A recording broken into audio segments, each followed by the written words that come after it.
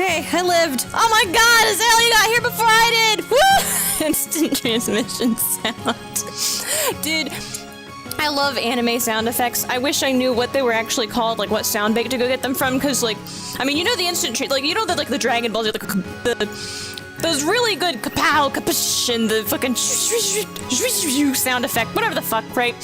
That's in a sound bank somewhere. That shit gets used in other anime from the time periods, right?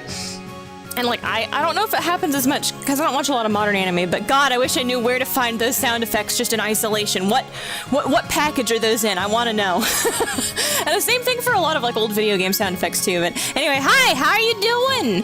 It would be great if chat would load as soon as I get here on this hell of a website. I'm sorry.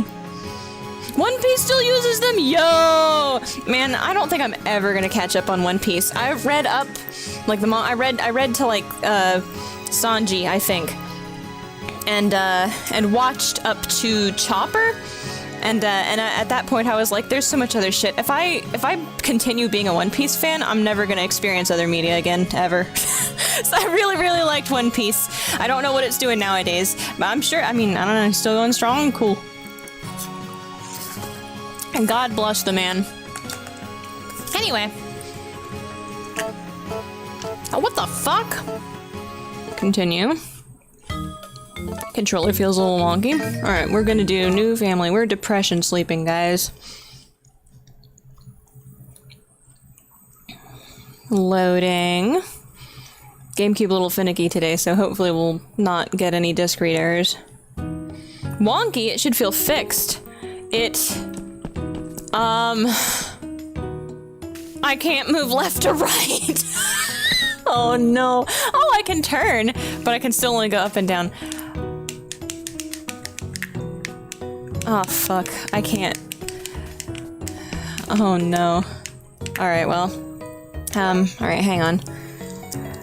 Let's see. It was working.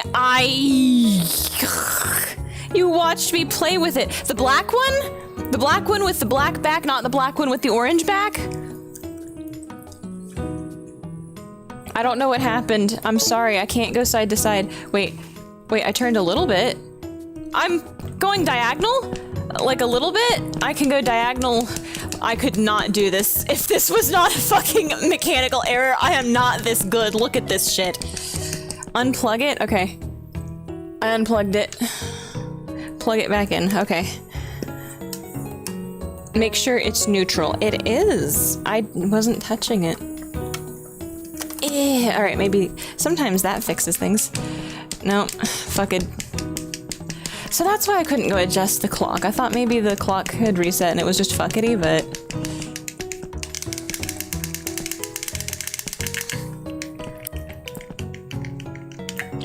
You know, maybe A Wonderful Life is weird on controls, cause...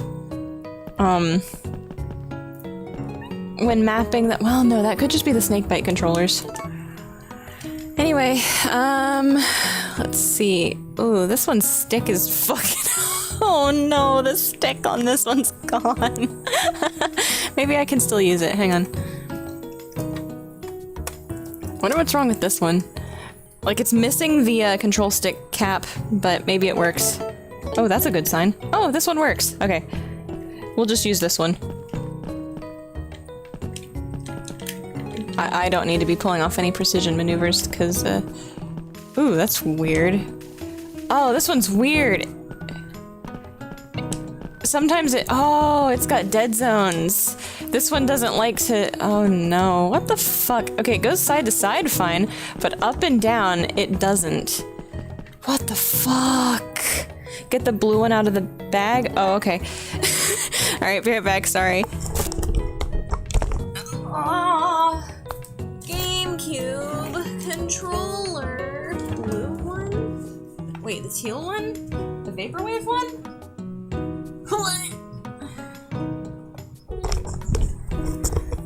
You want me to use the teal one? What in the hell is going on? Dead zones on the control stick. So this second one, this is a black GameCube controller with an orange back. it goes side to side real good, but if I try to go up or down full throttle, it only registers this much, right? So my GameCube controller, my black one, its problem was that it was too sensitive. When you tapped like neutral, it would try to go to the right a little bit. My old black one, and that's why I said don't try to fix it, because, you know, I did say please don't fix it. So it goes up and down now, but now it won't go side to side at all. When I hit side to side, it does not go side to side, it only goes up and down. I can fix him. I told you not to. I told you it was too finicky. This is my last vanilla GameCube controller. And it had a little bit of an issue, but it wasn't a big deal. It's okay. I'm sure you can fix it eventually, but I just didn't want it to be such a hassle. Oh, I should have paused before I started doing this. Anyway, though. Whatever. Alright, let's... Yow.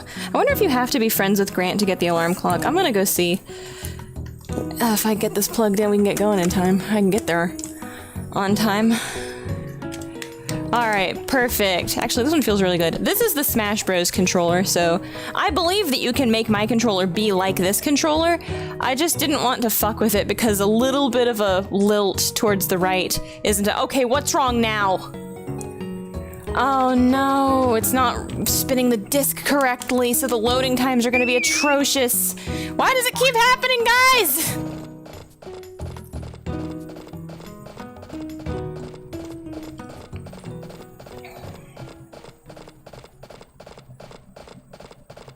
Alright, 4:30, 4:35.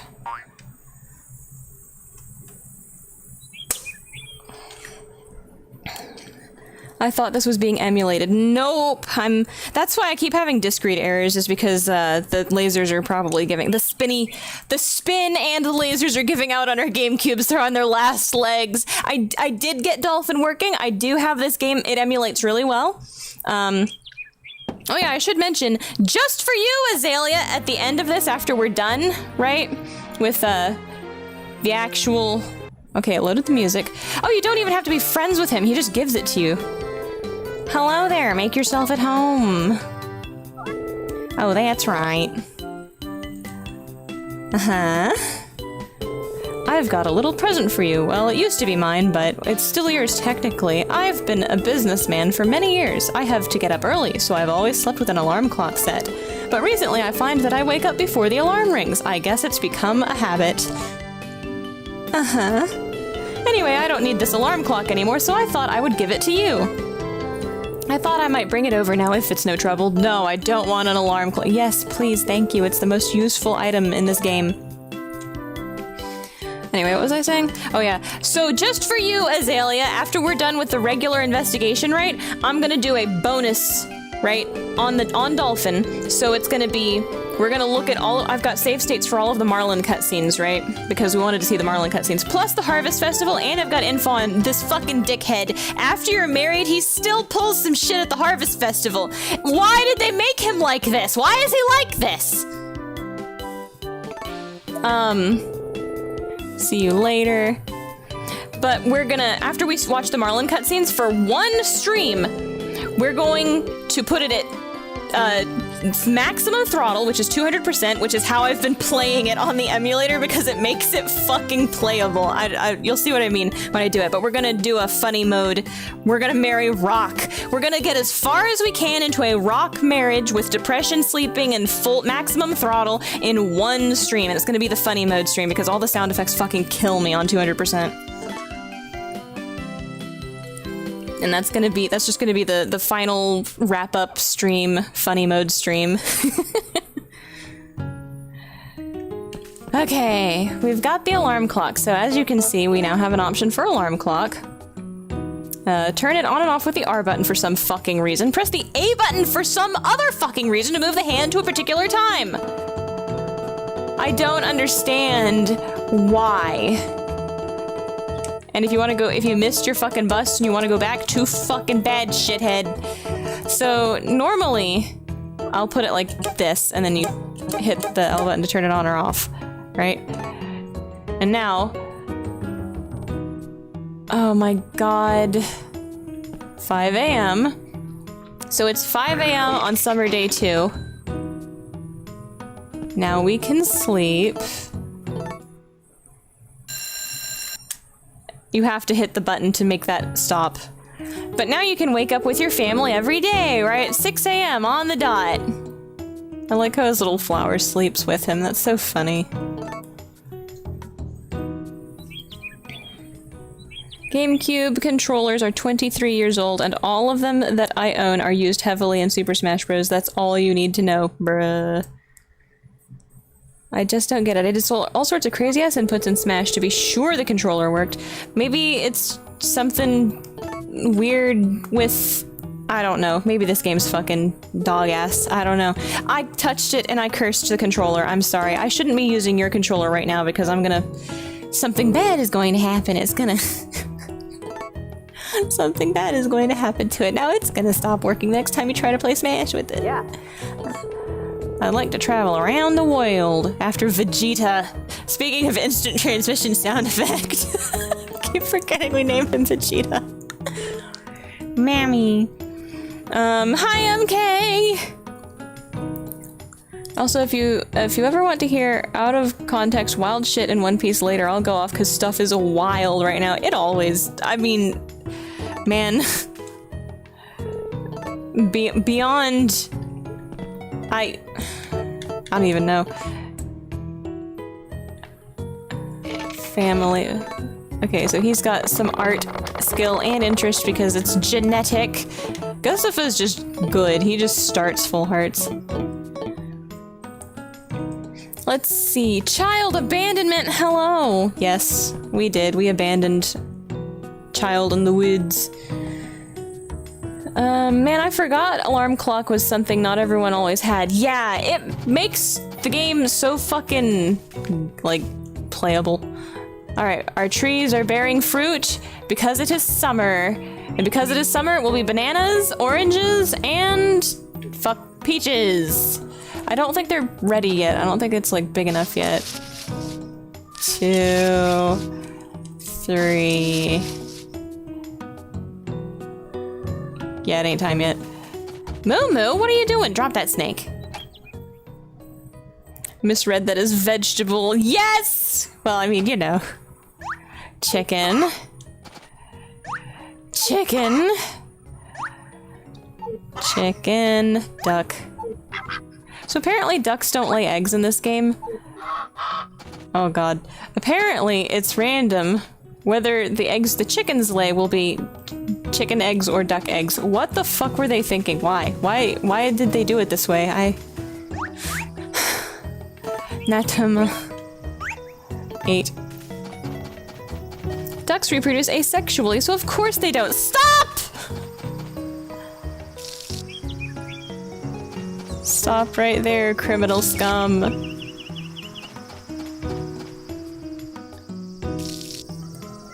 Can you crossbreed animals? Well, no, you cannot. Oh yeah, we'll be getting the goat.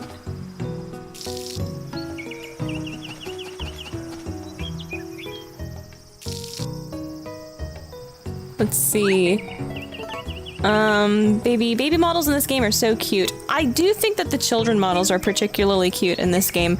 I just wish the rest of the art style kinda was a little bit less squat. I think Save the Homeland had a nice cap on it, you know, stylistic anime, but you know, not too weird, you know, super SD, super deformed like chibi. Ducks reproduce asexually. Wow, the cow. Wait, hang on.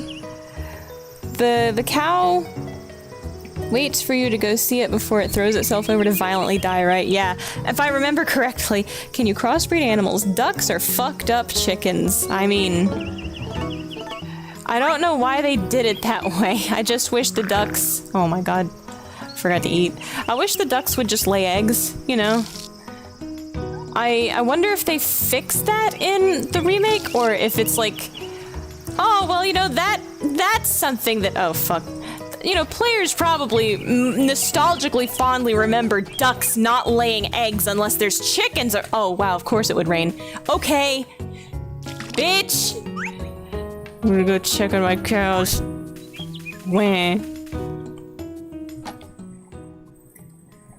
See, not gonna lie, most of these characters look like little, like kids, and when you look in Wiki it says like 28 years old. I mean...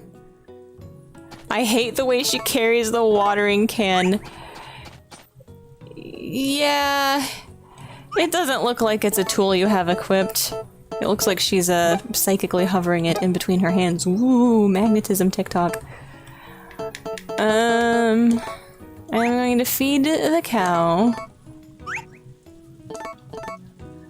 God, this is so slow.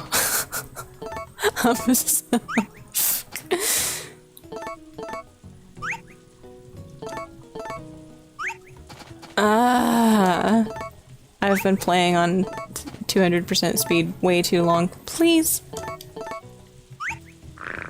Oh my god. Like she's about to give it to someone. Hey MK, did you know that you can give your tools away and sell your tools in this game? Did you know that you can just fucking be without a watering can? You can do that to yourself in this game. And have to somehow earn enough money to buy another one from the ledger. So she looks like she's about to give it to someone because maybe she is about to give it to someone. This game is kind of weird about that way. I do prefer the tools for basic gameplay like I prefer those not being something you can give away, but the concept is interesting. I feel like maybe if the controls were a little bit less janky, it wouldn't be so bad. Fuck yourself over for no. You can just you can order more. In fact, there's multiple of each type of tool, which I think is also kind of neat. You have like a little tool shelf over here. See, I've got the default one. This is the one you start with. This is one you can order that has like 40 squares of water, and this one's the large one you can order that has like 120 squares of water, and then this is the weird one that you get from Romana in year 2 after you've unlocked hybridizing crops, i.e. tartan, plus you've made a hybrid crop, so then you talk to Takakura to unlock the big fertile field that you can buy for 20k on the ledger. After you've done that, befriend Romana, and then you go into her room, and she'll give you this weird watering can, or wooden watering can, or whatever you want to call it. And, wooden watering can. It can only hold 10 charges of water, but it waters a 3x3, so...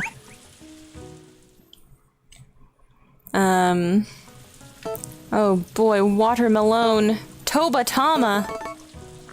Oh man. Yeah, the disc read is slow today. That's unfortunate, but I'm scared to try to fix it. I just hope it holds out, you know? Butter.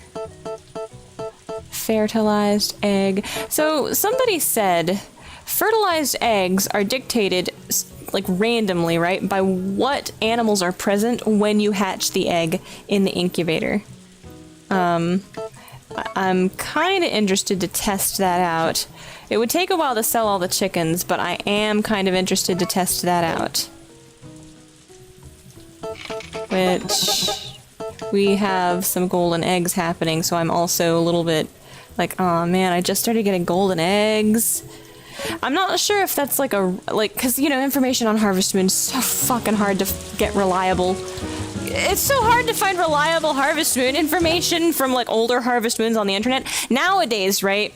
Nowadays, the most recent remake, there's spreadsheets and fucking 50 million Reddit pages. They've got the Google Sheets out of all the hybrids, and they've got all of the children and like what influences who and what and the other for which career the kid's supposed to be taken and blah blah blah. Like everything is easy now.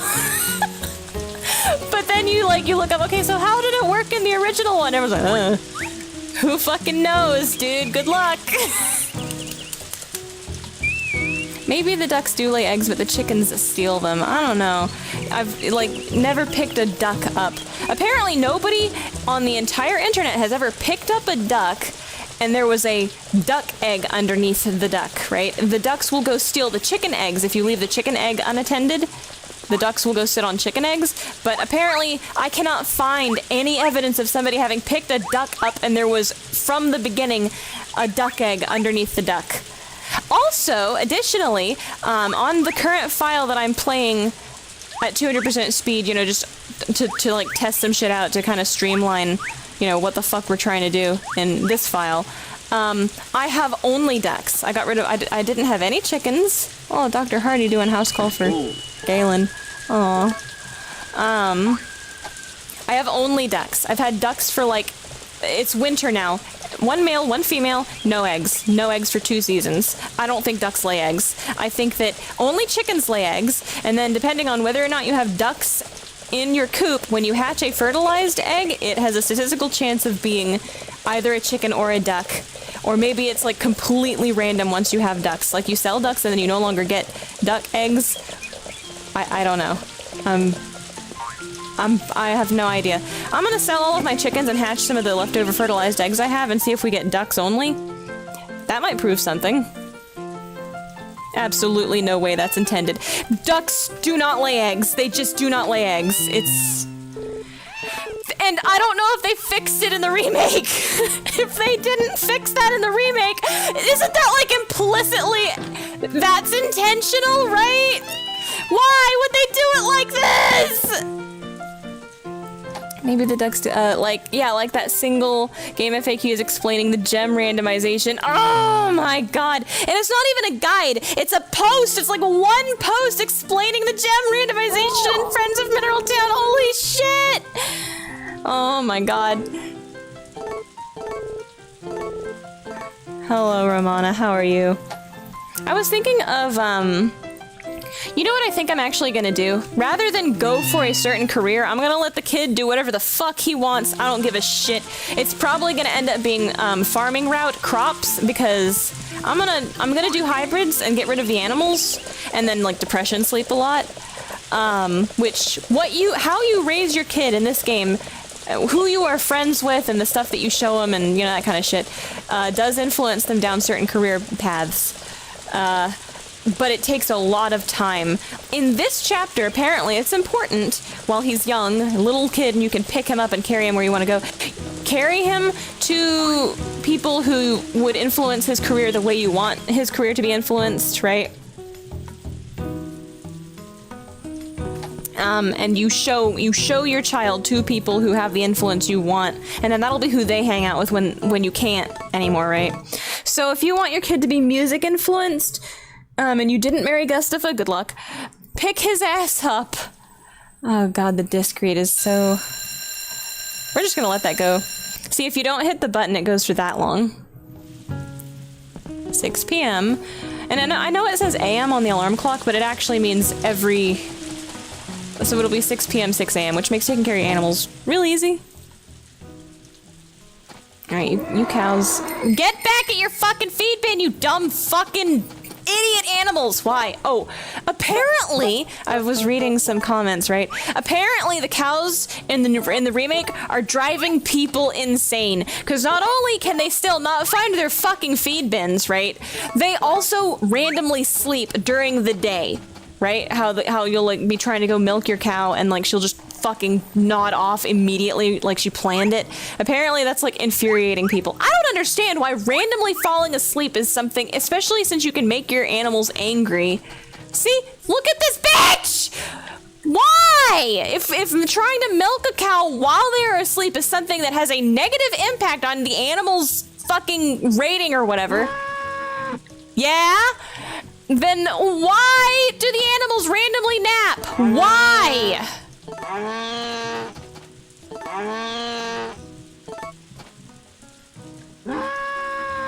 All these cows.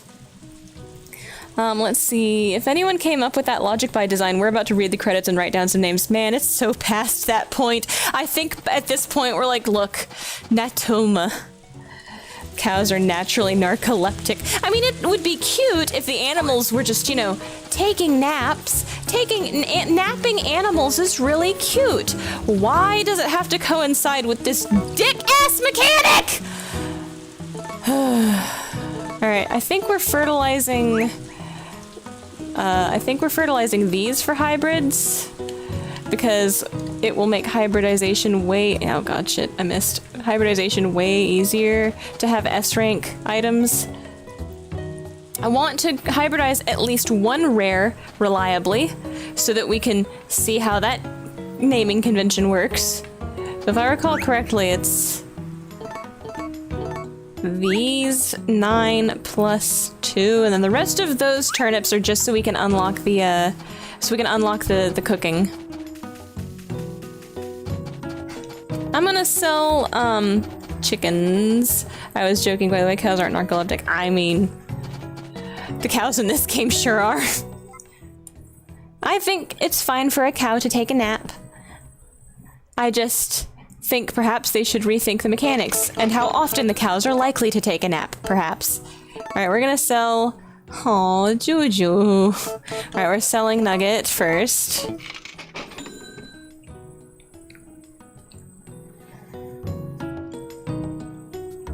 It'll be okay, we'll buy Juju back later. If you have to buy a chicken back later, this is how I always headcanoned it as a kid, so I wouldn't feel so bad for selling chickens if I wanted to test something out or try something. Is you just name the chicken the exact same thing. It's an adult chicken you buy, right? They're mad at you for having made them go live on someone else's farm for a while, but that's your chicken. You have your chicken back. Don't worry about it. That's definitely the same chicken. Shut up. 100% how I deal with this. Alright, I think we are good. Tomorrow, I think maybe the fruit will be ready.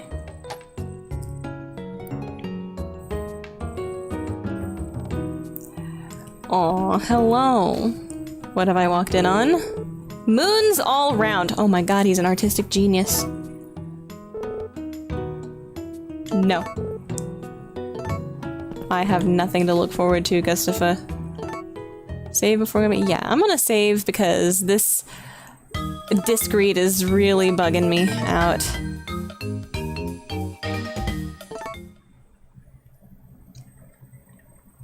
The fish. Let's see. The fish also go to the ocean through the toilet. Exactly! They go swim in the local pond. That's why the pond is yucky and you're not allowed to swim in the pond, is because it's where all the toilet water goes. But the fish love it there. Don't worry about it. No, you cannot go swimming in the pond. Stop. Stop asking.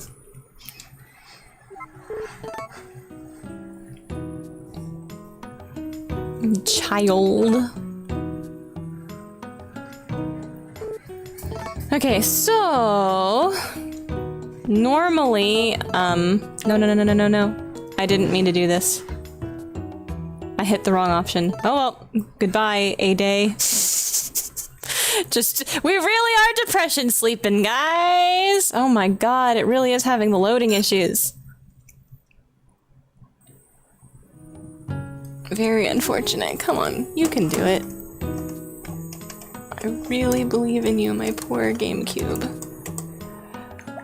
6 p.m. Cows didn't get their morning milk in Ripperoonie.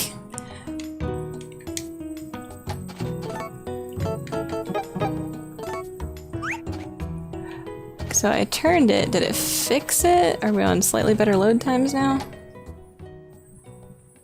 Little bit, maybe? Let's see, the dinky-ass, dumb fucking baby-ass hats. They're so cute. Yeah, I like the design.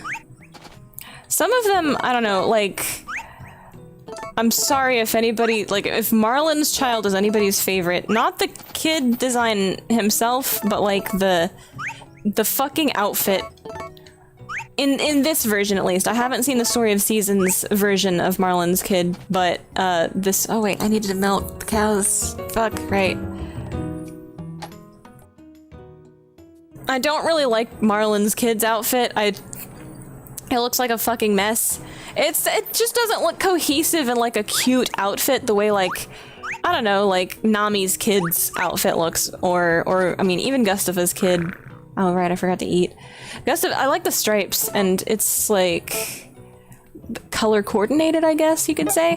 And then fucking, you get the Marlin's kit, and it's like, all right, what's the theme here? There's like, the hat looks like it's got wet spots on it, and the shoes are fucking yellow. Everything else is blue. It's like, why? No, but somebody, who designed this? I'm sorry, I don't like it.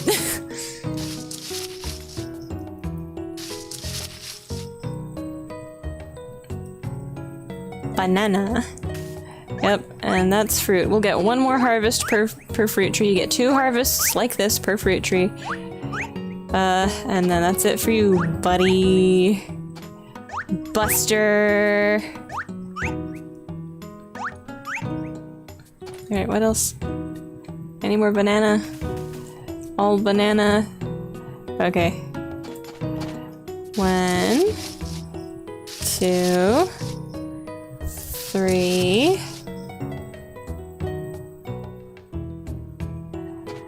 I do 3 shakes because I think 3 shakes gets all of the ripe fruit off at once. And then, you know, you don't have to sit around shaking the tree over and over again and being like, wait, is that a... You can kind of see all the fruit fall off it at once if it's 3 in a row. So you know that all the rest of it, like, appear again. That's all, you know, that'll be ready tomorrow. It's unripe. 2, 3...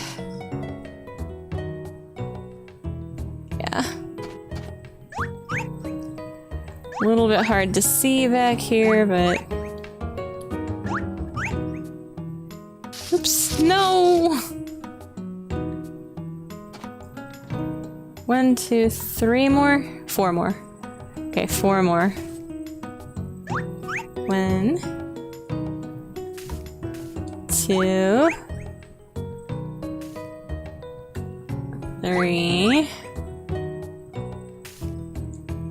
Where's the last one? Okay, it's in front. It's in between here.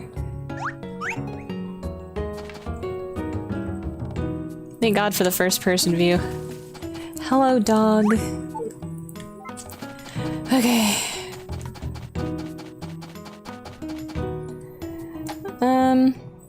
Let's see. Oh, wow, you weren't kidding. That outfit is atrocious. It's just not coordinated at all, is it? Right?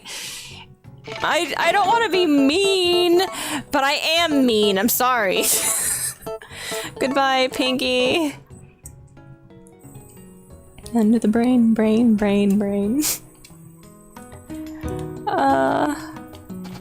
I think we're about ready to Z-button cheat. We're ready to depression, sleep, and Z-button cheat. Ah, shit, I gotta water the craps. Oh no, not the load times. Oof.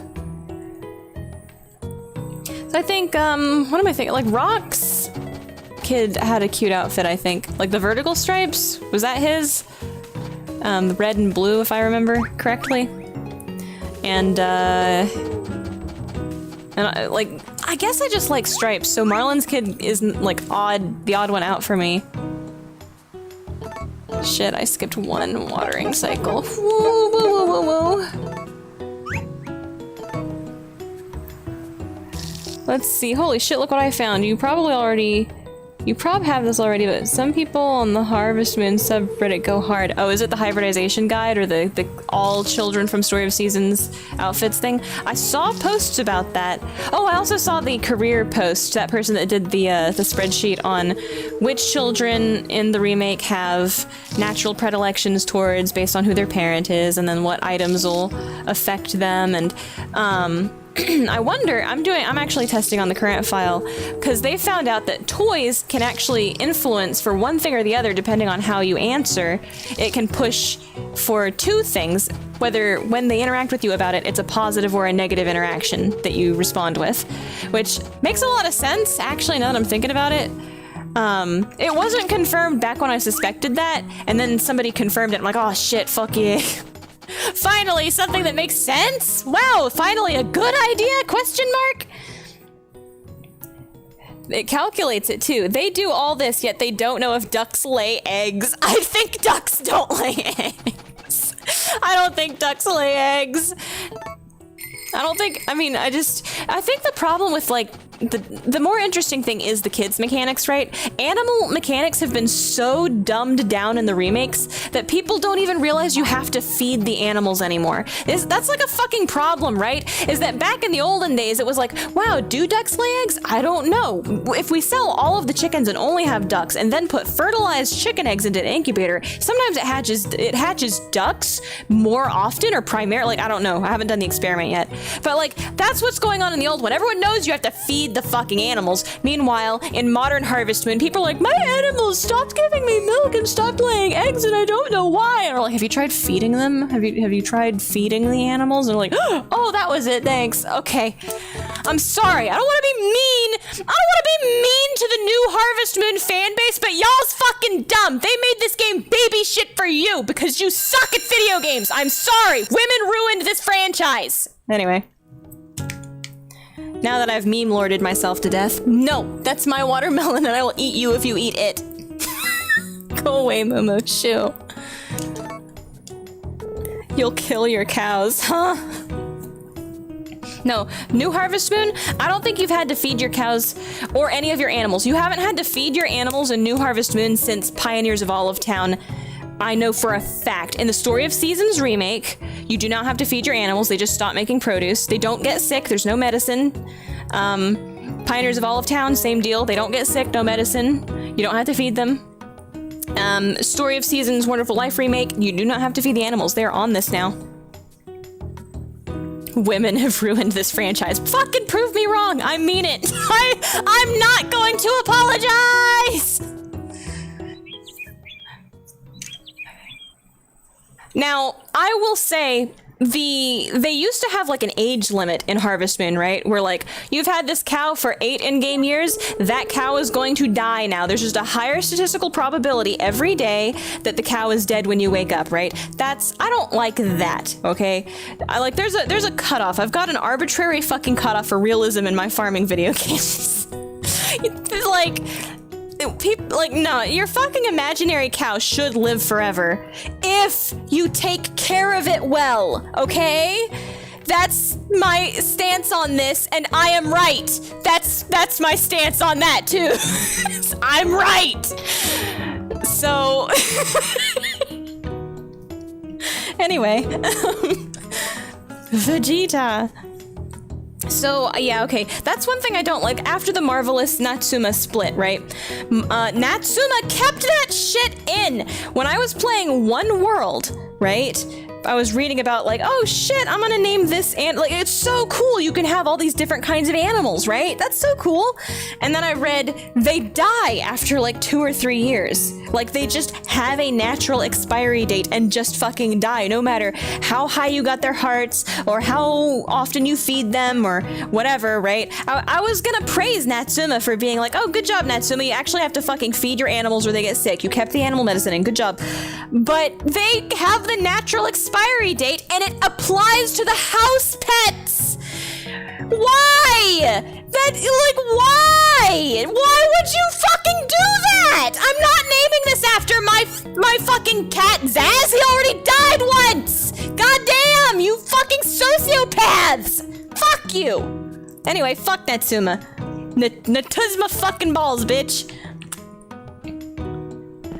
Hello, child. How are you? Mommy. Stop yelling, Mommy. Why is Mommy yelling again? Okay, what do we show children? Oh, here's something interesting, right? When it comes to child rearing, people said showing your tools to the kid can actually push or discourage, so you show him the hoe. He doesn't like it! No, wait. Grr. Okay, he doesn't want to be a farmer at all. So on the other file, right, this is interesting too, because I think it depends on like the personality of your kid. The Marlin child will ask you a question about the hoe. When you show it to him, he says, shoe. And you can either say, no, it's pronounced hoe, or you can say, that's right, it's a shoe. If you say like, no, if you correct his pronunciation and tell him actually it's a hoe, right? You correct his pronunciation on farm tools, that'll push the child towards skill or interest in farming or animal husbandry, right? farming or ranching. If you do not, and you're like, yep, honey, that's right, you're a dumbass, that like it actually discourages or encourages towards some other fucking thing like athletics or art or whatever. It's like, bruh. He will ask you a question about the hoe. Grr! Yeah. Oh shit, the alarm clock. Okay, alarm clock. So I don't want to waste time with that cutscene every morning. I don't want to waste time on saying good morning to my families. Okay, so I'm gonna put the alarm clock right here instead, right? And then they'll already be up, so we can quickly go about our business. Oh yeah, let's see what the Variety Channel does in year 2. Documentary hour. Wow, stories from around the world, exclusive. We're still looking for the fucking water monkey. I don't have time for this shit. Ah! I'm trapped. Okay, watermelon. Gonna go buy watermelon. Oh man, be safe, MK. Out there in that natural environment of 2 men on a motorcycle. I got a call. Whoa, shit. A story. I got a call to update a program today, and the woman didn't put in a goddamn ticket. She just called us, and she called from fuck knows where, so I don't even have her name in my phone. Oh my god. So now I forgot her name, of course. Of course. But yeah, I think that, like, Marvelous has gone way too far in the animal death direction on one end of the spectrum, and Natuzma fucking balls is not doing so well, like, on the other end of the fucking spectrum. How is it so fucking hard, right? Take out animal death altogether if that's just too fucking sad, which I'll agree with. Yeah, okay, you animal death out entirely, I am fine with that. I think that animals should still get sick. I think that animal medicine should be a thing. Animals should still get sick if you do not feed them, right? There should be, like, some consequence to not taking care of your fucking animals beyond you can just ignore your animals for 5 fucking years trapped inside a barn, and then whoopsie doozy, you start feeding them and they give you milk the next day and, like, nothing happened. That's a little too forgiving, in my opinion. I think that animal medicine, and I did kind of like the hygiene mechanic they introduced in this one, where your cows will, like, get dirty, your horse gets dirty, you take them over to the water trough and you'll wash them, right? I think that's really cute. I like that a lot. I like caring for your animals being something that's actually important and integral to the gameplay, right? I believe that is the heart of, and like, it's so sad, it's so dumb, because, like, I know there are some future Harvest Moons, it's still Marvelous Harvest Moon working together, where they're like, this game aims to teach children about compassion and sensitivity towards all living creatures. And it's like, oh yeah, then, oh, so you took out teaching children how to properly care for them in your future titles. Good job. Good job, Marvelous. Marvelous fucking job. Oh man. So yeah, no, animal medicine should still be absolutely. If you lapse in taking care of your animal, I'm fine with it being very forgiving. Animals don't die, super forgiving, right? But you should have to fix your mistake. You should have to do something, work a little bit harder, pay a little bit extra money, right? To fix what you didn't plan ahead for, or fix what, you know, sometimes shit just happens. If the animal doesn't die, like if the consequence isn't grave animal death, right? Then it's fine to work a little bit fucking harder, right? To have to help your animal and make up for, even if it's just circumstances outside of your control, that sometimes that just happens. That's stakes. That adds stakes, right, to your game. But no, we just want shit to be la la la la la, fluffy bullshit land, nothing matters, who cares? Okay. I hate it! I'm sorry, I'm bitching so much, I'm not even playing the game. This is probably so relaxing to future people who are like, oh wow, a 3-hour Harvest Moon stream. I love Harvest Moon, it's so relaxing, and it's just me out here fucking and yes, screaming into a microphone about how they fucked everything up and it's all women's fault. Oh my god. Women's. I don't know. But I do like to joke. I like to lean into the joke that women did this. But it's kind of true. They cite, right, for the, you know why Mr. Rossetti got fired? Not because little boys were crying about Mr. Rossetti, because little girls were crying about Mr. Rossetti being mean and scary, right? It really fucking takes the teeth, the meaning, and the stakes out of shit sometimes, pandering to what women are like complaining about. I'm sorry. It's this one very sliver of an issue that I would lean a little bit harder in a different direction than the franchise went in on. Specifically, just a bit. I would also go against that Japanese red string of fate shit that made them take rival marriages out! Oh! I hate that! I'm so fucking mad rivals don't get shit anymore. Animal Parade was so fucking cool, right? Animal Parade was so fucking cool, and they were so fucking close in Sunshine Islands and Island of Happiness, where the opposite gender player character is an NPC also, right? You already have hard events laid out for that. We could have had all of the, nobody has to be left behind. All of these fucking pairings are canon! Okay, sorry. Anyway. I'm having crisis. Sheep. We're gonna sit here and we're gonna take... Oh no, is there none? Fuck! Alright, everybody outside. Actually, everybody's kind of dirty, so we're gonna have a bath. Let's see, that is compassion, taking care of them. I think at that point when they had that at the beginning, we'll see which games they had that message at the beginning of, because I'm gonna play them. But I feel like that was like in the DS, 3DS era, and I'm pretty sure that animals still die and get sick in the DS, 3DS era, so, I mean, you know. But the fact that that was one of the things that they wanted to, like, put on their label, right? That's part of the brand, is, like, caring about animals and being compassionate for animals. Yeah, learning how to correctly fucking care for animals, right? And not just, oh, it's bullshit, it's meaningless, you know, and the animals will be fine. They'll eat some fucking dirt off the ground. They'll be fine. Don't worry about it. I mean... There's relaxing, and then there's mollycoddling. And I don't like the new direction for animals. It's too fucking easy. It's substanceless. You can't just fucking get an animal and then forget about it. I know, oh, it's a video game. Well, yeah, okay, it could be non-grievous consequence easy still, and not absolute fucking why are you even playing this game? There's like not even mechanics to support this shit anymore. It's like a level of interaction taken away from the animals also.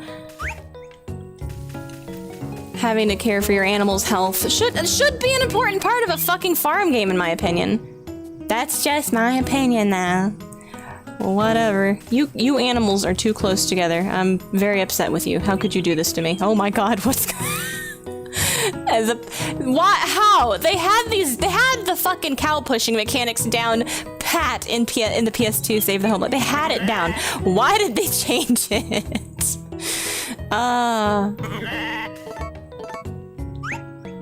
Let me wash this cow. That's another thing though, is you have to be like, oh my god, the sheep follow you. Oh my god, don't make me do it again. I'm stuck. And you can't go up and down with the camera. I wish you could go up and down with the camera because it would be really useful to be able to go up and down with the camera. Get out of my fucking way, cow, please. Please go away, cow. I don't want to have to get everybody... Would it be easier to push? No, I actually can't push her at this angle. These fucking water trough traffic jams are the worst. See, I like washing the cows and the horse. I like it. Never mind, I'm starting over. Fuck it. I like... Yeah, you come over here, sheep. This way, sheep. I like how the sheep follow you around. It makes me want to get rid of all of the cows and have nothing but sheep because they would all just follow you over to the watering trough and that would cause its own problems, I'm sure. But, I mean, fucking A. What are you doing? The cow just started walking. I wasn't actually pushing it that distance. I was trying to catch up to it to push it. Jeez. In any case, I believe there's a happy medium, and I don't understand why it's so fucking hard for game devs to discern the fucking happy medium of, like, meaningful interaction with your animals on the farm and relaxing gameplay, right? I don't know why it's so fucking hard.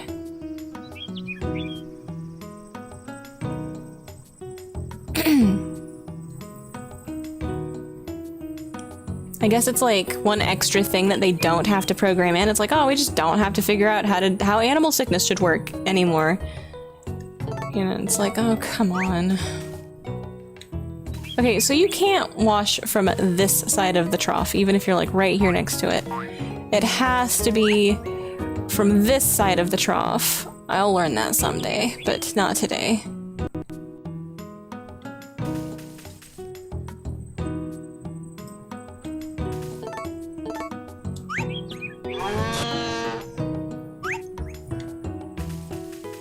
Alright, all of you resume your positions in the field.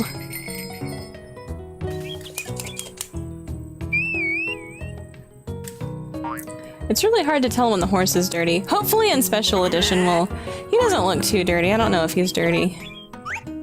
Sorry, wrong side.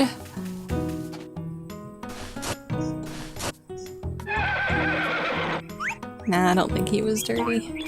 The way I try to tell if the horse is dirty is by looking at his socks. They're supposed to be white, so if they're looking kind of yellow or you know, off color, then it's probably time for a bath. Oh, he's playing his guitar. Oh god, the music doesn't fade when he's playing his guitar. Yikes! Come on. Oh, should we do Z-button cheats yet? Let's see, Quiet Winter, turn it off, yes. Oh, no. I want to do a rare crop. One rare hybrid oh, no. No, Daryl! Get the fuck out of my yard! Children do that, do they? Fascinating. This data is most interesting. Uh-huh.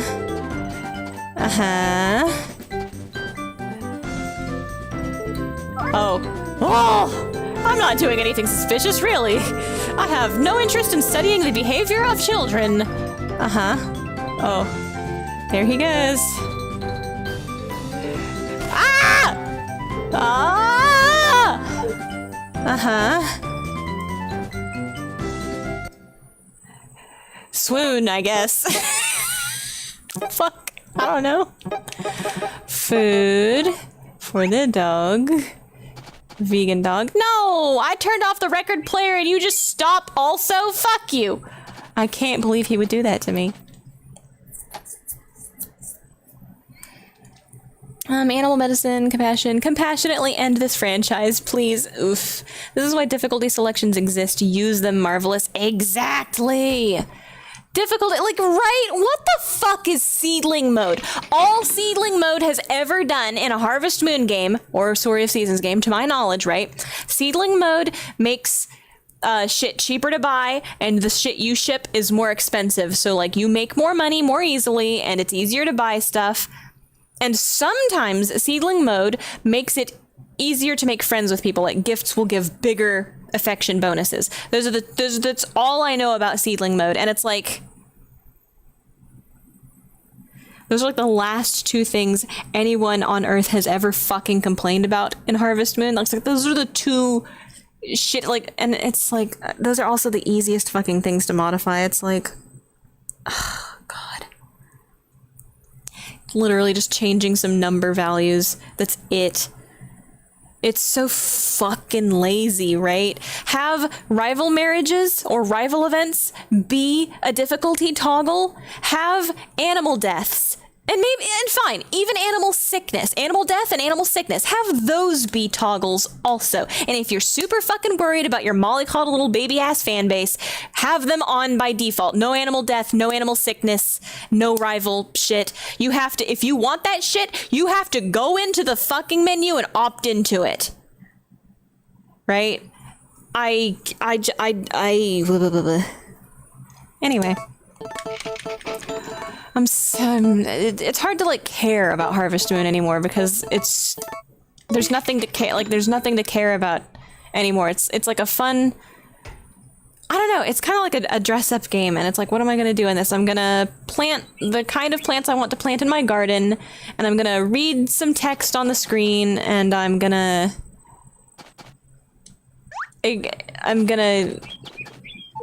I don't know, it just feels like... I guess it's relaxing? I guess it's relaxing? See, Concerned Ape, I think Stardew Valley could get away with this shit. And when I say get away with, okay, those aren't ready yet. Are they not big enough? Oh no, they're not big enough. Okay, I dingus. I think Concerned Ape could get away with this shit because there was like... There's so much more in Stardew Valley than just raising the animals. There's so much to do in Stardew Valley, you might get distracted and actually forget about the animals sometimes, right? But even in Stardew Valley, if you don't take care of your animals correctly, they fucking vanish, quote unquote. They just fucking... Something terrible happened in the night, right? And all the other animals are frazzled and unhappy, right? So like... your animals won't starve to death or get sick in Stardew Valley. But if you actually neglect them, right? If you don't pay enough attention and forget an animal outside overnight, you lock them out of the barn or whatever overnight, that animal is probably gone the next day sometime. Like, if there's a statistical probability that animal, they got it! They're fucking donezo. They're gone. Even Stardew Valley has stakes. And it's like... I don't know, maybe they wanted to add more to Harvest Moon. They see, oh, Stardew Valley made it to where you don't have to feed your animals. Okay, yeah, but like, do wild dogs still show up and attack your animals if you leave them completely unsupervised without the right kind of like pet? Like, that's what the dog should have been. You leave the dog outside when your animals are outside, and the dog chases off the wild dogs. Like, there should be like mitigation points, but it shouldn't just be like 100% hands off the reins, you know. It's just, you know. I can't even formulate words. I'm not mad. The sheep is asleep. Bars? Let's see. Give all of the money it would have made to Concerned Ape so he can make a more sociopolitical commentary disguised as a poorly drawn webcomic. God, I wish One Best World was back. Oh God, does somebody have it? Upload it again, please. Concerned Ape, please. Bring it back online, dude.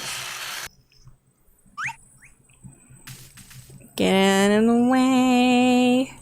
Golden wool. Yeah, we, in the year of our Lord 2024, we have the ability for when the sheep is gold wool, the sheep is golden, right? We could have golden sheep, and yet all we have is watered down fucking animal mechanics. Just water that shit down to fucking bland tastelessness. I'm talking shit. Oh, I thought Rossetti was little kids in general. I think, yeah, it was probably little kids in general, but I remember specifically, like, little girls being mentioned in one interview. I could be wrong. I could be misremembering. But I feel like I read an article where it was specifically, someone mentioned little girls cry, like my daughter specifically, or my little girls would cry, right, about Mr. Rossetti being mean to them. I don't remember the specifics. I'll try to go find it again. I might be wrong. I'm still gonna blame women for Harvest Moon the way it's going. And Pokemon, fuck it. I'm gonna... The reason Colosseum was so good is because that was a man's game. We need more manly Pokemon, guys. Okay, I guess I should milk the cow again. This is supposed to be a depression sleeping stream.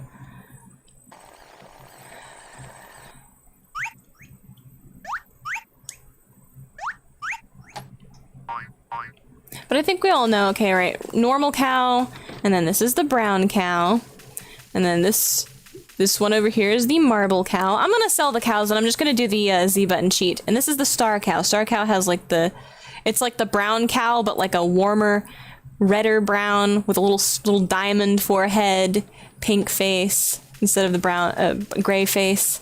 Brown cow has the gray face, and the star cow has the pink face.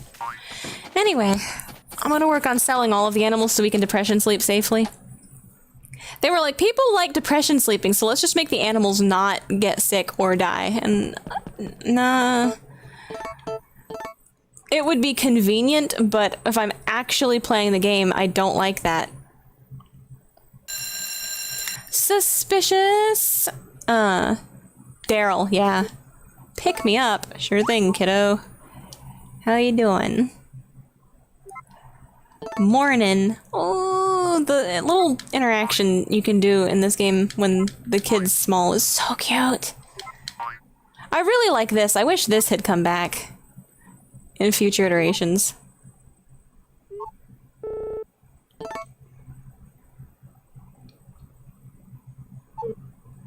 Okay. Jace. What was that? The pathfinding is suspicious. I do like in this one they made weather more lenient. I think weather making animals sick should be a more lenient kind of thing. Because, I mean, maybe it just comes from having animals, but like, the animals don't give much of a shit about the weather. They don't give as much of a shit about the weather as the animals in the Harvest Moon games historically give a shit about the weather. It's like, no, staying out in the rain for a little while is not gonna make your fucking cow sick. Immediately, like, just pneumonia, immediately. No. Your animal's not gonna die 2 days later. It's, no. That's not. That's not how that works.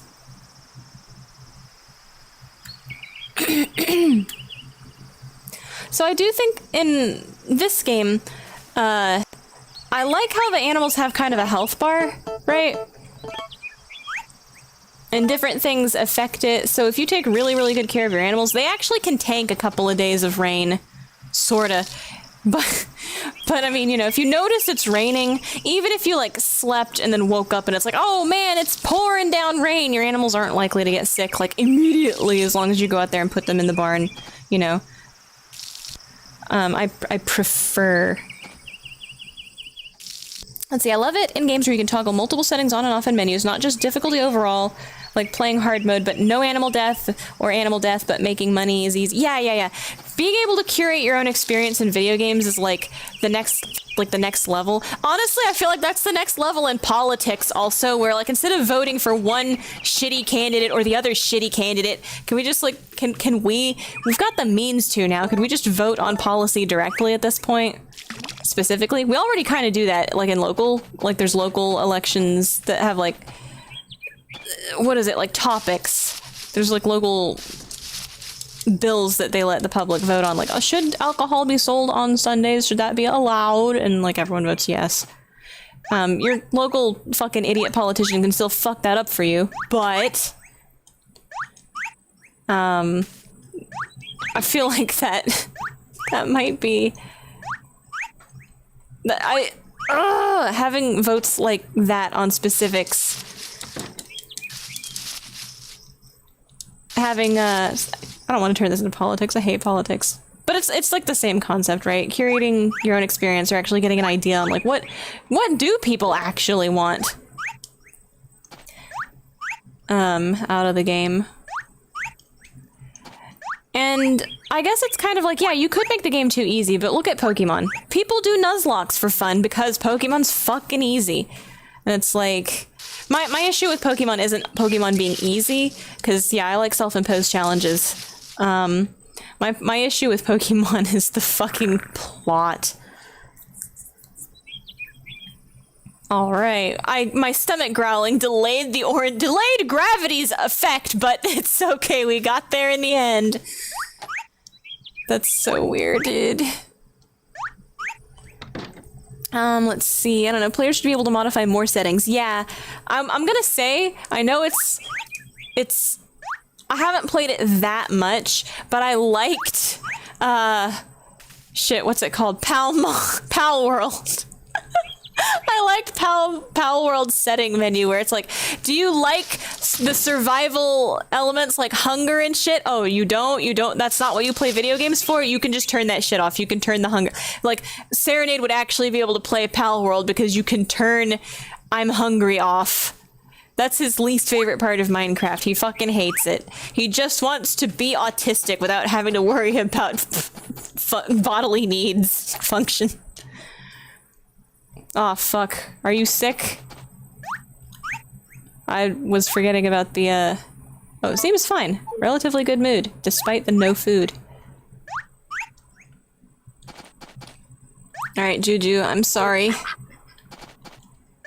Everybody's fine. It must have just run out. Here I am preaching. I think animals should still get sick, but not die. And you know what? I mean it. I do mean it. If I had forgotten to feed my animals and they got sick, I would support having to go buy them animal medicine. I fucking stand by that shit. I would be happy that they didn't die, but I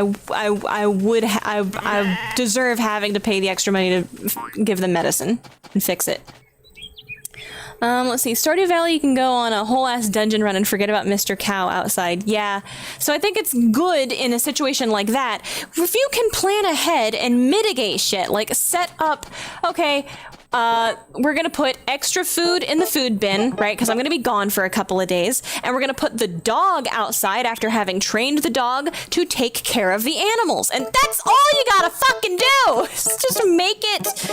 Just make it have like give mitigation to these, like, if the issue is, give mitigation options. Shit, fern. I'm looking for a fern. Hey, an orange! Fuck! I forgot an orange on the ground. Like, I've always thought it would be really cool, right? Your pet is just kind of cosmetic in a lot of Harvest Moons, but I loved in Save the Homeland, your dog felt so fucking important in Save the Homeland, and not just because he arbitrarily unlocks one of the endings, right? You taught the dog tricks. The dog could follow after you like a fucking Pokemon in Heart Gold Soul Silver, that shit, if you play the right melody on the flute. Oh no. Whew. I'm so scared, dude. I'm gonna save my game. That fucking load issue scared me. Like, I don't know, just small levels of interaction like that. You've got to feed the dog, bring the dog inside. Dog doesn't like the rain either. Just like all these, and it's fucking PlayStation 2. It was like, how did they forget all of this cool shit they did? How did they just forget all of this cool shit that they did? The milking room is finished! There it is, it's the milking room. I forgot we were waiting on that. Alright, we're gonna showcase the milking room, I guess. Power milk! This'll take care of the milking for you. I've never understood how this fucking thing works, okay? You can get the milk that it takes in. Open! Open! What's that say? I think it's just... I can't tell. When you want to take some out, just stand in front and press the A button. Okay, that's about it. Check it out more fully sometime. Okay, thanks, Takakura. Okay, sorry. I'm not keeping up with chat very well. Stardew Valley, blah, blah, blah. Found the interview. It was an Iwata asks, and he mentioned that female players in particular were more scared of Resetti. Ah! I'm vindicated! In their defense, it was Iwata who mentioned that, not the developer. They only mentioned lots of people hated him. However, it's not like Iwata wasn't, you know, the president of Nintendo at the time, so... Cows dying of consumption like a Victorian age woman. The vapors. Honestly, local bills and amendments. I hate politics too. Yeah! Okay, a fucking Pokemon roguelike mod I played recently had better settings than any double A or triple A games I've played in forever. Hello, Farshad! The way you said, oh no, made it sound like you were expecting your son to be laying there dead. I mean... you know, I'm so scared that the disk drive's just gonna give out. Some days it spins well and reads well, right? No worries. Other days it... Did I go get the orange? Other days it... Was it the dog? I immediately... I develop Alzheimer's when I'm trying to pay attention to chat and a video game at the same time. I'm not built to be a streamer, guys. Okay, milking room. extant, which means all of the animals had to go inside. Okay, so now I have to navigate this without the C-stick, which is hell, honestly. I'm going to push you in for an evening milking. I think this is how you do it. Right, come on. Alright. Me too. I'm next. Alright. Oh god, where's the cow going? Okay, cow knows where to... Why this way?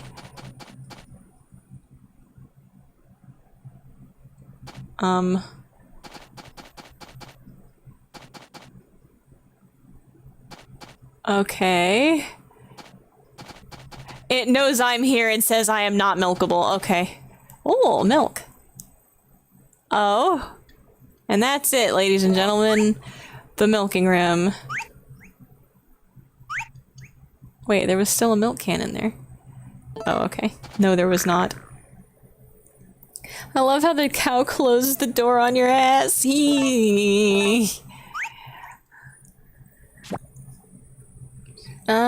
Let's see. Again, YouTube didn't recommend you. Ah, well, you know, I yell and I say mean things about women, so YouTube hates me.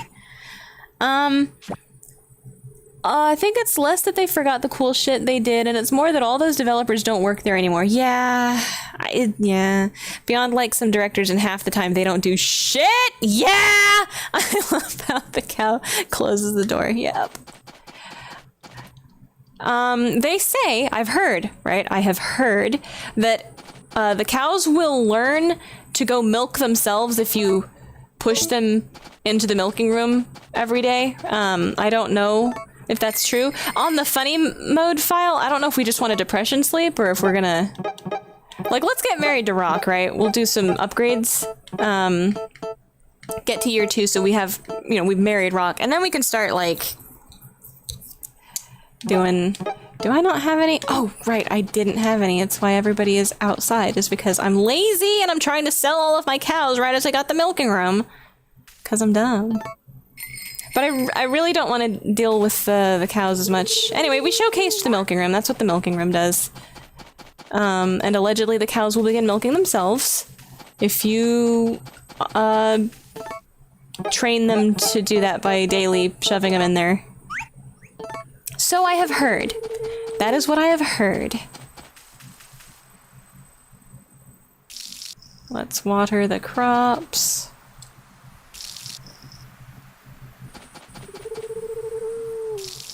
Let's see. That's so funny. What? Like, they just wake up and waddle over to the milking machine? Yeah, see, I feel like I heard that because I was reading about the milking room.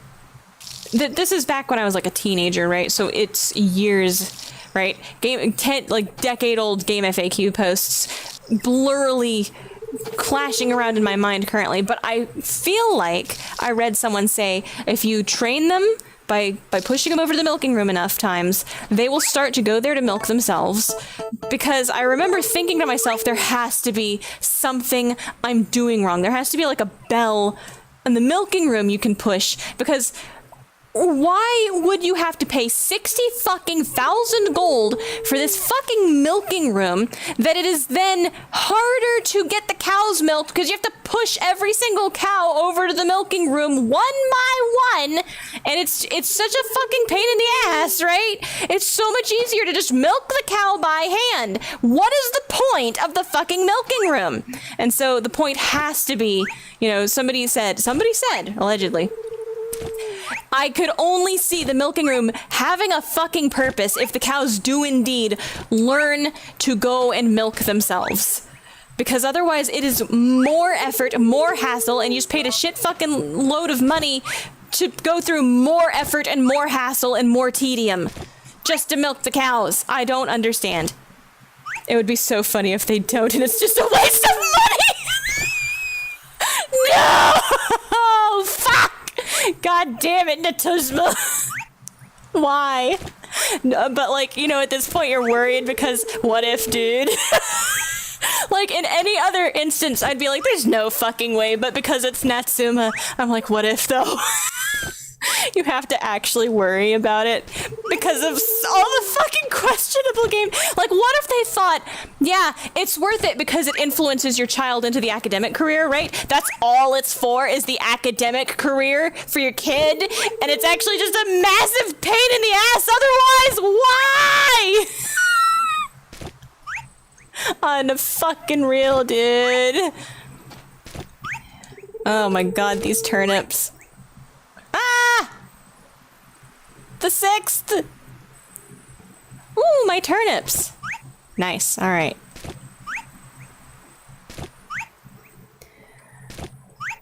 Watermelon acquired! I keep forgetting to eat my watermelon because I'm yelling too much. Oh.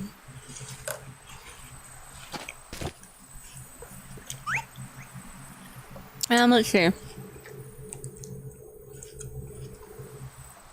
I guess they wake up, they waddle over to the milking machine. I guess that, like, I mean, imagine you're a cow. Not too hard, because we don't want to, like, turn anyone into a furry, but you know, it can't be comfortable. And if you learn that this is instant relief, I can see it. I can see training the cows to be like, oh man, dude, it's like having to take a piss in the morning, but not, don't stop. Okay, we're gonna stop talking about it now. A watermelon acquired. They absolutely could. Yeah, at this point I would not put it past Natum.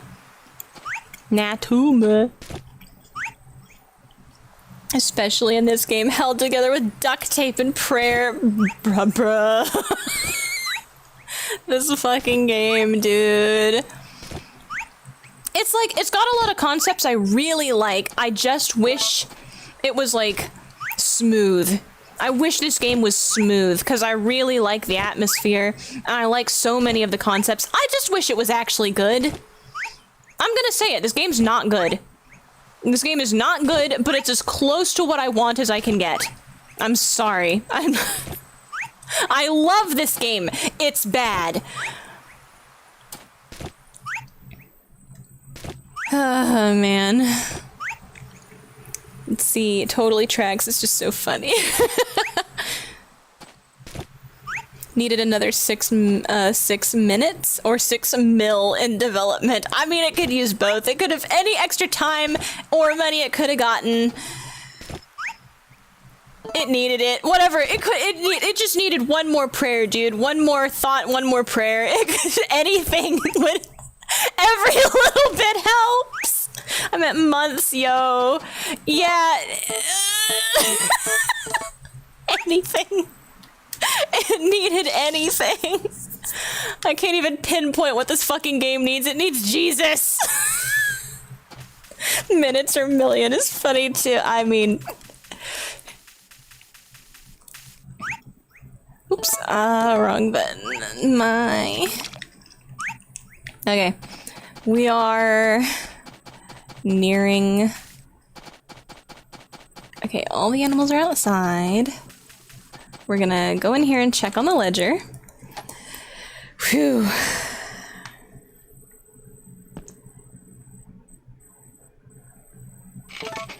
Okay, we're going to, sadly, Juju is going to go live on the farm in Mineral Town, where Juju still lives, because it's canon. We're sending Juju to Mineral Town, where she's going to win the chicken competition, right? And she's gonna lay golden eggs and be very happy forever on our save file in Mineral Town. This is our Harvest Moon canon. And then, when we only have ducks in the hen house, we're going to hatch a fertilized egg and see if, oh my god, please load. Please read the disc. I beg of you. Why is it the house? Why is the house having such issues? Please, motherfucker, read the disc. I can hear you. I hear you spinning. Oh my god. I'm so upset, dude.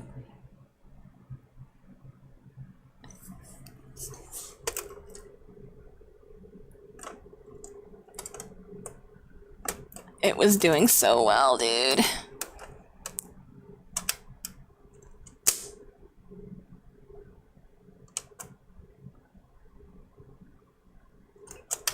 Oh man, it just decided, nope, that's it. Gave up the ghost. Holy shit, GameCube, please. What's crazy is they technically had more development time for this version, right? Yeah. Okay, so the first one that came out on the GameCube was, let's see if I can get it working. Luckily, I saved not too long ago. I'm gonna have to pick my turnips again! Let's try the other one. This one's mine, but I don't know why it's having spin issues today. The other one's noisy as fuck, but it was spinning better a minute ago. And I just used this one because it was quieter, but if this one's spinning better today...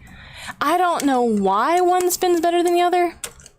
Sometimes, and then sometimes the other one spins better than the other one. I'm not sure what causes that. It's time to mod the GameCube, dude. It's time to just play everything on Dolphin. Who am I kidding? If it's possible. Is it possible some kind of ancient alien? Something. Don't worry about me.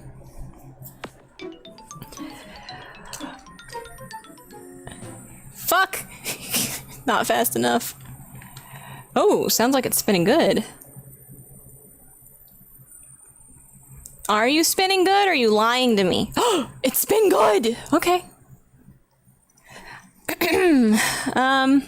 Yeah, okay, so more development for this version, yeah. This version, okay, so you know that wooden watering can I'm using? That was supposed to work that way in the first one. The boy version came out first, like a year before, I think. Oh my god, never mind. It's spinning, but it ain't spinning good. Can you manage this for me, buddy? We're just gonna have to switch.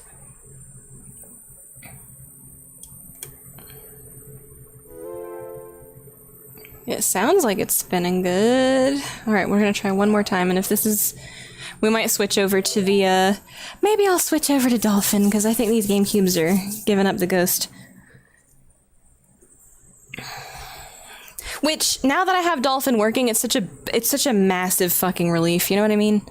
Huge relief. And I'm using an old version of Dolphin. It works with Windows 7. They said DualShock 4 did not work natively with this version of Dolphin.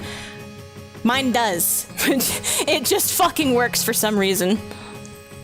I'm really sad though, because like, I mean, I just think the hardware is so cool. I just think all of these old consoles, the hardware is just so fucking cool. It's just the shit that they did with like if you look at modern games, I guess, and then you look at old games, they had such limited specs sometimes, and then they did such cool stuff with it, and they used such interesting techniques to do such cool stuff with it. I fucking love consoles. I don't know, I just think they're really, really fascinating pieces of technology. I love them a lot. Shit like the Saturn, dude. I don't know enough to really know enough, but it's just fascinating to me. I wish I knew enough to know enough.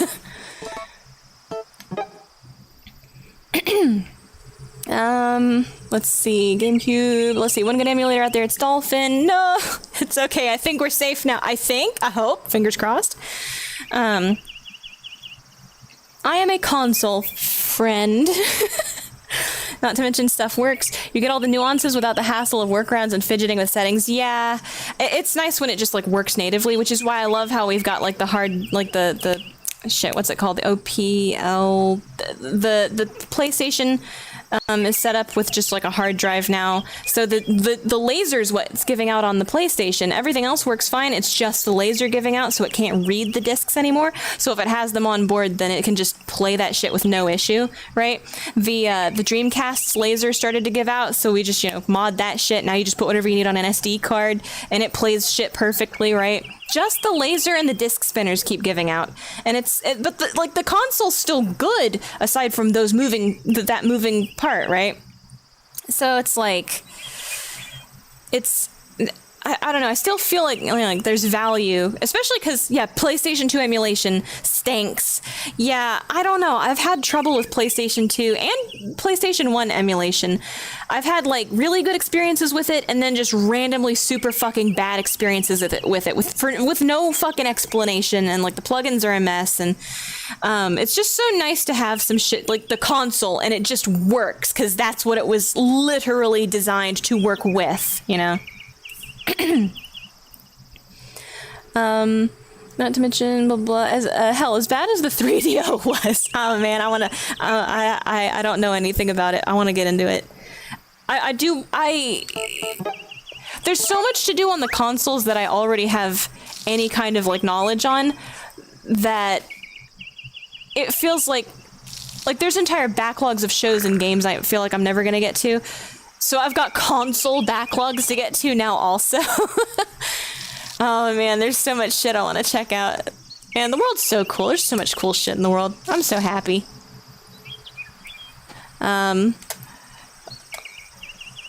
Let's see. Loved how, okay, 3DO was that shit was insane for what it could do at the time. Yeah. Loved how cartridges could do stuff like add additional chips in the carts to do shit like Star Fox, bro, yeah. I think it very much depends on the games. Like, some games work beautifully, but yeah, some depend on console-only features that the emulator isn't up to parity with yet, yeah. Like, there was some shit... The water in Grandia, but like, the ocean in Grandia 1. That shit bugged me the fuck out on emulator. And I could not get an emulator that would, like, either play nice with my system or would emulate that without insane lag. I'm so glad I got to play Grandia on like the intentional console, because it was able to do the skyboxes and all of the textures were properly applied, and it's like I had a really great time with it on the Switch. But yeah, that's a janky port. It's a really unfortunately janky, smudged port, and it's just so cool, the little details that they worked into the Saturn. Like, you know, it's just really, really cool what they worked into the details.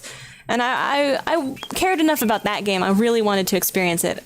Ideally, I'd like to experience every game out there the way it was intended to work, right? Because on some level, I think that all game designers, when they're designing for like the system that the game is intended for, there's a lot of effort in the details that go into that, you know, shoddy ports obscure, and I want to see what the intention was, I think. I really want to see what the intentions are the most. Anyway, not to get, anyway. I think the only consoles I've never touched and want to play something on is Dreamcast and the Wonder Swan. I'm so interested in the Wonder Swan. Specifically, just Digimon makes me interested in the Wonder Swan. But you know, if I get around to getting into Wonder Swan stuff, might as well check out what else is on there. You know what I mean? I'm gonna eat 2 mugworts, G-Bill. Let's see, Dreamcast is so fucking good. The VMU is like one of my fave little things. I wish every console had a fucking, oh my god. Yeah, kind of like, what was my first experience with some shit like that? Because I didn't have VMU. My Dreamcast came with just regular fucking memory card. I think the Pokewalker was my first experience with like a peripheral that's a little extra thing. Pick me up, he says, demandingly, just like a Saiyan prince should. Good job, buddy. Sleep. Okay, looks like we're doing better. Hey! The milking room is finished! Oh my god.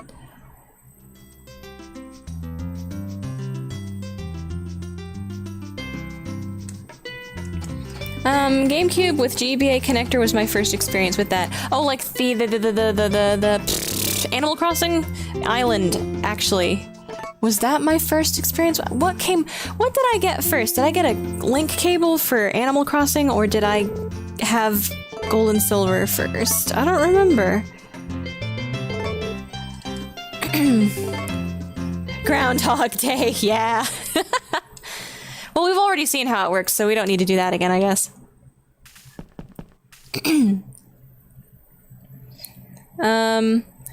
GBA connector was criminal. Oh, for one, the GameCube should have shipped with the bastard. Yeah. Animal Crossing Island was what you were thinking of. Cool. Secondly, it was underused. Yeah. Oh, shit. Pardon. I'm hiccuping and...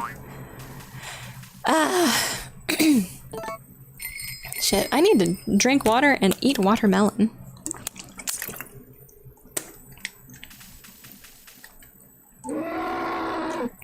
Did you milk yourself already? Shit.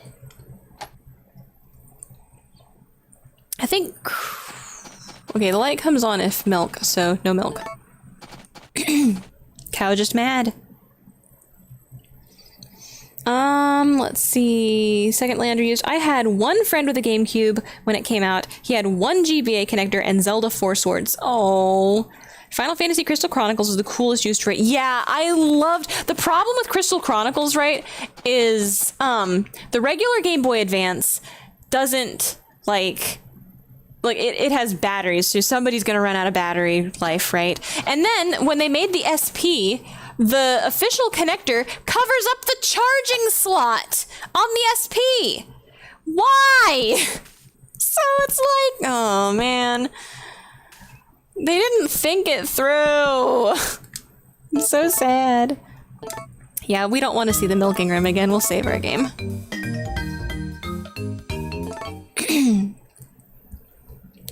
So even when I had the, and then, right, worst of all is that if you wanted to try connecting with a connector, so they made the, the third-party connectors, right? Does anybody else fly into a psychotic rage when they hear the company, right, brand name, whatever you want to call it, Mad Catz?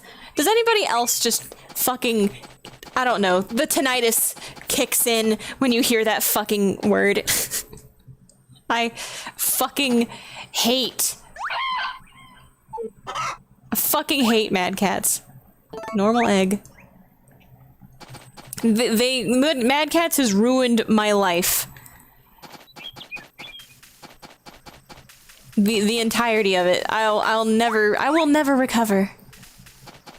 It uses the charging port. No, it doesn't. You're wrong. Absolutely wrong. No fucking way. Hang on, there are SPs up here. There are 2 ports on the top of an SP. One of them is the connector and the other is the charging port. It doesn't use the charging port. It uses its own connector port. And I know this for a reason because Mad Catz is the finickiest fucking bitch. They had, Mad Catz has, here, I'll post a picture if you want. Right? But the charging port is the big rectangle one, and the connector port is the one that's kind of like rounded on top. Right? Mad Catz made a connector that... Shit, hang on. I'm gonna show off this cool GameCube controller also while I post this. So, let's go to the Discord. I'll post it in main.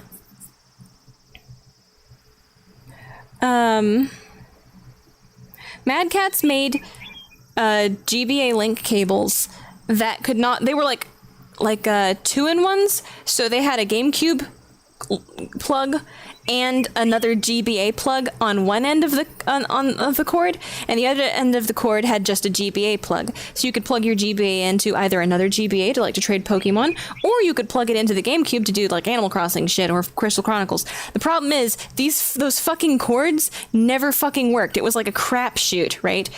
They either like broke immediately or there had to be like a fault in them somewhere. Like they had to have like a short somewhere along the line. So it's kind of like when your headphone cord starts to go out and, some like at some angles it'll work and at other angles it will, or maybe it was just like the day, or maybe it was like how far you had it shoved into the slot, or the connectors are faulty, or I don't fucking know.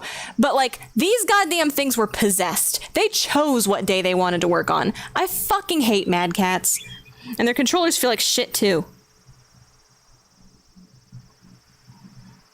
The Mad Catz controllers, without fail, like I had one. And after the link cable issues, I'm like, you know what, never again. I'm never gonna fucking buy any Mad Catz shit ever again. I'm done. It's not worth the money. Because the controller stopped working. The stick was like not drifty or sticky. It just had dead zones. And the B button was sticky. The B button would get stuck. So I just decided, fuck Mad Catz, honestly. Fucking shitheads. I will give them a singular credit. Singular credit. One credit. Their memory cards have never betrayed me. Their memory cards worked fine for me. I never was done wrong by a Mad Catz memory card. Mad Catz memory cards were just memory cards. So, you know, okay, you did that adequately. Good job, Mad Catz. You get 1 point.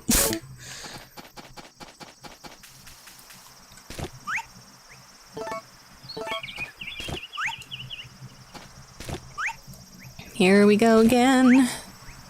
Harvesting my turnips. I'm trying to think. So, we could use... I only had 2 of them. And as we know, there are 3 people can play Crystal Chronicles, so inevitably somebody has to get stuck on the, you know, the actual Game Boy Advance. And, the Mad Catz, like, the actual Game Link cable, okay, that works fine. But somebody's running out of batteries, somebody's connector's gonna be fuckety, and, you know, we only had 1 charging cable also, so eventually we're juggling the charging cable between 2 SPs. And it's just a fucking nightmare getting all of the peripherals together you need to actually play Crystal Chronicles, right? And I love that fucking game. I know it's slow. I know it's a slow game. I know it's kind of... I'd call it boring, I guess. It's a little boring. But I think if you have 4 people all playing together, it's, like, adequately not boring, I guess. Because the fun in that case, it's like you're doing it. You're playing a board game together, really. It's like the fun comes from hanging out with your friends. That's cheating, I know. I know that's cheating. But I still like Crystal Chronicles as, like, a backdrop to hang out with, like, my friend, Chris. She and I would... I don't know, it's like, okay, well, once the thing dies, then it's like, okay, I'm gonna backtrack, we're gonna save, and then we'll put batteries in or charge the game or whatever, and we'll do something else in the meantime while the game, you know, while the SP charges or whatever.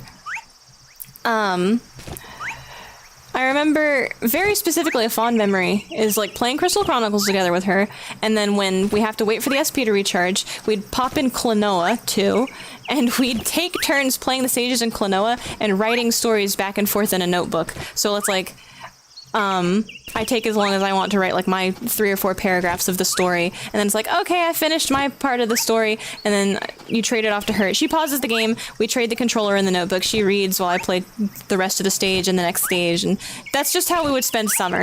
And it's like one of my fondest fucking memories is Crystal Chronicles and Klonoa 2 with my friend Chris.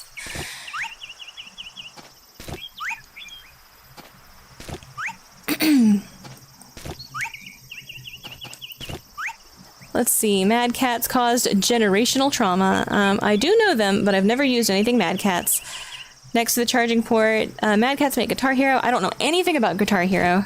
I have never played Guitar Hero. All I know is that I hate Guitar Hero.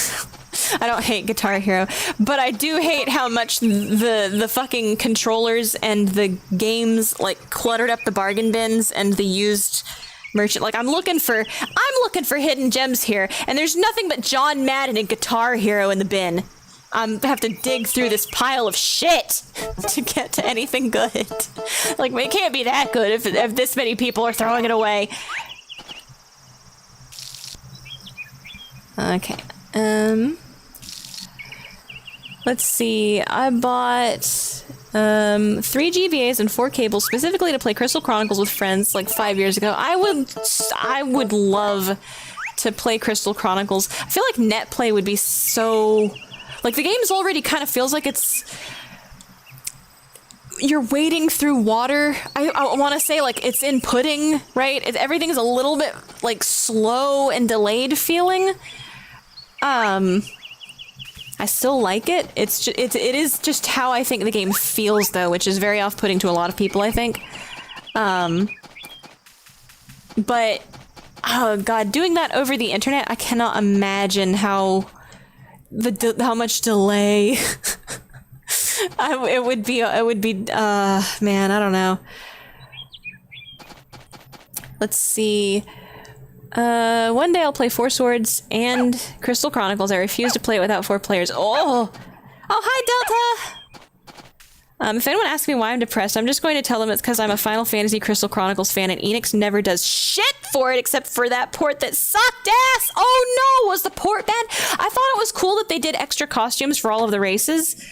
And then I wanted it to get a physical release. I was going to buy it and, like, from my friend, right, Chris, I was gonna get the physical copy because I wanted it to have, like, a booklet or maybe, like, some little extra stuff. And I'm still, like, waiting on that, I think. I forgot about it.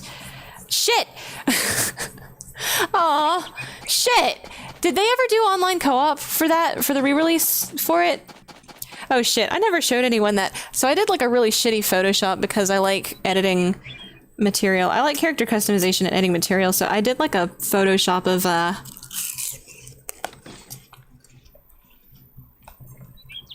It's not very good because I'm not very good, but I should post that sometime.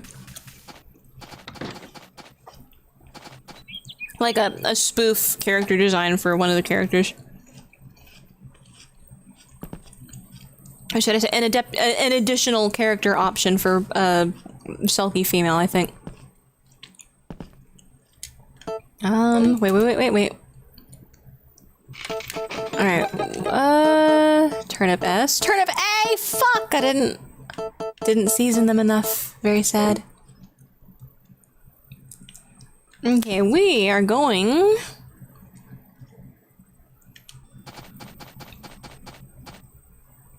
to go to the seed maker. I'm gonna, before I forget what I'm doing, I'm gonna put Tobatama seeds. I'm gonna put some stuff into the seed maker because we want S-rank seeds to make hybrids with because it minimizes the chance of randomization.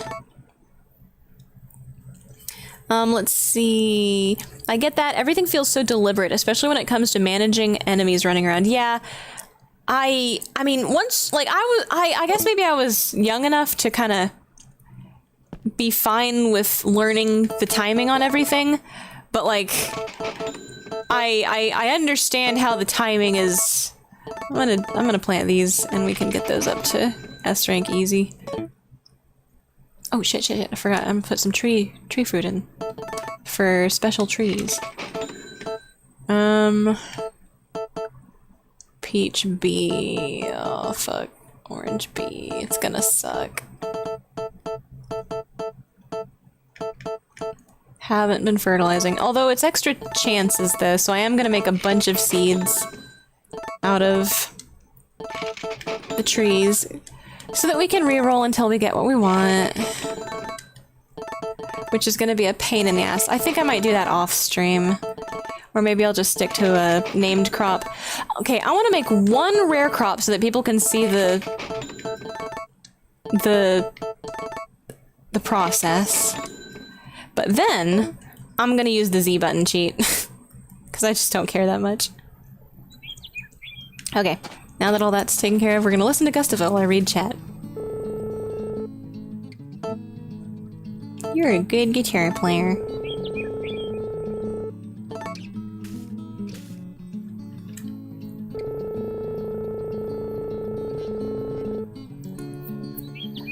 Magical how he can continue playing that song without moving his hands. Let's see. Running around, managing enemies. The port had online only multiplayer. What the fuck? Not even like local multiplayer? It's also fucking wonky as hell. Like, you don't travel together to different towns. Instead, when you play with someone, you just join the dungeon lobby. What the fuck? That's so soulless. which kills the whole vibe of seeing your guys in cutscenes running around towns. Yeah, like playing together. What the fuck? I was so mad. I'm mad. Now I'm mad. I angry. I'm mad too. Fuck. Why can't we just have nice things, dude? Why can't they just do shit the way that do people who make games or people in the gaming industry, do they even play video games? Do they even like the games they work on? Have they ever played the games they're working on? I mean, I know it's a lot to ask, I guess, but like, come on! I'm starting to think these people don't even fucking know what video games actually are. I don't think these people play video games. I want to be in a caravan with my friends! This was a cash grab, yeah. Like, if not... Oh my god. Elephant noises. If not... Oh god. See, I was thinking, okay, so like, it wouldn't be hard to do online multiplayer. You know, like Smash has lobbies. You can have a lobby where your friends join the lobby, and then that's like your session, right? God! And then... You know, you do the session when everybody is connected to the lobby. You continue when everyone's in the fucking lobby. I don't know, man. Guess it was too much to ask. Just, and you know, it would have been really cool, like, more, right? Do Crystal Chronicles again. More players? I don't know. Crystal Chronicles online? They'd fuck it up. Everything's so fucked up these days. There's so many ideas that could be so fucking cool. I'm just sad. Fuck it. It was doomed when it was announced it would be a fucking mobile game. Oh no. And if I recall correctly, in an interview, the director went like, it was either going to be local multiplayer or online. So we decided to do online instead. Por qué no las dos, bitch? Why? For what purpose? Did I plant these in time? Actually, now that I'm thinking about it. Oh wait, yeah, they go. Melons go cross season. It'll be fine. A. Did not fertilize enough. I stupid. Oh.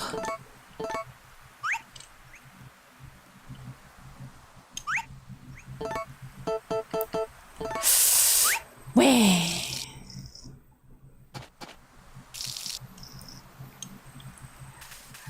Let's see. Online, it was doomed to be a mobile game. I have been dreaming of a fucking Final Fantasy Crystal Chronicles MMO, but they have Final Fantasy 14. Yeah. The inferior art style, I'm gonna say it. Although, didn't they kind of, like... There were other Final Fantasy Crystal Chronicle games. Wasn't there one on, like, the Wii or something, and it kind of has that gritty Asia tries Western art style kind of vibe? That's what I got. That's what I get out of Final Fantasy 14, is it's like, Asia is trying to do gritty Westernism. It's like, please, don't. I don't know, I just don't care enough. I could be off base, but I don't really care enough. I hate Final Fantasy 14. I don't hate it. There's a lot about it I thought was comfy and that I liked, but there's a lot I'm just like, man, why? I wish more was different than there is that I like, is what I... If that makes any fucking sense, if I Englished that correctly. I wish more was different than there is stuff I like. So I don't hate it. There's a lot I hate about it also. I'm gonna say I dislike it more than I like it. Let's see. Also on consoles, but it's also ported to mobile the same day. Oh my god. ER released, I guess it wouldn't be a port of a port. The Wii didn't vibe with it, very motion control heavy. Yeah, I appreciate when they design gimmicks into games that you can opt out of. Like, I want to like Skyward Sword, I think, but I just couldn't fucking stomach Skyward Sword enough to figure out if I really liked it that much. There's a lot that happened I thought was nice, but I also just remember being fucking tired of using the motion controls. Just, not that I was physically tired, right? This isn't a, oh, just get some more exercise, fatty situation. No, it was tedious. I'm fucking tired of fighting with the motion controls, right? I'll flail my arms around all day long. I just don't think the motion controls are good enough to support some of this precise gameplay.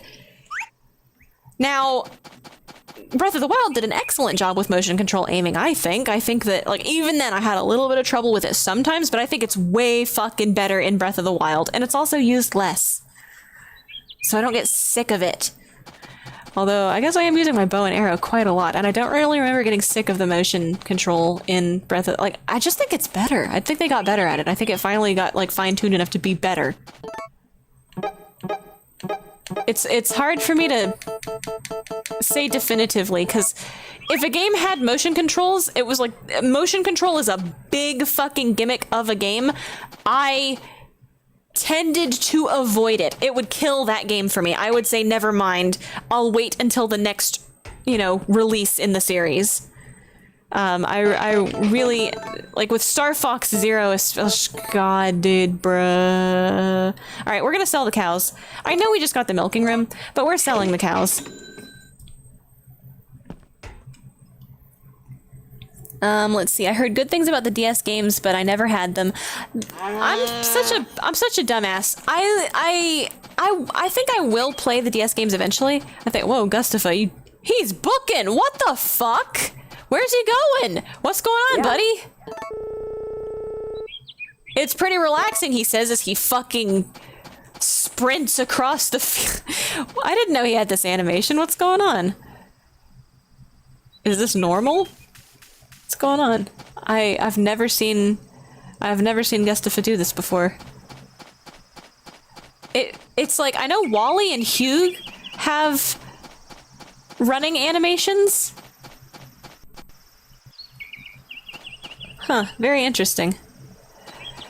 Anyway, yeah, you go, girl, fucking slay, queen, get them buns and thighs, woo! Okay, now that we've got only ducks in the chicken house, I'm going to put an egg in. See, I've never seen a duck lay an egg. I've simply never seen a duck lay an egg. So we're gonna go get a fertilized egg and put it in and see what happens. If a chicken pops out, then but if a duck pops out,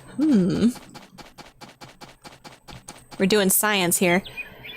Let's see. Yeah, oh right, I want to play Crystal Chronicles on the DS, because, like, I never got into those because I was like, I really like character creation and customization. Even though there's not a lot of it in the original GameCube Crystal Chronicles, I was still kind of like, what? This is about other people? Damn it! So I just kind of prioritized other games instead and ended up not getting it. Chris played it. She likes Crystal Chronicles a lot, so she got the DS games, and she, I think I played it a little bit when she visited. She brought it with, and we played it a little bit, one summer, but I never actually ended up getting it, so I never actually ended up playing it and knowing, like, what the story is about and stuff. So those are, like, on the backlog somewhere. I would like to play those eventually. They're not, like, super high up on the backlog, I guess. Oh wait, I ran out of fertilizer. Rip. But they're around. Let's see.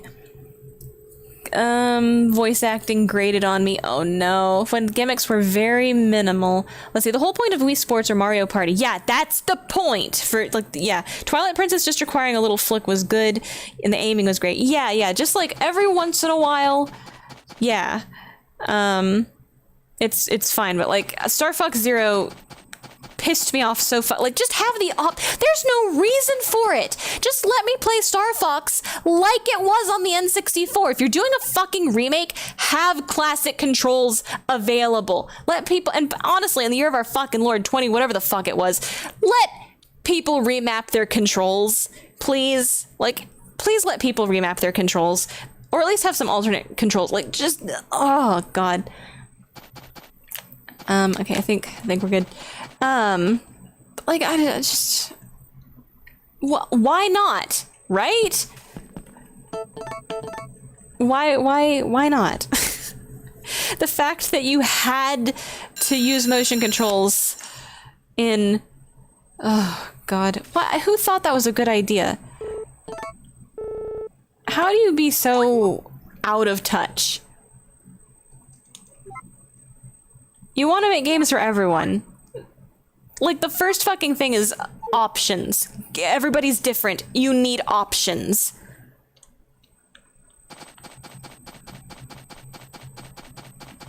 Let's see, gyro, let's see, Breath of the Chad. Yeah, gyro aiming, fantastic, yeah. It's, see, that's why I'm kind of thinking, like, dude, if Skyward Sword, Skyward Sword with Switch, maybe that would be something I could stomach. Because I keep thinking, I really want to actually play Skyward Sword so I can talk shit about it from a place of... You have to actually play a game. You have to really give it a chance before you should really be allowed to lambaste it. Really. I try. I say aloud facetiously, but you know. I do think it's important to give a game a fair shake, which is why I'm doing the Harvest Moon investigations, because I talk a lot of shit about Harvest Moon. I should really put my money where my mouth is, so I am.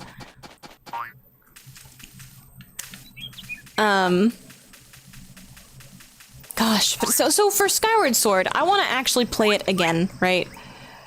I really want to play it again. I want to see if it's as bad as I remember, or if it's just like culture shock. I don't know, man.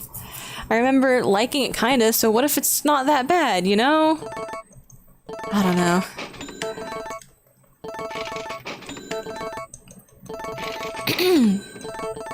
Oops.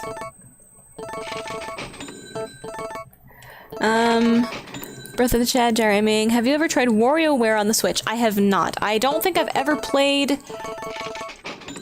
a Wario game for real. I did play a Wario game. Oh wait, does Wario's Woods count?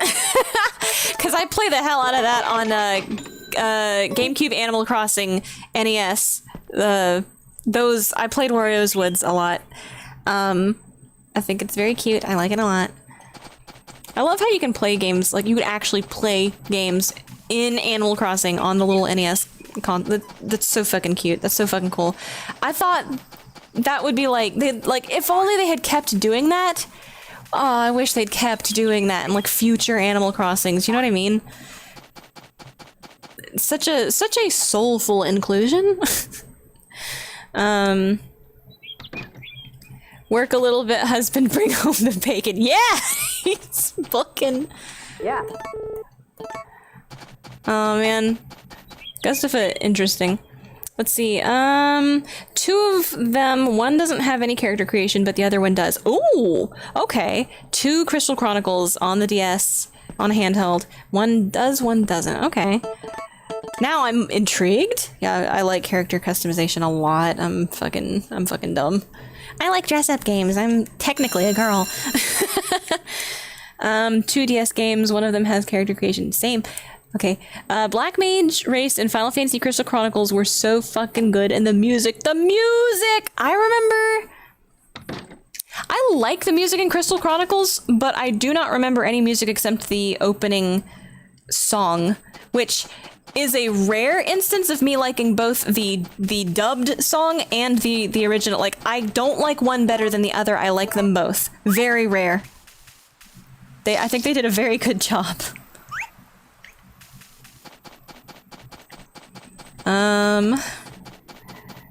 See, sorry, I'm catching up on chat. Motion control hubris.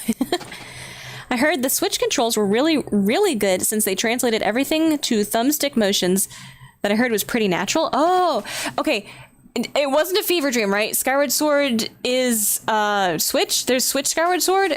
Was that a fever dream or am I real? Am I in real life? I thought I heard something about that, and then I forgot if that's like a real thing or not.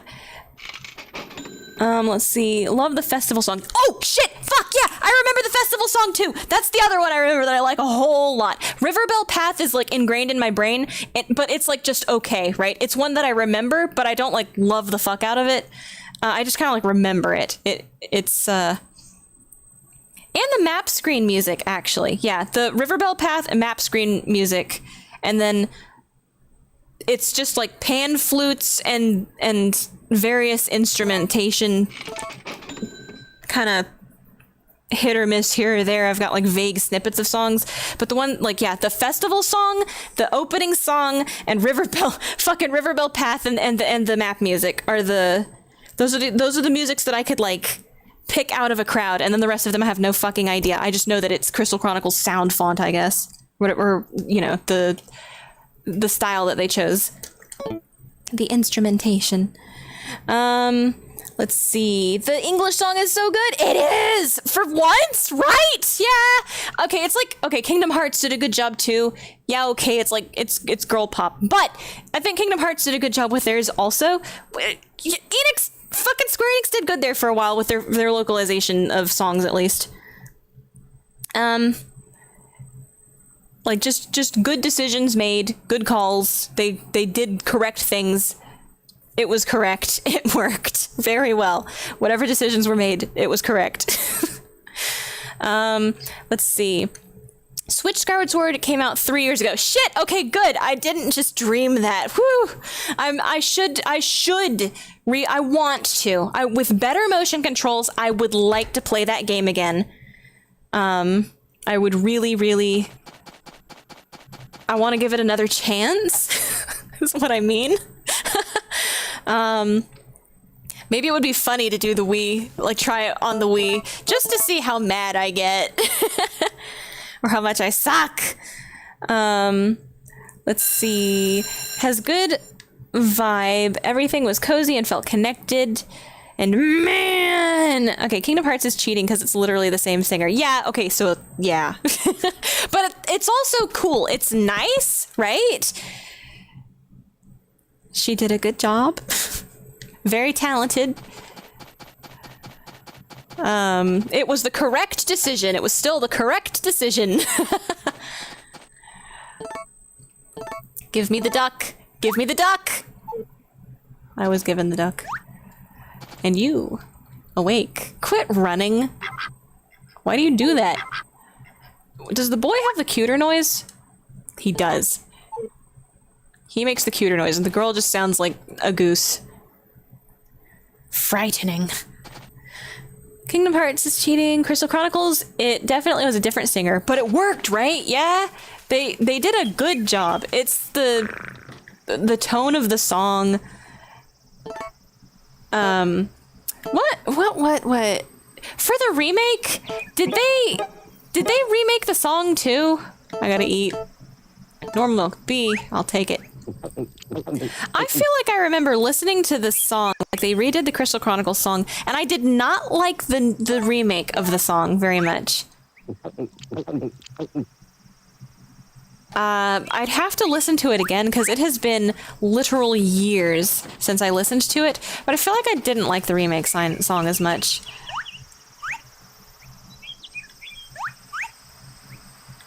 I could be having, like, if everyone's like, what do you mean remake song? What? Huh? I'm just ignore me.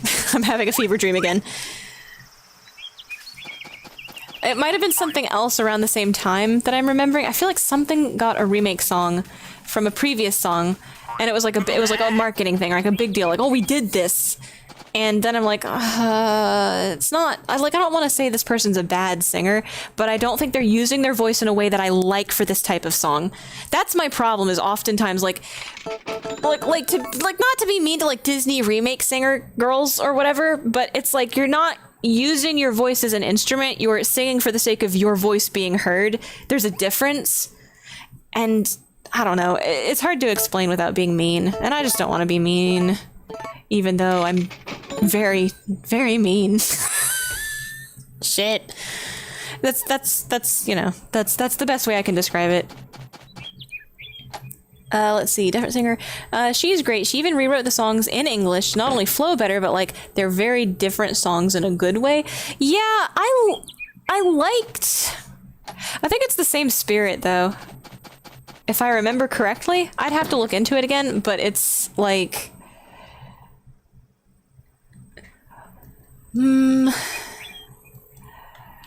I remember thinking, this is a good similar feeling. This is a good, like, the essence of, you know, Crystal Chronicles, basically. If it's not a one-to-one translation, but it's a good... I guess a good just about. But in order to not be talking out my ass, I'd have to go look at it again, because it's been a long time since I was investigating the differences between those games. Let's see.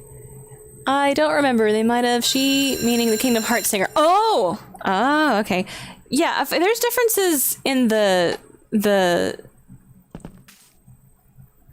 I mean, you'd think for it to work really well, there would have to be big differences. But, I don't know. Makes me want to go look into all of it. For the Kingdom Hearts one, if I remember correctly, yeah, it would make sense the same lady rewrote it, because that song, it's not like one-to-one identical, but it's like, that's basically the same song. It's saying the same shit, more or less, in this, really.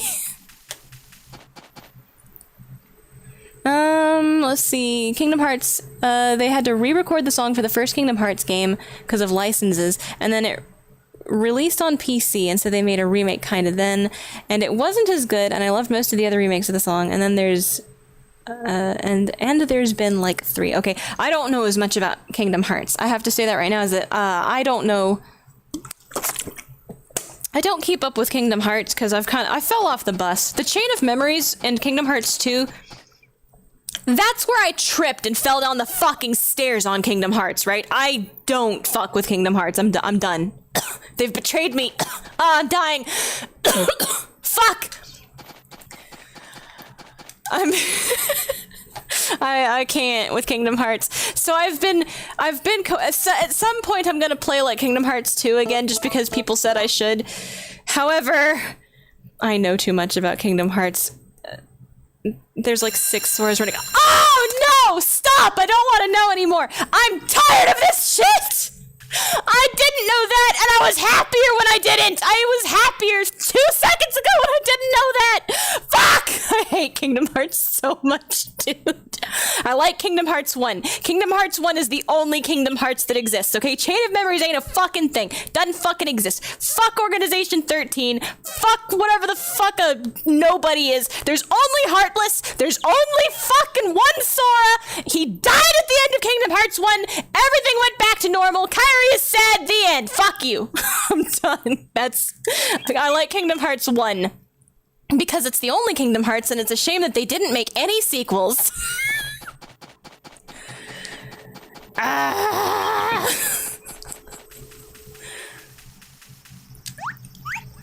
We're Xehanort, a spoiler from the mobile game you can't even play anywhere. Yeah, I know about the mobile game not being playable, and I hold out hope for the mobile game, unless, I mean, the always online issue, cause like, I feel like there was a, what was it? It's an old fucking Mega Man Battle Network phone game, right? That recently got like a rip, right? They recently were able to rip that. They thought it was only going to be the default scenario because you have to like pay for all of the scenarios, but apparently it was like on disc DLC. So the recent rip they got, maybe it's not even recent. It's been like forever since I heard about this. Serenade would know more. Apparently, if I'm remembering correctly, the person thought they only had like the episode 1 because they didn't buy all of the episodes or whatever. But On Disc DLC finally did the world something good for once, because when they ripped, you know, the phone game, everything was there. All the episodes were there, right? And so it's like it's been defunct for fucking ever. Like, this is a flip phone game kind of fucking deal, I think. So like, it was all there though. So finally, for once, On Disc DLC,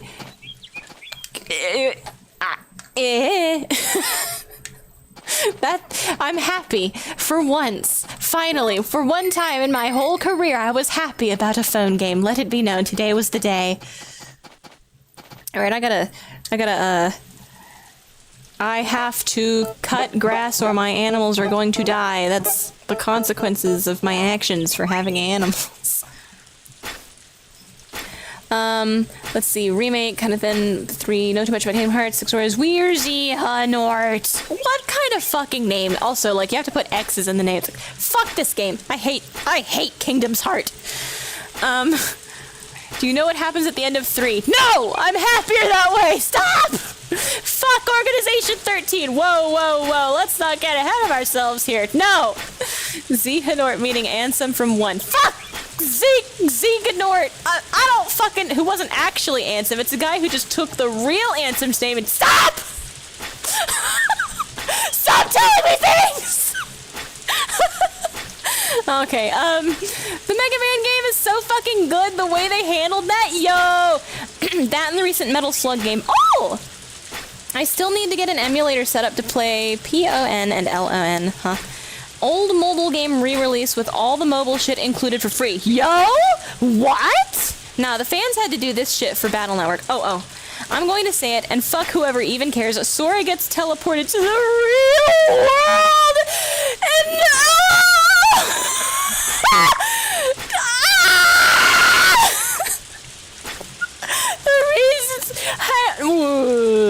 See, the reason they have X's so Xehanort can track you, what? Which is, it's like the X on a G, it's the X marks the spot on a map and becomes a real boy. Everything I'm saying is true. Man, fuck video games! Brad, I'm done! I'm fucking done! I'm leaving. I've retired from the internet.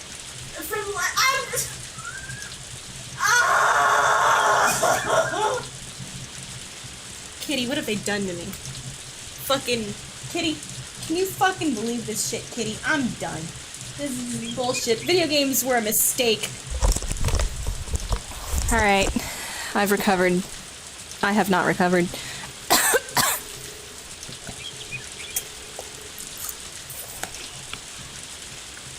I'm gonna eat my watermelon and cut this grass. And not cut myself, but only just. Anyway. To be fair, it's not literally the real world. Are we sure? What if? And before another computer simulation, please.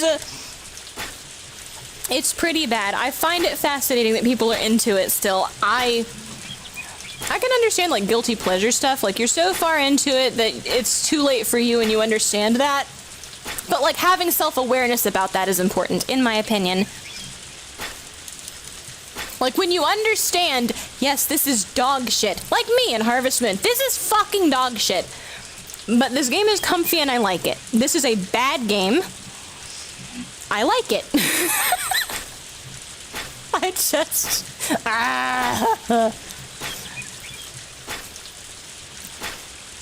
And there are things that are cringe that I like. I don't talk to people about them. I hide them. I may post one cringe thing that I did that I usually hide because Crystal Chronicles came up today and I'm gonna take the excuse to post some shitty fan art. I'm people and don't call me Shirley. Oh. If you like Kingdom Hearts, that's fine. But like you I don't know, you seem like you're, a self-aware person who understands it's, like, if you can be okay with somebody else hating what you, like, a franchise you love, that's, like, self-awareness, right? That's fine. There's nothing wrong with liking it. I'm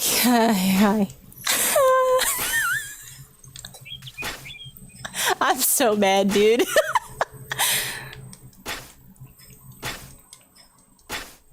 I just can't. I can't help. Kingdom Hearts was badass in the first one. It was an acceptable way to be into Disney shit as a 13-year-old. I guess you kind of start to feel like you're not allowed to be into Disney shit, but like, I don't know. Disney used to be cool. Disney used to do all kinds of cool shit. Like Lilo and Stitch was fucking cool, okay? It was fine. And you know what? Just because I didn't cry at Lilo and Stitch when I was 13 doesn't mean I don't cry to it now. You know what? It had something for everyone. Whatever the fuck. Yeah, okay, maybe like Snow White's a little bit bland. Okay, this is the way I described Disney to Serenade, because he's never watched like old Disney. Unfortunately, he saw only like old shitty Disney. I'm not gonna talk about any new Disney. I'm talking about classic Disney, right? He saw like Snow White, I think, and Sleeping Beauty, and I'm like, oh shit! You've never seen any of the good Disney films! Because I'm gonna say it right here and now. I don't hate Snow White, I don't hate Cinderella, I don't hate Sleeping Beauty. I just think objectively they're way more boring than the rest of those Disney classics, right? Like Pinocchio's way the fuck more interesting. Fucking Peter Pan's way the fuck more interesting. Even the newer princess ones, like fucking Little Mermaid, Sleeping Beauty, and Mulan, and wait, there's the one more princess one that's not Mulan. Like Pocahontas, I kind of snore. Mulan, cool as fuck. Shit, what's the other one? There's like 3 good Disney. Oh, Aladdin, right? Okay, so boring. Snow White, Cinderella, Sleeping Beauty, fucking boring, right? Aladdin, Little Mermaid, and Beauty and the Beast. Fucking, they hit their fucking stride, right? And then you just get bangers like Treasure Planet and Atlantis, and it's just woo. I think Robin Hood was pretty good. I don't remember that one as a kid as much, but like whatever, right? So he's only seen the boring ones. Hercules is pretty good. It's like, yeah, no, I like Hercules. I like it. Peter Pan was okay. God, I got. Okay, I'm gonna go up. Hang on. Organization 13 is oh shit, fuck, I am so behind. Sorry, I've derailed everybody a million years. All right, we're gonna sell all of the animals and start depression sleeping. If this baby duck hatches as a duck, we'll keep the ducks alive. The ducks are easy because you only have to feed them like once a week. Kingdom Hearts was badass in the first one when it was acceptable, blah, blah, blah. Some kind of experiment trying to measure how much shit people are willing to eat before giving up on an IP, and boy, the people are having a feast. Style over substance will always extend, and that's what Square Enix is really good. They're really good at pretty shit that looks fashionable and like anime, and that's what they're good. It's, you know. I don't know if the plot matters anymore. It might still be plot, sure, but style, cosmetics, like that shit, like vanity is just really big. It's just big. It's fucking huge, and it's gonna keep selling, and that's the way the world is. And so I don't think like Kingdom Hearts has that pretty anime boy kind of shit going for it. Market's huge for that shit. I think that that will keep them going by itself, even if they just fucking gave up entirely on the writing. If they haven't already, from what it sounds like,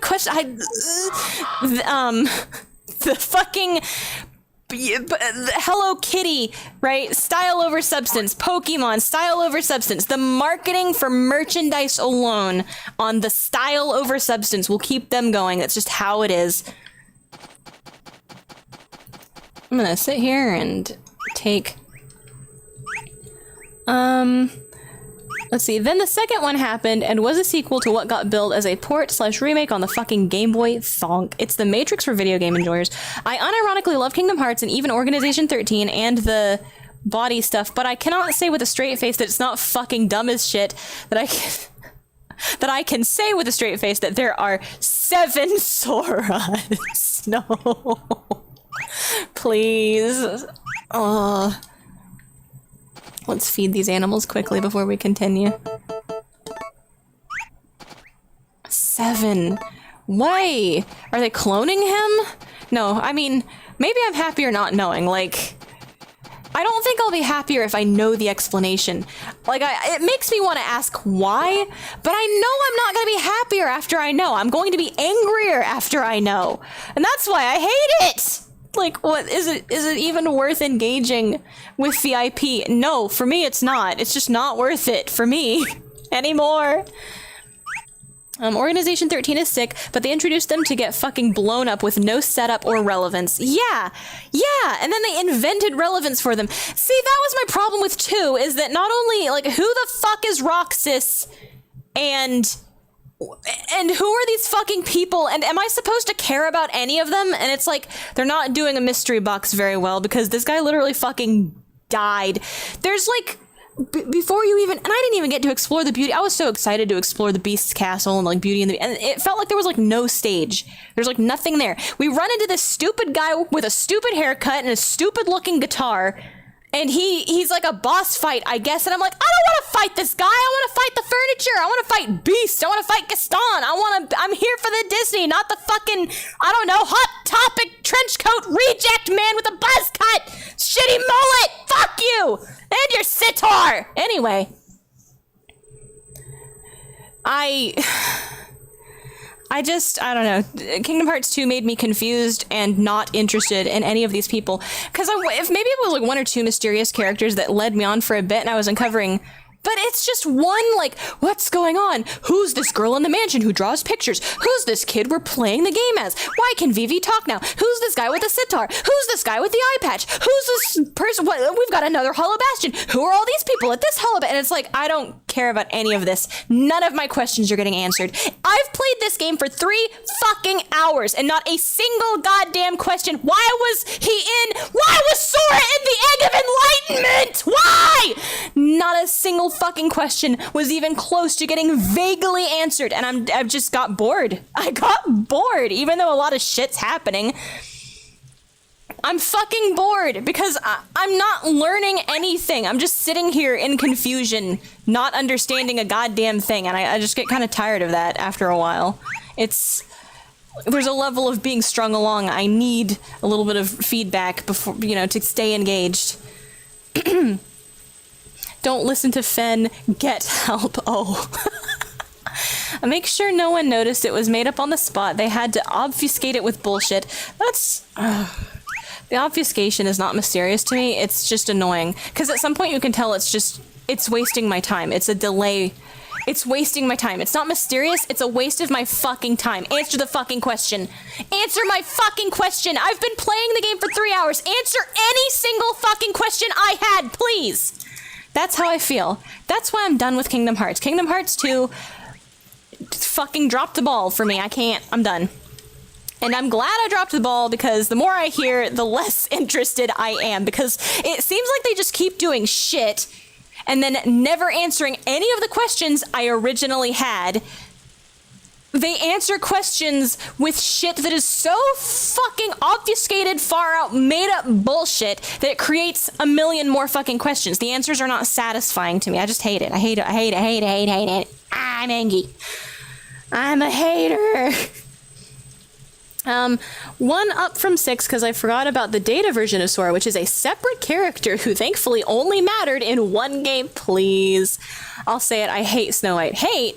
Snow White is so boring. Yeah, it's boring. I don't hate it. I just think it's boring. Hercules is the shit. Peter Pan was great besides the What Makes the Red Man Red song. I don't remember the lyrics to that. I don't remember it, so I'm not really sure. I guess, like...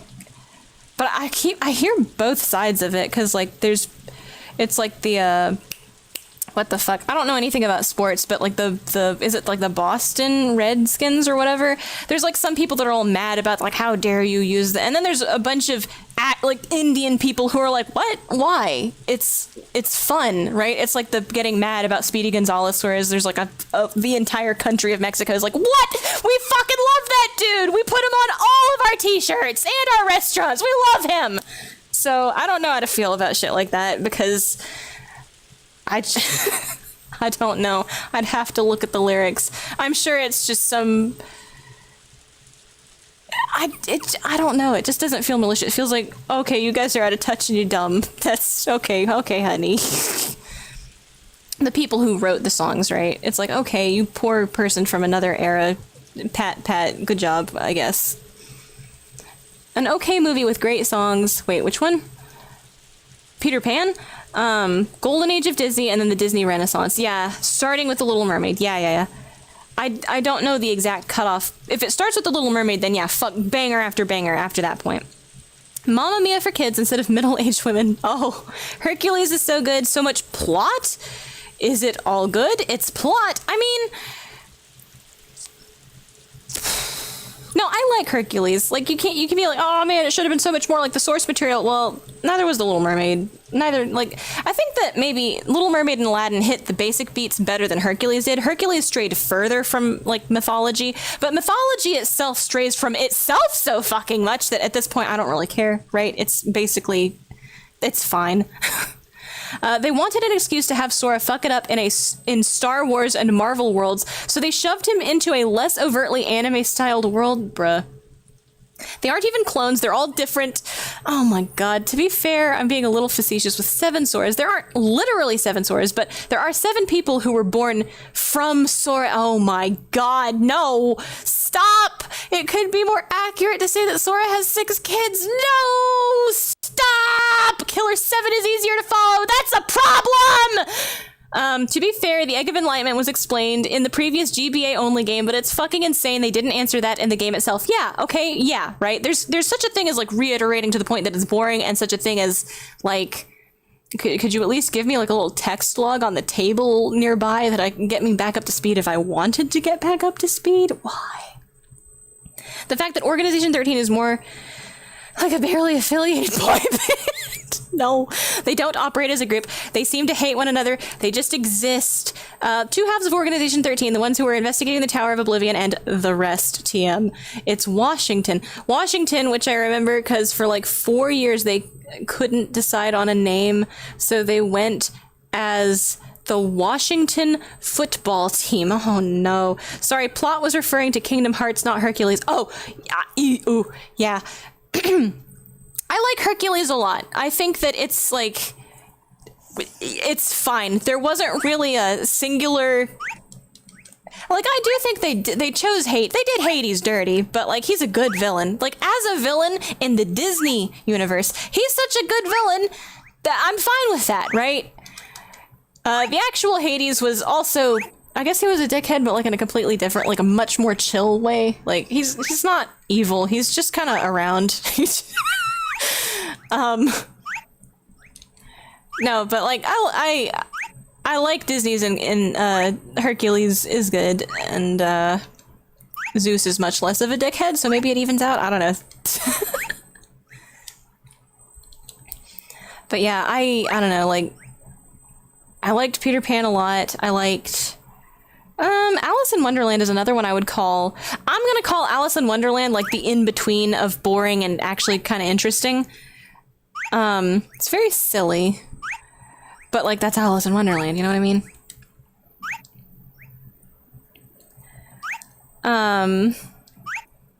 God, I like classic. Oh yeah, we watched 101 Dalmatians not too long ago, which kind of feels like it was B-team Disney, but it was still, it's like good, right? It's a solid kids movie.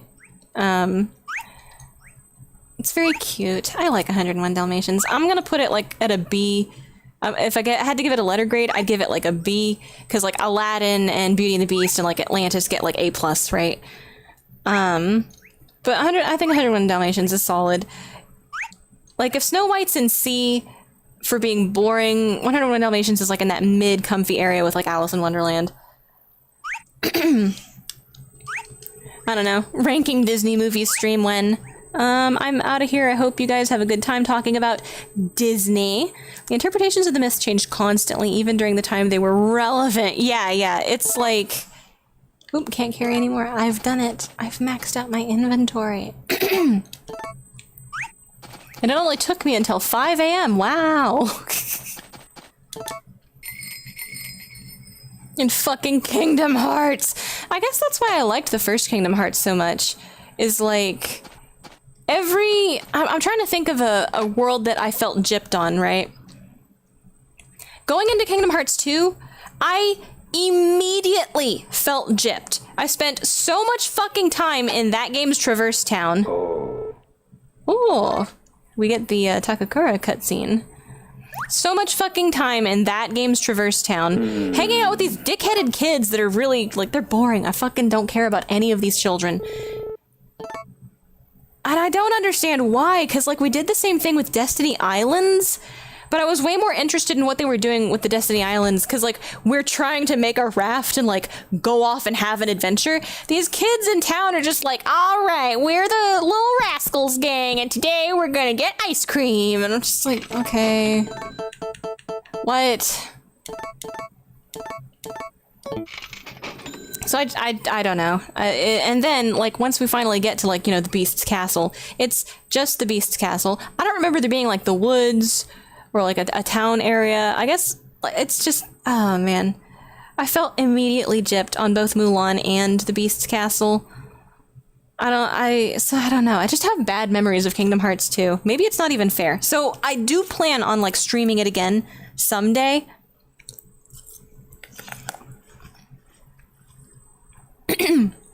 But I mean, it's like way in the future probably. Or maybe just an unscheduled stream sometime, I don't know. You should be like, okay, what? Maybe I was wrong, what am I missing? Now that my brain is fully developed, let me play this again and see what the fuck, you know?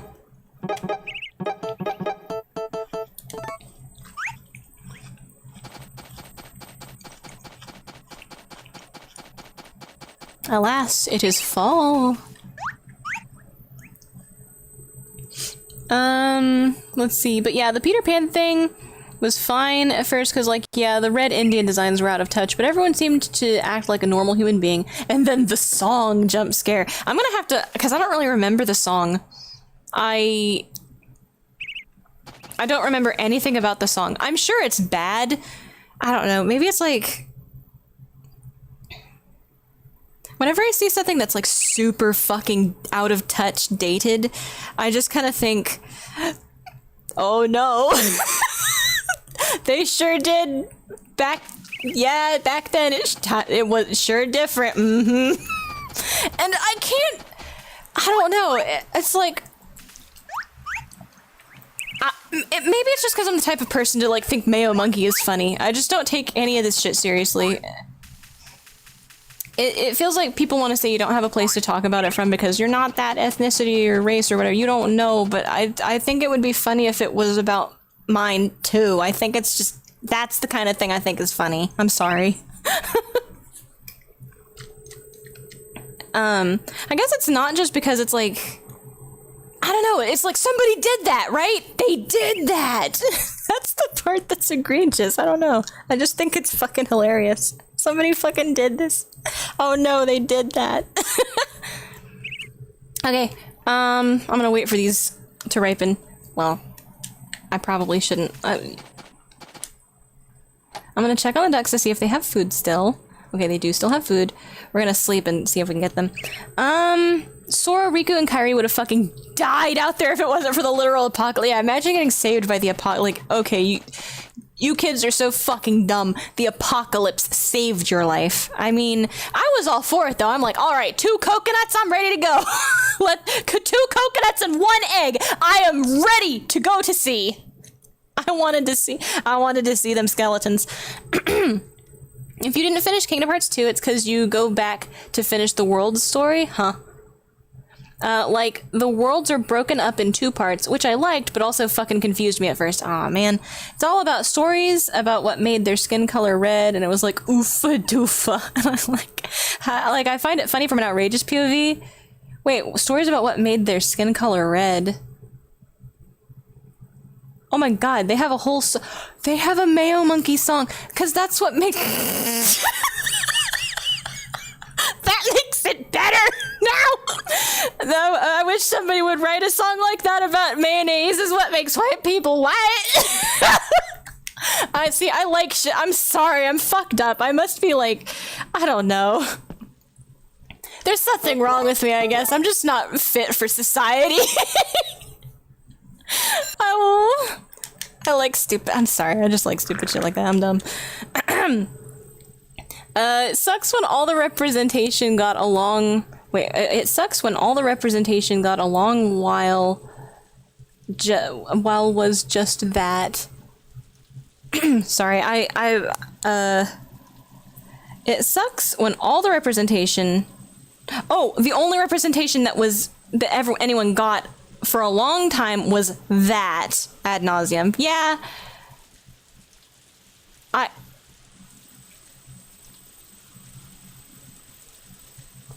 Yeah, caricatures, yeah.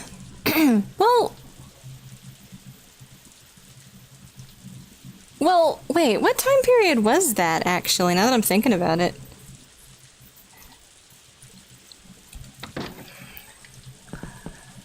I don't know.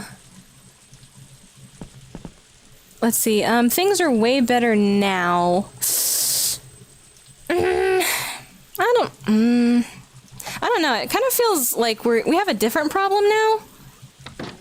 Like, there was kind of a golden age there for a while where it's like, well, nobody actually cared, but like we just had, like, there were people, right? It didn't matter. Like, we separated out, okay, these are bad stereotypes, these are the cool stereotypes, and so you still had stereotypes, but we were figuring out, like, the cool ones. We were trying to, like, okay, this is the cool stereotype for this. And we had a lot of that for a while, which, I don't know. Is that... Oh! My fruit's not ripe yet. Sora to Peter Pan because I'm responding to delete. Oh, whoops, yeah, sorry for a long while. Peter Pan was like 50s or 60s? Yeah. See, I'm trying to think. I don't want to, like, I don't like getting in arguments about it. I mean, I don't really think there's much to argue about, I guess. Is that I'd say...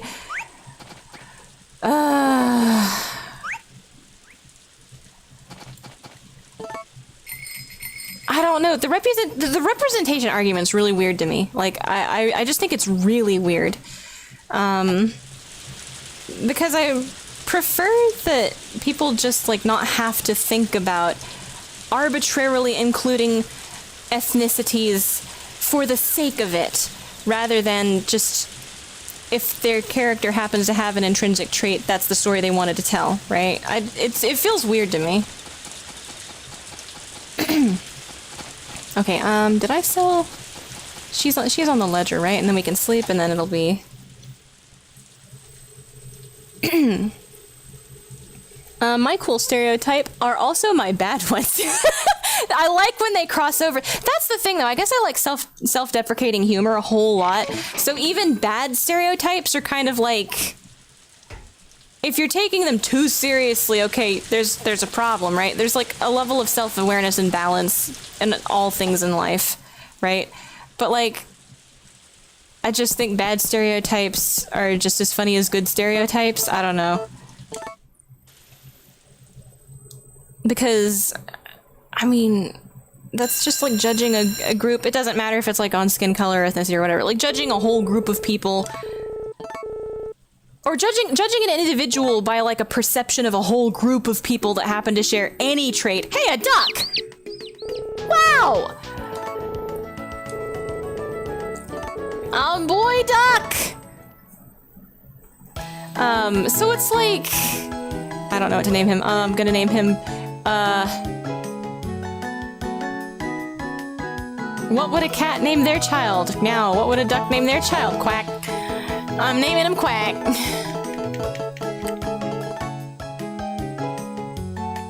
Quack. Quack. Okay, so that's 1 for 1, right? We're 1 for 1 on duck. Duck in coop, duck hatch from egg. That's 1 for 1. Let's see, we went from literal Jim Crows and Dumbo, which admittedly as a black kid I did love, to stuff like the magical black man trope. Oh. Wait, oh my god! They were cool though. I thought they were cool. They were so cool. And they were nice to Dumbo. Shit! Wait, why does it have to be a bad thing though? Sorry, I mean like... but like they were nice and they were cool! What the fuck? Are people mad at them? I mean, I don't know, man. They were cool, though. I didn't know that was a bad thing. What the fuck? I don't... See, look, I might get in trouble, but, like, I don't think it has to be a bad thing. I think that stereotypes are just, like...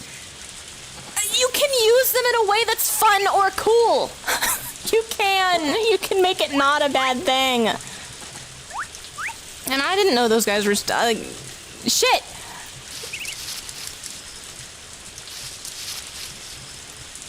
I barely remember it. I remember... What was... Oh, the grape's not ready yet? Oh no, they're just delayed from my stomach growling. Yep, there we go. Gravity bends to my stomach's will. Yeah, I don't know. I mean, like, you couldn't get away with it nowadays. Like, you just fucking couldn't. But I kind of think that's a shame because, like, I don't like Kingdom Hearts, but if I did, I'd be sad that they do a Dumbo without those guys because now people hate the Jim Crow's guys. What the fuck? I remember one of them had, like, a hat that was... He wore it, like, sunglasses? What the fuck? I don't know. I thought I liked those crows. I thought they were nice. And funny.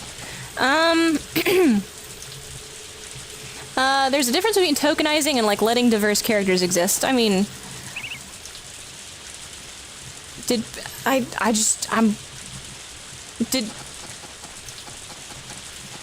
I feel like nowadays there's way more tokenization, and I don't ever remember there being an issue with, like, letting a character who happens to be, like, you know, like Cheyenne or any of the... Like, I don't remember...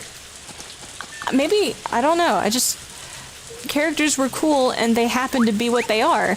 And that's how it used to be.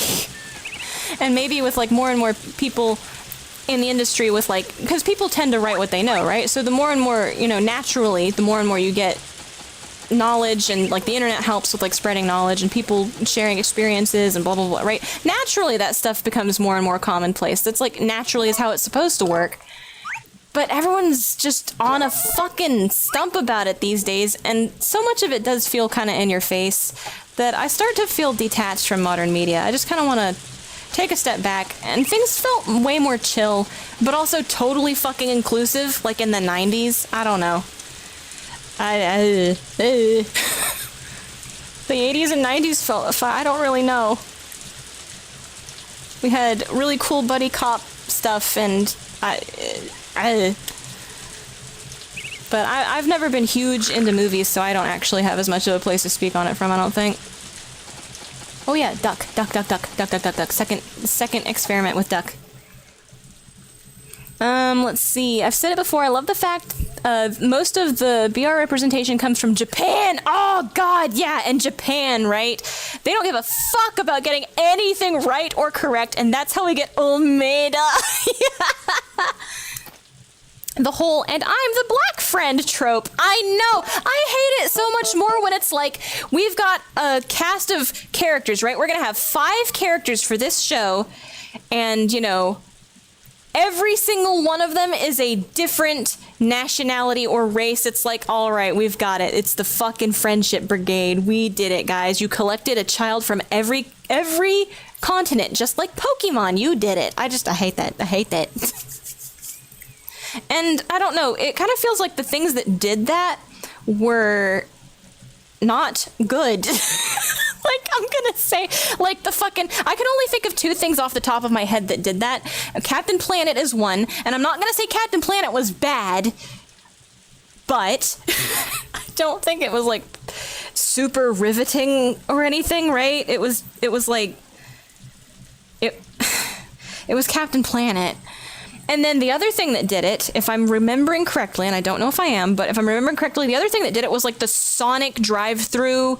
The fast food restaurant had, like, a kid tie-in toy thing, and, like, everybody is a different ethnicity, and also somebody is in a wheelchair. And it's like, okay, I know what you're trying to do, but god, it feels manufactured, it feels cheap, there's something kind of scummy feeling about it. Ooh, it's like obviously brand trying to appeal to widest fucking variety of...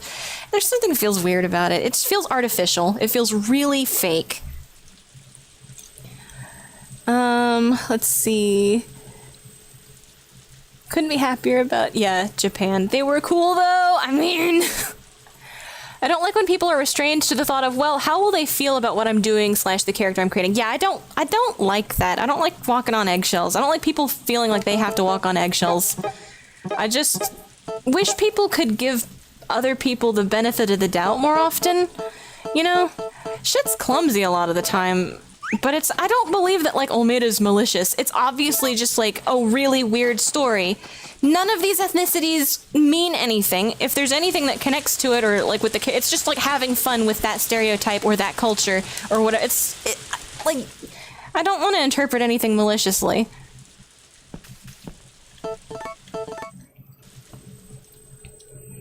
Let's see. It just, you know, sucks because, you know, they were pretty literally referencing the Jim Crow law. Yeah, it's like, it makes me wonder now, like, the grown-ups look at that. What did the grown-ups of the time think of that? Now I want to go back as a grown-up and watch it, because, like, now I'm kind of worried. Like, wait, what did it mean? Was there stuff I missed as a child? Obviously, there has to be stuff I missed as a child. I don't want to think that it was malicious.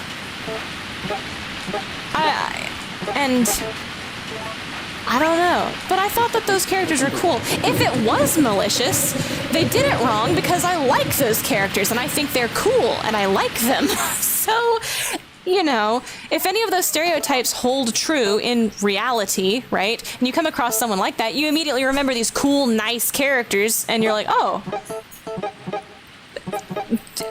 like, it's a positive association. If those were supposed to be bad associations, I don't have bad associations with that. So that's the especially strange part. I don't know.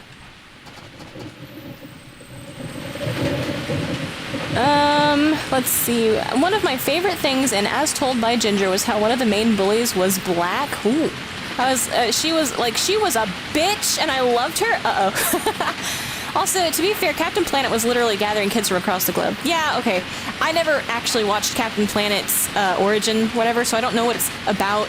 So if that makes sense. And you know what? Yeah, Captain Planet, though, that tracks. Okay, Captain Planet, you're safe. You justified it. That's natural. I'm fine with it now. See, that's all it takes. Just, it's natural. Just act natural. Where is... Okay, one of these. So it makes sense there. It's a checkbox. When it's a checkbox, it's like, it sucks. Yeah. I don't think anything is ever outright malicious. Maybe tone deaf. Yeah. I'm kind of thinking, like... Are we gonna... Now that I'm thinking about it, it's like, well, rewatching all these really old Disney movies is gonna be way more interesting. How, like... I don't know. Because the Jim Crow characters from Dumbo, right? They couldn't come back in a modern setting, right? We wouldn't do, like... Do you think the world could ever get to a point where they're like, okay, that's, you know, that's fine. Those characters aren't malicious. Are they? I have to watch Dumbo again. I don't know. Isn't it a weird idea, though?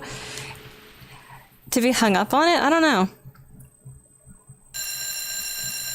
Helps that we watched them when the whole jive turkey trope had been played out for a long time. Speaking of, Airplane was fucking great, and that I Speak Jive Kid, Airplane, shit, I'm not a big movie person. What?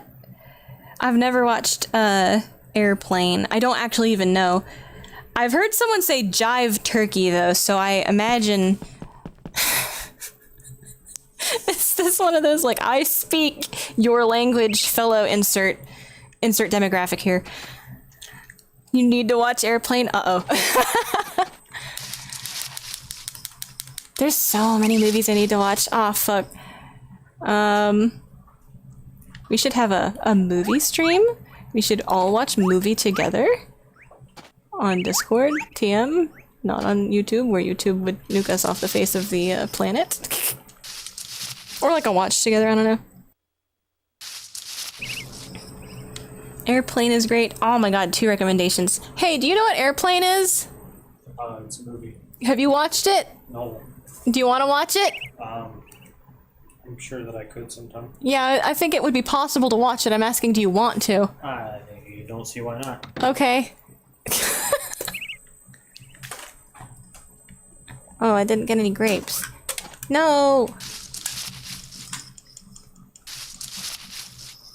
Those apples got bigger right then? They did! I was off by 1. Jive Turkey, agree. Stuff felt more real back in the 90s, most likely the reason I also refuse most modern media. Yeah, it's...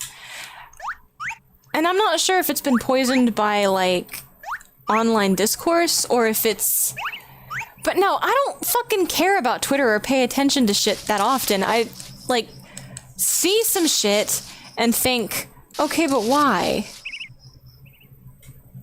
And then, and I don't know, and it just feels so backhanded also a lot of the times, because, like,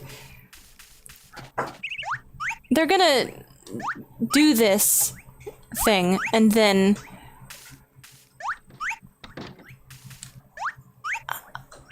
I don't watch enough media to really care to talk about it that much. I'm gonna say, like, America keeps hearing all of this stuff, right? We keep getting all of this fucking everybody in a tizzy over, oh, race this, race that, blah, blah, blah, blah, blah. And, you know, Disney and whatever complaints we have about Disney or whatever. But, like, the people defending these decisions that Disney are making arbitrarily, right? These weird arbitrary decisions Disney started to make. When Disney ain't fucking give a shit, right? They ain't give a shit about you. He'll turn on a dime, 180 when it's time to market to China. They don't give a shit. And it's like, bruh, you know, it feels giga artificial in the modern time. Now that you know, like, especially fucking artificial these days. I just, ooh, why was shit actually better back in the 80s and 90s? Literally one of the funniest movies I've ever seen. Insane dumb gags. Oh no. Okay, I'm gonna write that down, actually. I'll write it down. Do I have a notepad around here? I do. Okay. Let me grab my thing. Movies to watch. Airplane. Movie. Okay. I've written it down. I'll probably still forget it, I'm sorry. But hey, I might forget it for a while and then find the notepad and think, oh, and then we can watch it then. Let's see. Literally one of the funniest movies. Almost overwhelming how many good jokes there are back to back. Oh no. Don't think so. There's still good stuff coming out, but don't go in blind on anything anymore, as I did, or as I do when it comes to stuff from 20 plus years back. Yeah, if it's new, the only way I'm consuming media is because a friend recommended it. Yeah, that's what happened to me in Star Wars, right? We went to see the new Star Wars with our friend because, well, the first one, when they did the first, I've cared so little about new Star Wars that I didn't even pay attention to the subtitles on the new trilogy, right? The new trilogy, where we get introduced to Rey and all that shit. So we went, I was like, oh shit, new Star Wars, cool, let's go see that. We and our friend went on the first movie, all in, yeah, cool, great. Then the second movie, I was like, I don't know if I really want to go see it. I mean, first movie was okay, but it's like, I don't know. It just kind of feels, eh. But it was still like, he was still in it. He was still in for it. So we went to see it with him, right? Because it's fun to go out and see movies with friends. And then the second movie, I was like, I dislike this. I really don't like this. I'm kind of maybe done with this. But for the third movie, we went and saw it with him anyway. This time is moral support, is emotional support. Because by the end of the third movie, I think all of us were done with Star Wars, like for real. I don't know. I think he was watching Obi-Wan, and it's just like, I can't even, I don't even understand.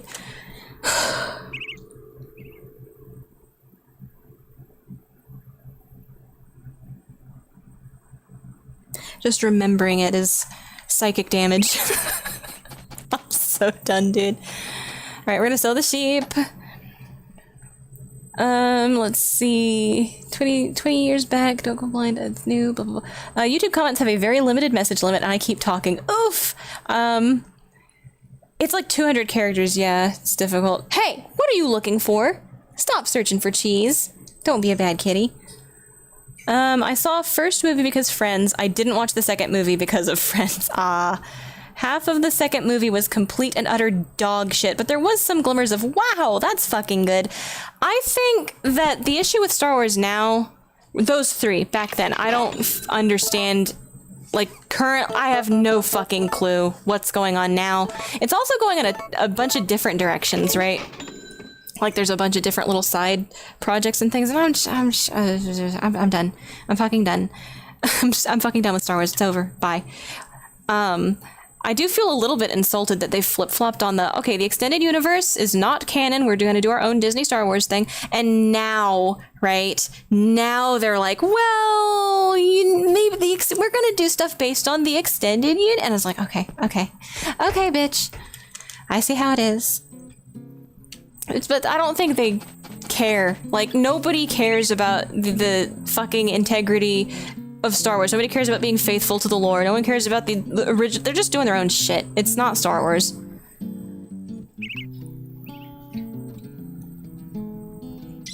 And I think that, like, my issue with the three Star Wars movies I went and saw, and then that was like it for me. It's Giga style over substance. When you if this was made with like the Spaceballs budget, right? If this was made with like the actual old practical effects, it'd be like, okay, that movie was okay, and I like that some stuff blew up. But what wait, what the fuck is actually the character's motivation? Like, why is she? What's going on? Why is she? What? What is the bad guy's motivation? Where did this come from? Are you serious? Is he gonna be redeemable? There's no fucking way. You're redeeming? Okay, you're redeeming him. Okay. What the fuck? And then, I don't know. I can't get into it. No, it's just... it was a shit show. Passed between two directors, and then nobody actually gave a shit about original Star Wars. I'm saying that. I'm saying that without remorse. Oof. Half of the second movie was complete and utter dog shit. Some good glimmers of, wow, that's fucking...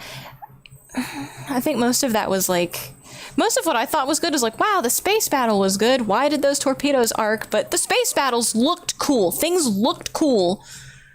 I didn't really like anything that happened. I didn't actually like any of the characters, and nothing resolved with any of the characters that actually felt like they meant anything or were satisfying or even fucking logical or self-contained to the character's own, like, decision-making process up to that point. It was a fucking mess. You okay? Half of the... Oh, you want to trade? Yeah, Here. Wait, what the fuck? What is this? Wavebird. Wavebird. Oh, do I turn it on? Now? Here you go. What? It's so clunky. Basically, I think representation in media is great. Tokenization sucks, and people who make stuff almost always think they're the same thing. Not everything and everyone needs to be represented in every piece of media. Just make a diverse amount of media, like everything everywhere all at once. I'm not gonna explain because, wow, there's no black people in this movie? Like, no shit, there isn't. I mean, yeah. I think as more diverse people, I haven't seen that movie. I've heard that it's good. Oh, shit. You got it? Yeah, I dropped it. You okay? Is it working? Oh, cool, thanks. I think as more diverse people are able to make things, they'll represent themselves naturally. Well, America is so fucking weird because America, like, has this idea, like, we Americans need to do this, right? We have to represent people better because it's bad if people aren't represented, and here's the thing, like, if I moved to Africa or India or like anywhere in Asia and I was watching TV and movies and stuff in those countries, and it's like, wow, all of the people on the news in Africa are black. Wow, all of the people in all of the movies from Bollywood, they're all Indian. Like, I understand, like, well, I want to empathize. I think that's the right word. I want to, because if it's something that upsets people, I don't want people to be upset, but I don't understand it. Because no matter where you go, right? I just don't I don't understand it. I guess because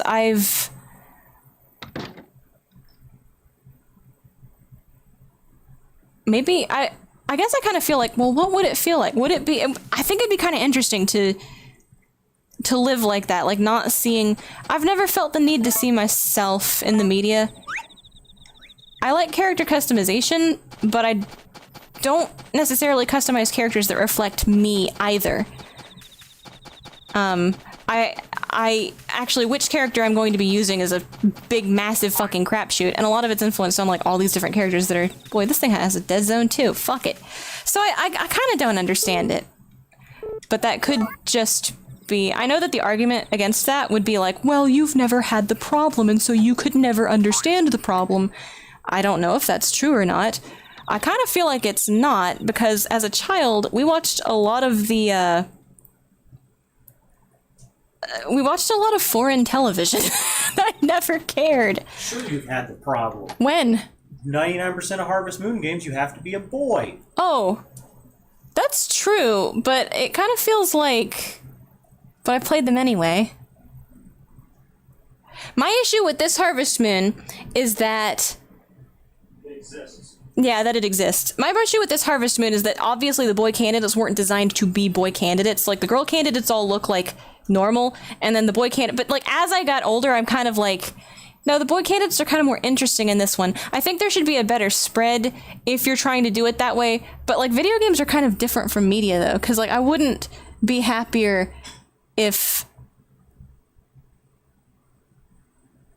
No, I wouldn't be happier if, like, the 20th Century Boys movie was, like, with a cast of people that weren't Asian. I don't...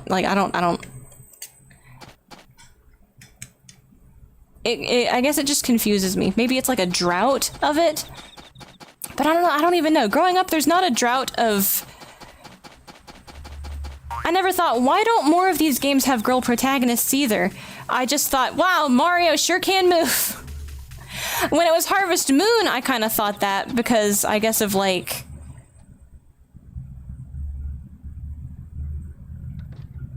I don't know when I started thinking that for Harvest Moon, actually. I guess when otome genre was introduced to me, so as a teenager, I guess I started thinking that for Harvest Moon, like, yeah, but it's... The weird part is that girls like playing the genre more than boys do. Maybe they just didn't know that back then.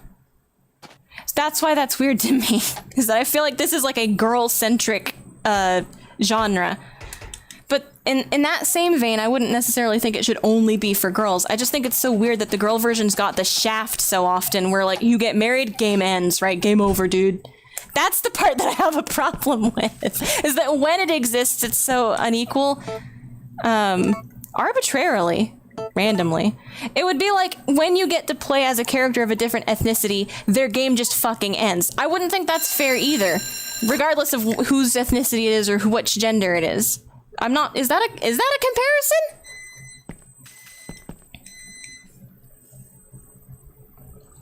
comparison? Sorry, I'm getting distracted by a person in the house. I gotta pay attention to the chat again, hang on.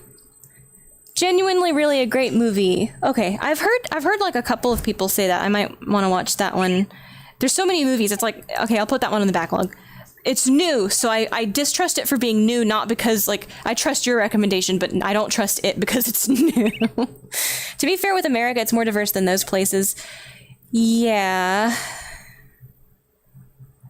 And becoming more diverse. I just don't think it's something that... I think it's unfortunate that there's so many people willing to, like, be up in arms about it and force it and make it into such a big fucking deal, rather than just... We have the fact that we have an issue at all about it is and it's not even like you have to go looking hard for it. You don't have to go like, oh, this was a diversity hire. You don't have to look hard for diversity hires. That's the fucking problem in current Hollywood. And it's scummy of Hollywood too. I just don't think it's fair to, like, relegate an entire person. Like, why couldn't you have been one, like, you could have been one of the great just for your own sake. That's your character. It has nothing to do with like race or ethnicity or whatever. But they've created this fucking environment where it's like, doesn't it suck to be a token? And that makes me mad for like, oh, that the fucking current media landscape has fucking done this to people. Because whether or not you're good or you're bad at your role, right? There's this secondary fucking layer of obfuscation about being able to discuss it. And it just muddies the fucking water, and it does people who are actually really good actors a disservice. And I fucking hate it. Fucking social politics being shit ass again. I fucking hate it. All right, I think we're good on wait, we gotta put the horse outside or else he's gonna starve to death.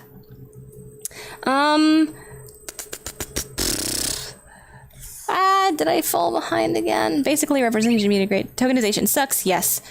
Not everything and everyone needs to be represented. Everything everywhere at once is a good movie. Diverse people are able to make things themselves. Yes. When somebody because people write what they know. So naturally, as like more people get into X position, which is it's literally like, the statistics of the population are the statistics of somebody naturally getting into that position to do that, right?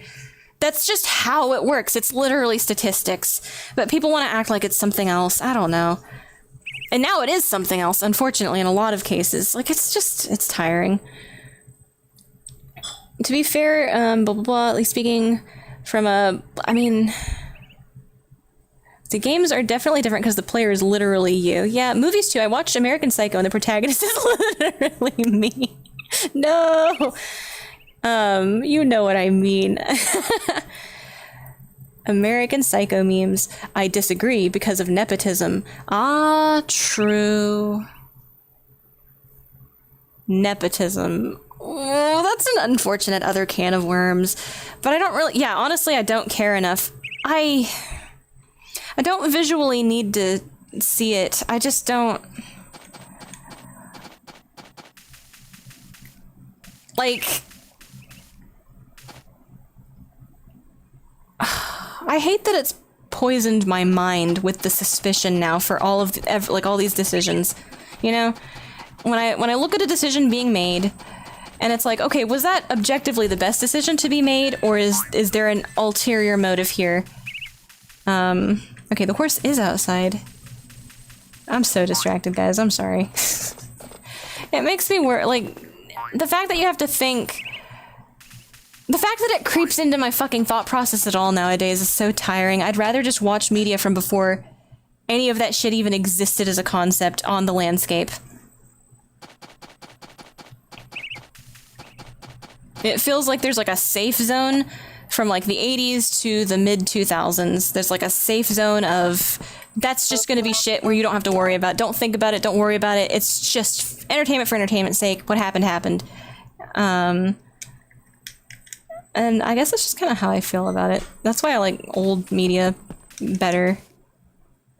Maybe it's because now I'm a grown-up and I understand people and politics and shit sucks. I'd rather consume media from an era where I had no idea what was going on, so I have no actual attachments to any of it.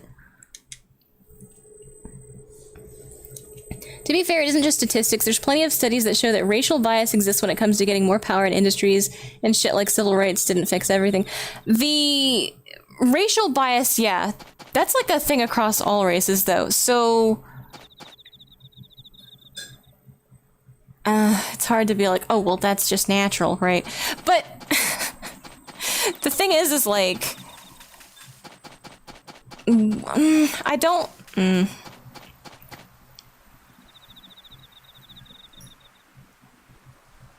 It's biological, and it's one of those things that I don't think it helps to consciously try to force people to be aware of it.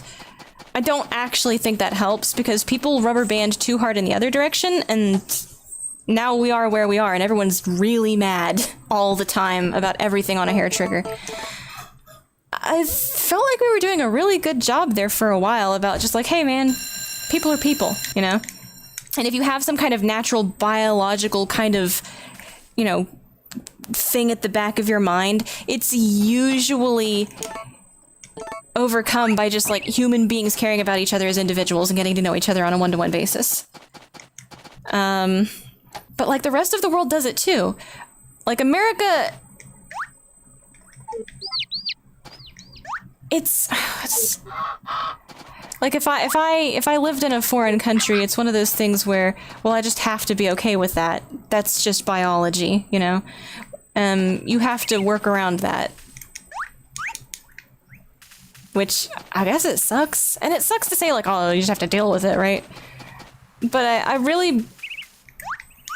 I mean, what can you do? The best you can do, right? I don't think, like, diversity hiring practices is, like, the solution, either. Man, I'm turning this into this is... turning this into a political stream. It seems like it's the same thing, but it's good when you do it this way. But it feels like unbalanced, and it also feels like it interferes with the concept of meritocracy, which the biological shit interferes with meritocracy also. So we're in a catch-22 here, and I just don't know what direction to go in is the best direction. But we're seeing, like, all of the anger and all these angry people and this nosedive in media recently feels like we've tried the one direction and it's not quite working out as well as it... Like, it's worse than it was before. It feels like it's worse than it was before. Like, things are worse than they were before in the media landscape. And this is the thing that we're doing differently now. So, I'm not, like, I don't know, man. It's the thing that everyone's focusing on suddenly. But that could just be me. I just wish people could fucking... wish people could just be fucking normal. Just treat everybody on an individual one-to-one basis. You know?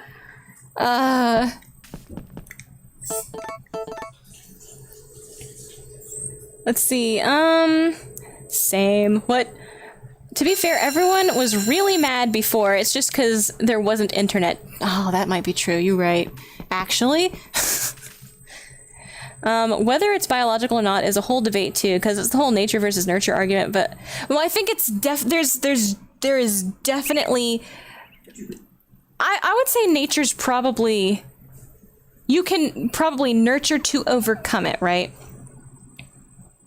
Maybe. Or maybe I'm just dumb. Like, maybe I'm literally one of those people that's like at the tick of autism where I just don't fucking get it, right? That could be it. I have bad facial recognition. Maybe I've got bad racial recognition. I don't know. Like, I was about to say, okay, it's not like I can't tell when someone's black, but I did think that Craig Charles was like the same color as my dad for my entire life until I was like a grown up and realized one day, all of a sudden, wait a minute. Oh, he's black. Oh, maybe I'm just the idiot. I shouldn't even talk about this shit because I'm not a normal human. I'm a fucking normal human like Rogue Galaxy 3's normal human. No. Galaxy 3. I hope they didn't make a... No! Stop! Dark Cloud 3! Rogue Galaxy! Brain dumb. Brain not work. God, we're fucking Rogue Galaxy. Oh my god. So, I kind of wonder, because, like, it was never fucking brought up with me. Mom took anthropology as a kid, right? Mom, like, took anthropology. All of our neighbors were Mexican. I went to school with, you know, a bunch of Indian children. It was mostly, like, Mexican children and Indian children. And then we shopped at the Viet Hoa, you know, we had... It's a fairly multicultural area I grew up in. And I don't remember ever fucking thinking about it, ever. I might just be dumb, but I never clocked it as, like, a concept, I guess. But I don't think. Yeah, that may be, but I don't think. Good luck with your conversation. Thank you! Actually, I'm having a lot of fun, because it's making me wonder a lot about... I guess the rest of the world... Maybe I really have, like, a really fucked up perception of reality. I'm not... It's not normal. I'm not... Oh. This controller is a bit whack, yo. Why is the control stick a C stick? Out of control sticks. Oh. It is an out of control stick, you're right. I am out of control sticks. No. low on control sticks. Oh well, it's functional. Repair. At least it is functional. I got a lot that look like that one on that other game too. Really? Yeah, because I keep taking people's shit out control sticks and giving them good ones because I'm full of love. What is the off button for the... Anyway, I think it must be partially biological, surely, right? I've never thought about it before in my life, and I've never had, like, an experience like that. I'm the dumb idiot that apparently doesn't read cues correctly. Like, I've had black friends be like,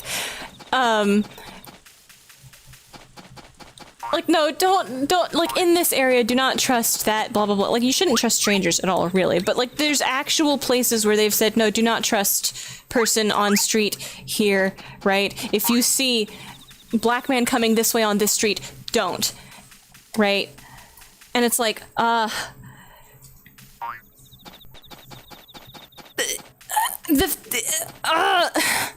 I still never connected the dots. I must just be dumb.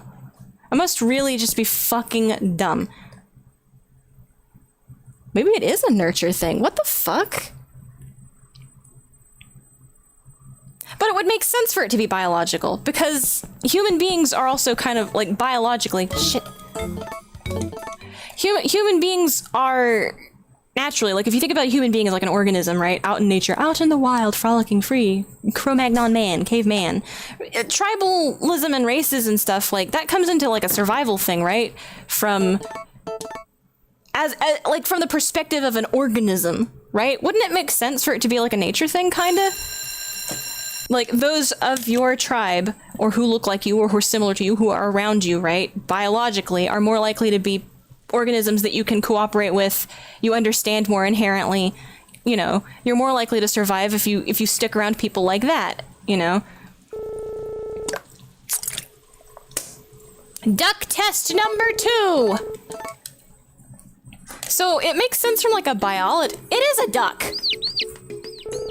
These are all chicken eggs! A female duck! Fuck!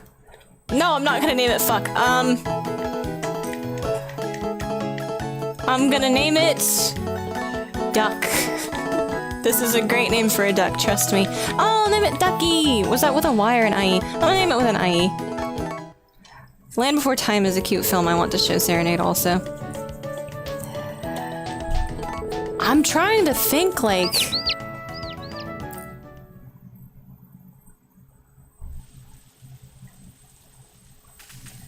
You'll have an unconscious bias towards people who look like you. That's always going to be there, but there's a difference between being aware of it and saying, oh, I don't see color. I think people who say I don't see color...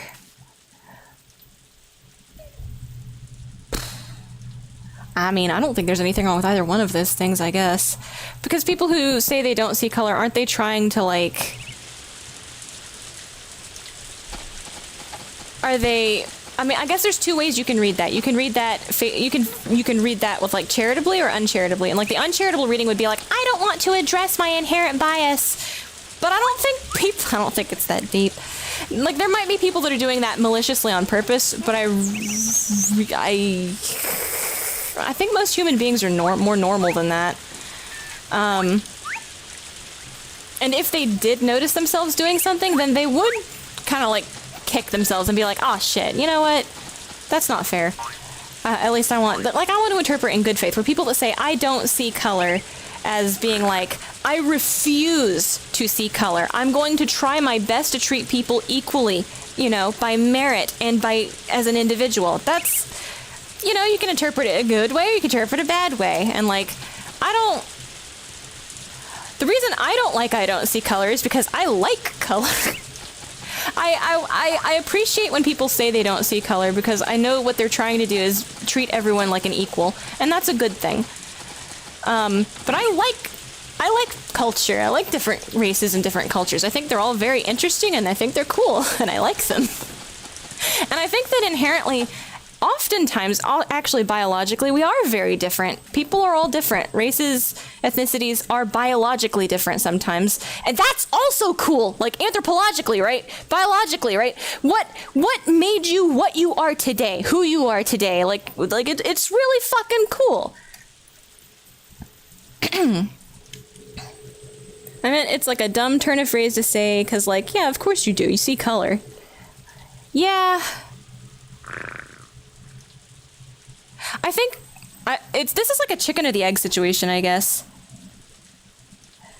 Because maybe I don't see color. Yeah. Why is it such a thing? Right? So I'm thinking, like, why is it such a thing? Why are there people that get, like, of course you see color, and there's like, no, I don't see color. Like, why is it such a fight? And I guess it's like, what's the accusation, right? What's the original accusation? Because that's what turns it into a fight, I guess. So the original accusation would be, well, you're racist, right? That's like the original accusation, is that you are biased, you see color, you might be racist. So people have to people try to defend themselves somehow, right? By the other extreme, which is, I don't even notice when somebody is a different ethnicity or a different race, which, honestly feels like kind of a reasonable sentiment, because when you're just dealing with people in a day-to-day life, those are individuals, and you might even be like, actually it feels especially reasonable, because I mean,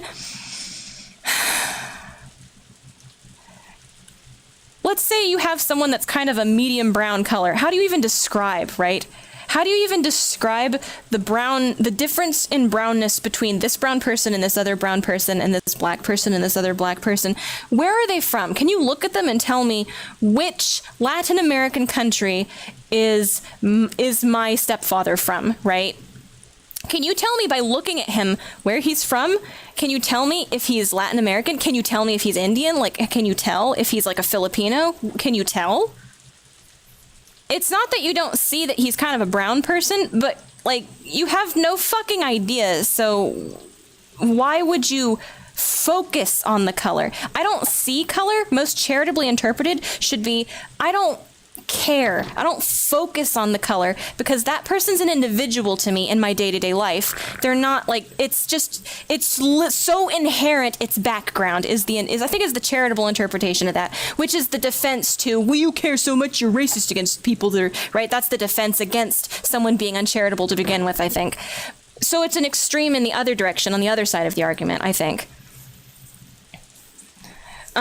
That's what it's trying to say, but it's like an extreme way of saying it, because I guess people feel attacked about it. I don't know. But I think trying to be most charitable in interpretations is like, you get to that point. Okay, I'm gonna read chat. Dumb turn of phrase, of course you see color. I don't think it's like a bad person who says that. It's just like they're swinging and missing when it comes to that. I'd rather try to understand what they mean when they say that, I think. Certified cringe moment.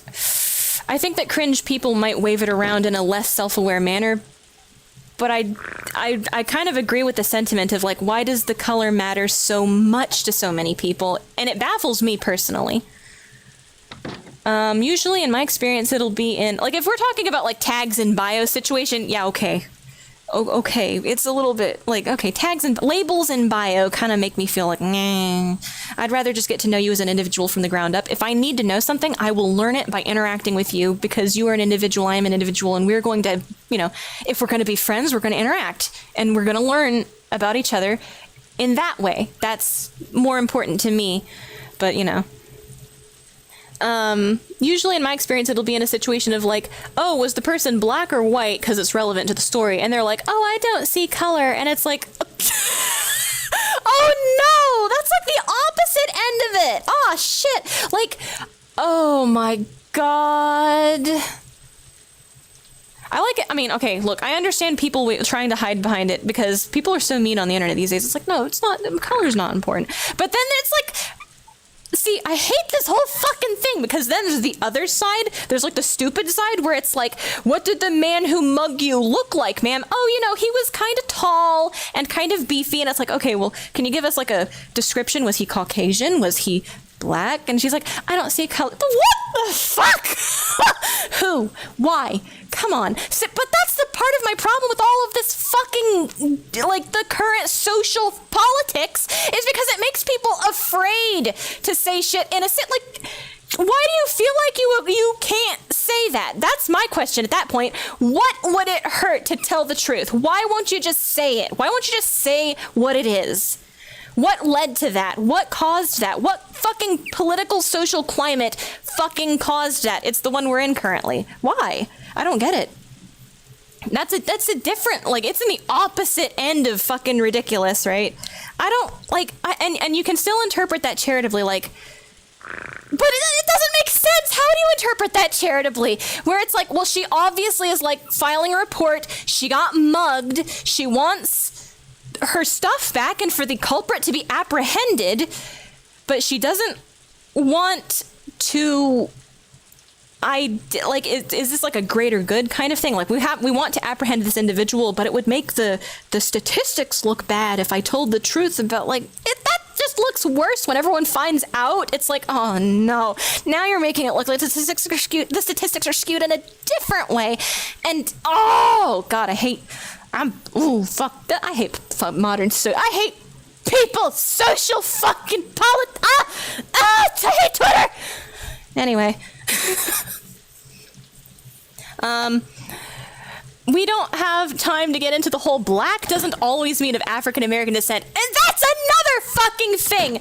I've gotten so confused because some people will get mad when you say black, right? Like, we weren't allowed to say black for a while, but like people get mad at it. I think maybe there's still people that get mad at it. I don't know anymore. It's so fucking confusing. But if you say this African American person, it's incorrect a bunch of the time because not all black people come from Africa.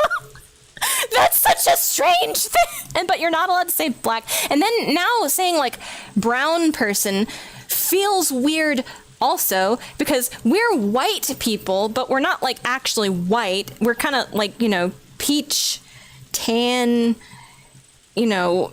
And then Crayola says, this is flesh toned, even though flesh is, like well, it's my... this isn't... Black people have flesh, too? So now we're trying to... oh no. I remember having that, like, wait a minute, no. The realization, wait a minute, black people have flesh too. Why is this called flesh? This crayon is called flesh color. It's such a funny realization. I thought it was really cool that they have these colors of the world crayons now, so you can have, like, all these different skin tones. It's got, like, the, like, golden peachy, and then, like, peachy, and then it's got, like, because there's like 3 tints and then different shades, right? So you have, like, the pinkish, and then you have kind of the yellowish, and then you have that kind of that mid-tone. There's like a 60 fucking crayon skin tone set. It's so cool. I love that shit. Cause, you know, when you're a kid, the brown and the tan runs out first because you're always drawing pictures of people. So now they've got plenty for everybody. I think that's cool. Let's see, descent, but I don't focus/care about color. Yeah, going to Spurg a bit. Okay, Spurg! Completely derailing the conversation a bit. You know what's the most racist thing I've ever seen? Skin-colored emojis! I thought you were gonna say something way worse. I will never understand why it was segregated. You know, yeah, it is kind of weird. Oh, God, and you know what it makes me think of that's, like, even weirder? Which I guess would be a good solution, but it's so weird the way that, like, Google's been doing it, is the people that just have, like, different, like, like, this person has, like, magenta skin, and this person has teal skin, and it just ends up looking like eye strain. So, like, what was the problem with the yellow emojis?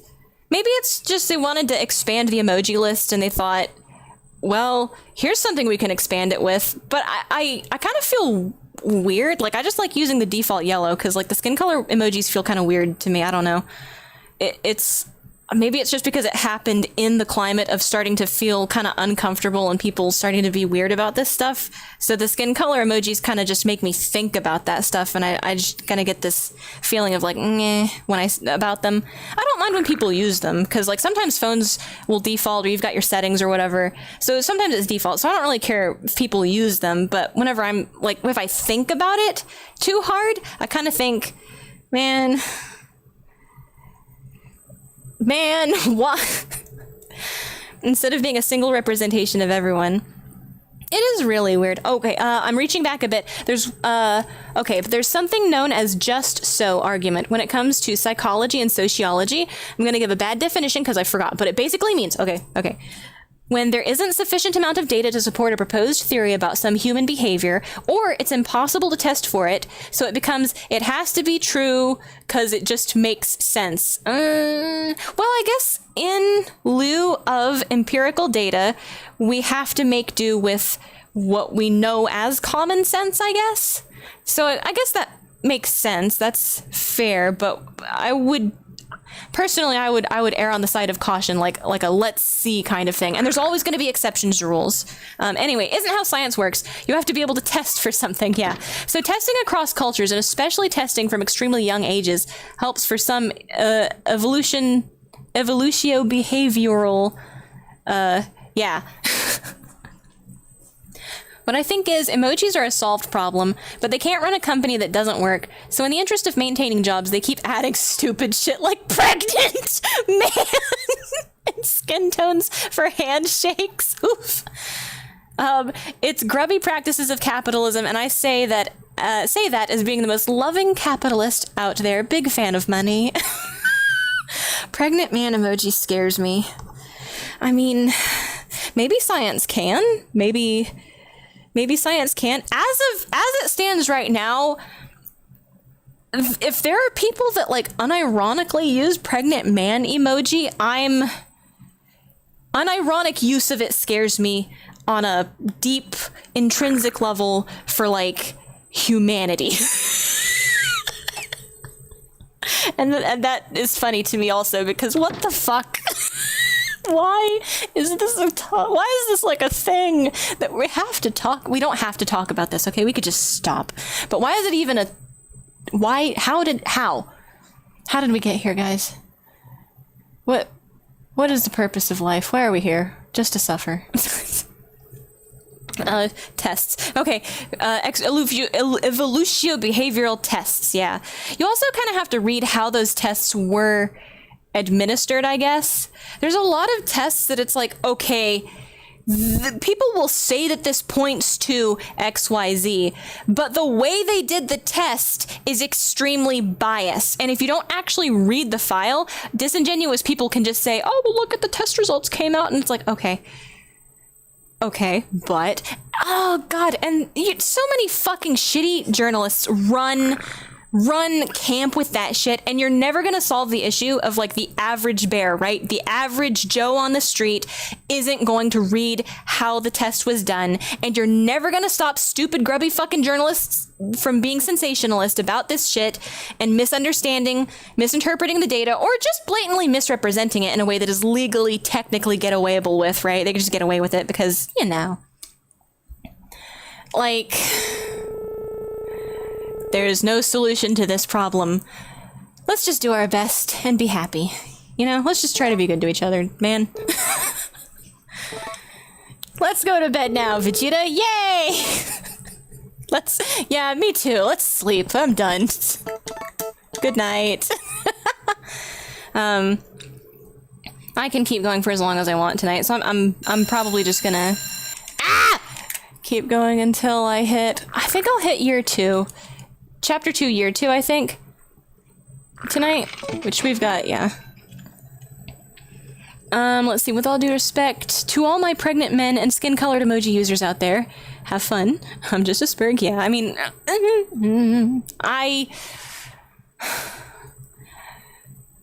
I'm so worried about the pregnant men emoji. That one, I'm gonna have to get over that one. If science prevails, okay, I guess. The way Unicodes are implemented are really fucking cool, because behind the scenes it's actually just 3 emojis.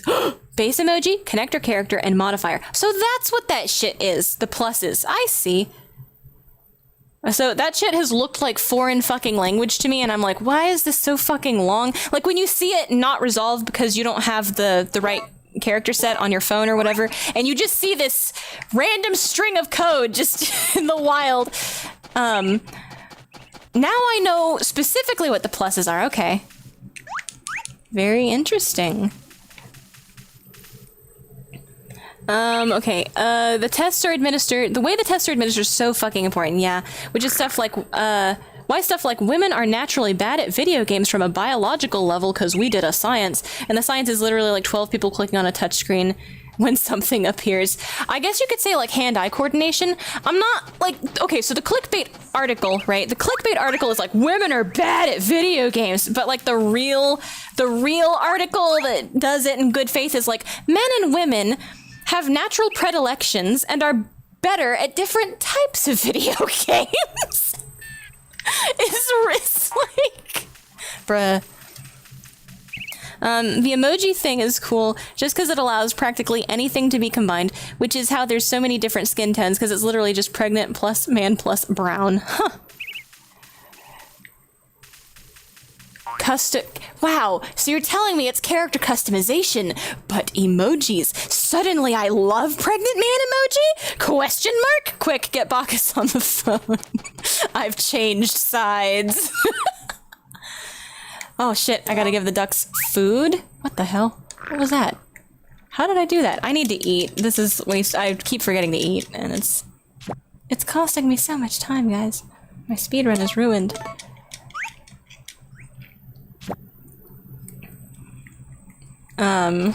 Like, I think, like, cause like the inflammatory thing would be obviously find something that a woman, like women, statistically, are not as good at as men, statistically. And then that's your headline, right? Women are worse at video games than men. And in the article, in like a footnote, it's like, specifically when it comes to first-person shooter games in this time period, but judged on this like small group of blah, blah, blah. And you've got, I think statistically, right?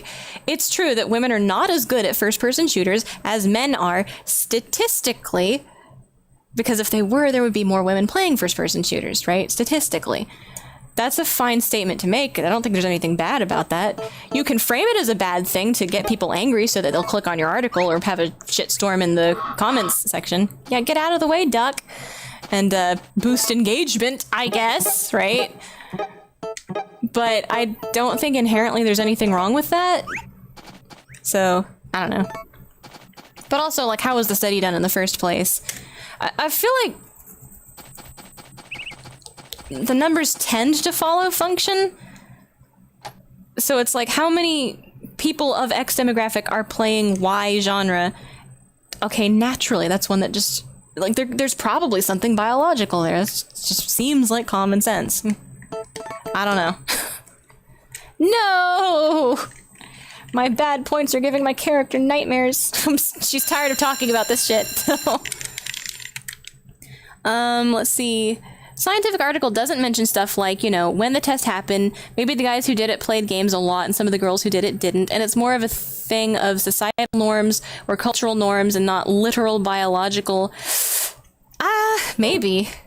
I guess what I'd be interested to see how the tests actually got run. I personally believe that guys are probably better at like, generally speaking, because they're more interested in shit like, challenging themselves. They're more interested in like war games and guns and things like that. Statistically, like, they are. I think that when you relax the stereotypes of like the Easy Bake Oven is not pink anymore, and we're also not telling everybody pink is a girl's color all the time anymore, right? If you've got 5 Easy Bake Ovens and they're all in different colors, maybe a larger portion of the male, you know, population will be like, wow, I think cooking is cool and I want an Easy Bake Oven, right? As opposed to, you know, pink is a girl's color and it only comes in pink and there's like flowers and sparkles all over it, right? You're gonna get a much smaller portion of the male population. But if you, there's so many factors, dude. I do think that there's probably larger demographics between gender that like things that are not traditionally in their wheelhouse. But I also believe strongly that biology plays a huge part in, like, yeah. So I still think it's gonna be, I still think you're gonna be able to say that boys tend to like war games more than girls. I think that's gonna generally be, first-person shooters are generally gonna be like a male demographic kind of thing. I don't think it's a bad thing, I guess. But I do think that journalists and people that misunderstand shit purpose, willfully or not, they're gonna like act like it's a bad thing or something just to make people mad. Societal norms, cultural norms. Wait. Did play it more of a thing. Societal norms versus cultural norms, not literally biological. I think men are fightier biologically. I think it is. Let's see. A difference between saying biologically there's a difference and culturally there's a difference. Very different things. Yeah. Both are interesting in their own right. And there's a lot of overlap too, I think, also, because like culturally, intrinsically, you know, ethnically, there's a lot of overlap in all this stuff. It's really cool. It's so nebulous, but I don't know.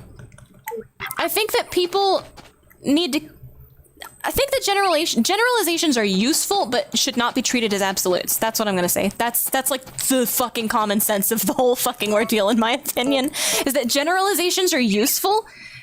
Generalizations can be true, right? Generalizations are it's a generalization. Do not treat a generalization as if it's an absolute, because that is incorrect. Like, always incorrect. If you treat a generalization as an absolute, you are always incorrect. But generalizations are fine. They are, you know, it's a generalization. That's how I feel. Difference between saying biologically, both are interesting in their own right. Basically, not conclusive evidence as per the reasons, yeah. A test done saying women are biologically inclined to be able to hunter-gathering because they set a handful of women loose in a grocery store and tested how fast they were able to high-caloric food. Okay. Identify high-caloric foods, or like, as if we're fucking grabbing jars of olive oil from the grasslands of Africa. Yeah, that's a stupid fucking test. What the fuck? That is a dumb fucking test. That's more like gathering. Yeah, I didn't say it when I was reading your post, but I assumed you meant like gathering, because like women are traditionally like gatherers and men are traditionally hunters, right? But that's stupid. That has nothing to do with like your hunting gathering instincts. That's literally conscious nutrition information. That is front brain, consciously what you know is high in calories. That's not fucking biology. What the fuck? What even like, you can't conclude that. Fundamentally, that's an idiot study. That's just an idiot study to do. That's just fucking dumb. Why are these people allowed to be scientists? What the fuck? Now I'm worried about the state of education and academia in general, just like, So what, okay, here's something fun, right? If you want to actually identify like hunter gathering activities, right? What you do is you take a bunch of kids out to a fucking farm, okay? And you say, all right, kids, we've got a bunch of hogs running around in this pen over here, and we've got a bunch of strawberry plants over here. Here, I'm gonna put on my down on the farm accent because I happen to be racist against Southerners. So we got a bunch of strawberry plants, berries ripe for the picking over here, and a bunch of hogs in a pen over here. You have a group of children, same age, just all the same, you know, just a big group of children, mixed boys and girls, and you say, all right, kids, whoever wants to learn how to rope a hog, you come over here, hunting. Whoever wants to pick strawberries and eat strawberries, come over here, right, gathering. And that might give you some better information than, all right, Karen, go find fatty foods in a grocery store. What does that say about anything? What? Huh? Bruh.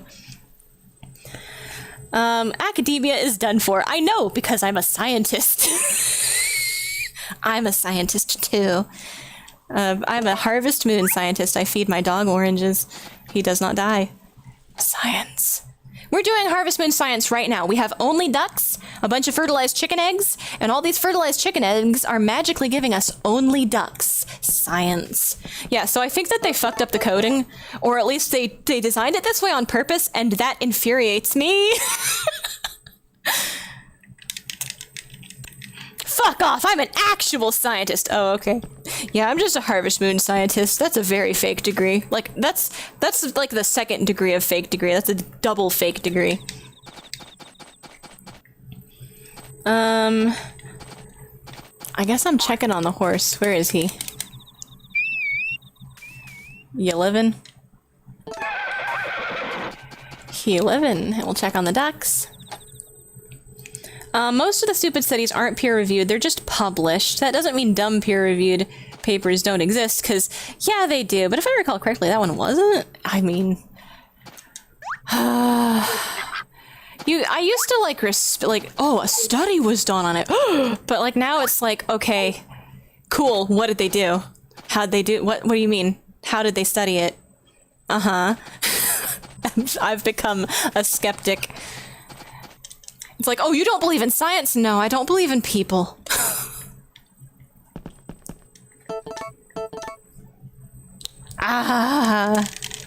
My diploma is probably worth as much as yours anyway. Oh! Nah. The joke is I don't actually have a diploma. I didn't go to college. I don't have a degree. I finished high school. I decided not to do a GED because apparently it looks better on, you know what, the smart thing to do would be mushroom. Cause like when you're job hunting, a high school diploma actually looks better than a GED cause like fucking more social shit. I don't understand why. Like you test out of everything and they're like, yeah, well, you know, you still gotta do this, you still gotta do that. We still need your ass in a seat for this number of fucking classes because otherwise we don't get tax money. I'm so disillusioned, dude. People are so dumb. Man, I don't even think high school was that useful, even. And apparently, when you go to college, you've got to take, like, the core classes again anyway, and that shit is apparently just a review of the shit you were already doing 4 years ago in your first year of high school. Why? Ugh. Anyway. I'm gonna sleep. I'm gonna save my game. Actually, it seems to be reading well, but I'm gonna sleep. I'm gonna save anyway, every once in a while. Also, it's not like women never hunted. Like, at least in native peoples, they would mention that a woman would be with them hunting because, wow, she was into it! But then they don't mention her by name and just gloss over it. Well, I mean, that's fine. Wait. Well, yeah, but like women, if a woman happens to have like a predilection for it, she's just like one of the guys. It's fine, right? Are they supposed to? I mean,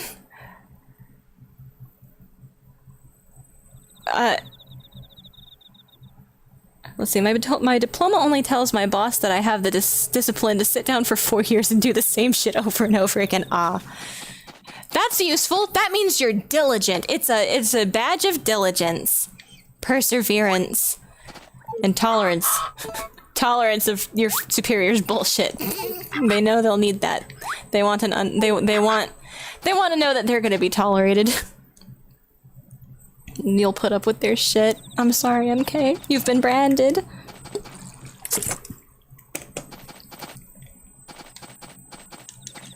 I was typing and re-editing because of comment limits. Yeah.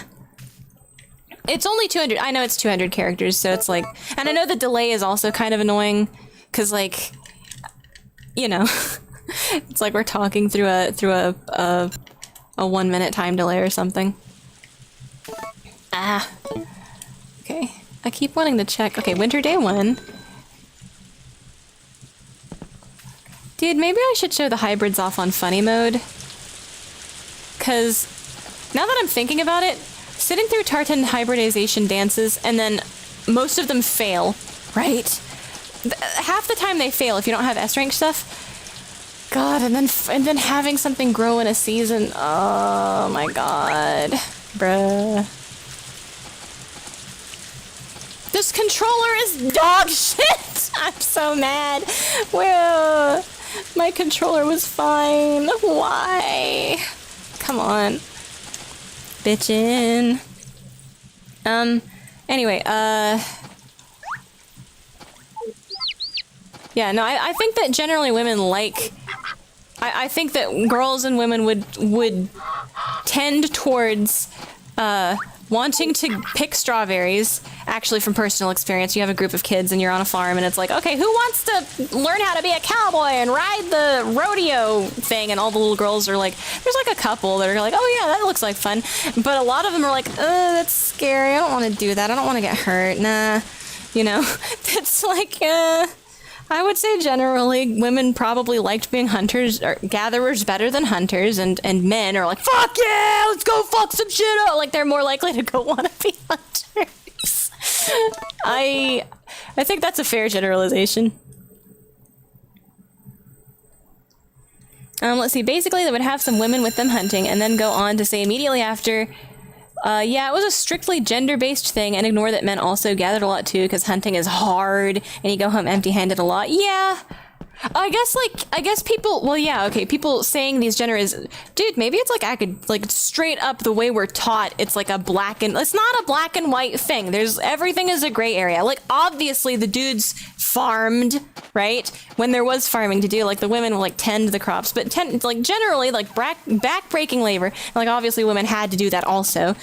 But like generally, men would like do the hard stuff, like the really hard stuff, and like women had to do hard stuff too, but like generally men were doing the back-breaking labor. And I don't know, I guess maybe, I don't, like, this is like a personal observance thing, I guess, but almost every dude I've come across in my life has had the knee-jerk urge to try and keep a woman from having to do something difficult. I feel like that's a biological urge for men. So I feel like maybe it's just a time-saving thing. When you're talking about these generalizations, you make the generalization and you don't every single time go back and say, of course there were exceptions. And then blah, blah, blah, blah, blah, blah. But of course there were exceptions. And then blah, blah, blah, blah, blah, blah, blah. But of course there were exceptions, right? Like, that's a lot of time wasted on something people should probably kind of be able to figure out for themselves, I think. If people didn't figure that out for themselves, that kind of feels like a different issue, I guess. People, like, if people just have a black and white attitude about things, that sounds like a personal problem. Just think a little bit more, and I feel like it becomes pretty self-evident, you know? But, I mean, people gonna people. Horse is having a grand old time. It's more complicated and not a fucking black and white thing. Yeah, the thing about, like, back in the olden days is, if something needed to get done, the person who was around to do it is who does it. It doesn't matter. Like, generally speaking, biologically, yeah, these gender roles exist for a reason, biologically.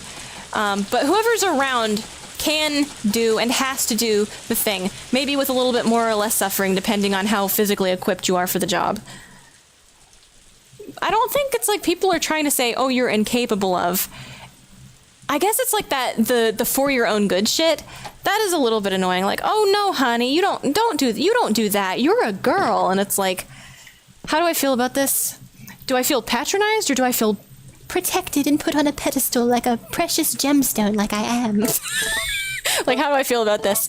It's that charitable versus uncharitable interpretation thing, I guess. Again, I guess. And so, like, if I want to try to do something, I like being allowed to try to do that thing. But I also appreciate when someone is trying to, I guess it's also the way they see it. Like, do you think I can't do it? Or would you just prefer I don't do it because you think it would be more efficient if you did it because you're bigger than me and stronger than me? That's fair, you know? But sometimes I want to try something. I want to try to do the thing. I want to do the thing. I want to have some self-satisfaction. Let me try. Let me do the thing too. I think I can do it, and I think maybe if I do it, I can find out an interesting way to do it. Maybe I can innovate something because I have to figure out how to do it a slightly different way. I don't know, there's plenty of reasons to do shit for yourself. Plenty of good reasons to do shit for yourself. I don't know what I guess people just shouldn't be condescending. Maybe condescension is the issue. I think being condescending is the issue. Interpreting things in good faith and don't be a condescending dickhead is probably the issue here. I think saying mostly men hunted, but everyone gathered is much more accurate than men hunted and women gathered. Yeah. A new friend? Oh boy, is it another duck? I can't believe they did it this way. We've had 0 eggs from our ducks, but every chicken egg, now that there are only ducks, all ducks. They programmed it this way on purpose. They did this. It's a female.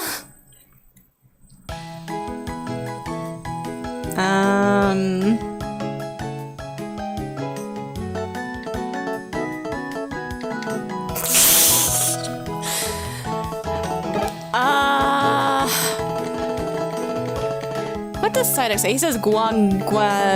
It's like, yeah, we'll name her Gwen. I don't think Gwendolyn will fit, so we're gonna say Gwen, because Guapa is what Psyduck says. Another duck name. Let's see, stuff like that. I guess that's fair. I think that, well, actually, are we talking about like specific societies? Because I guess there were some maybe more, well.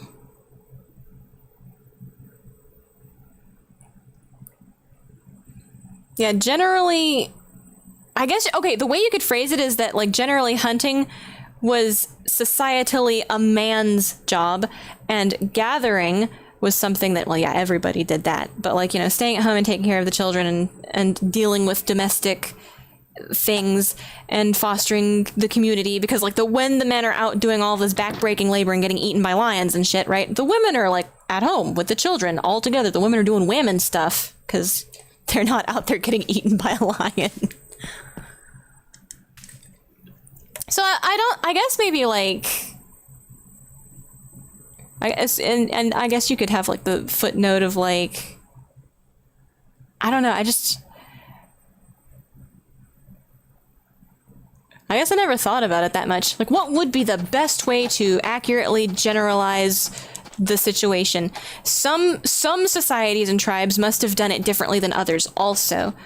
So the generalization that, like, men generally hunted and women generally were expected to this, that, and the other, and then everybody, you know, brings home, everybody contributes what they can, though, right? That kind of, that sounds like a yeah, I don't write textbooks, and it's probably a good thing I don't, though, so just gonna. But yeah, that is, like, I have a lot of trouble with, like, textbooks.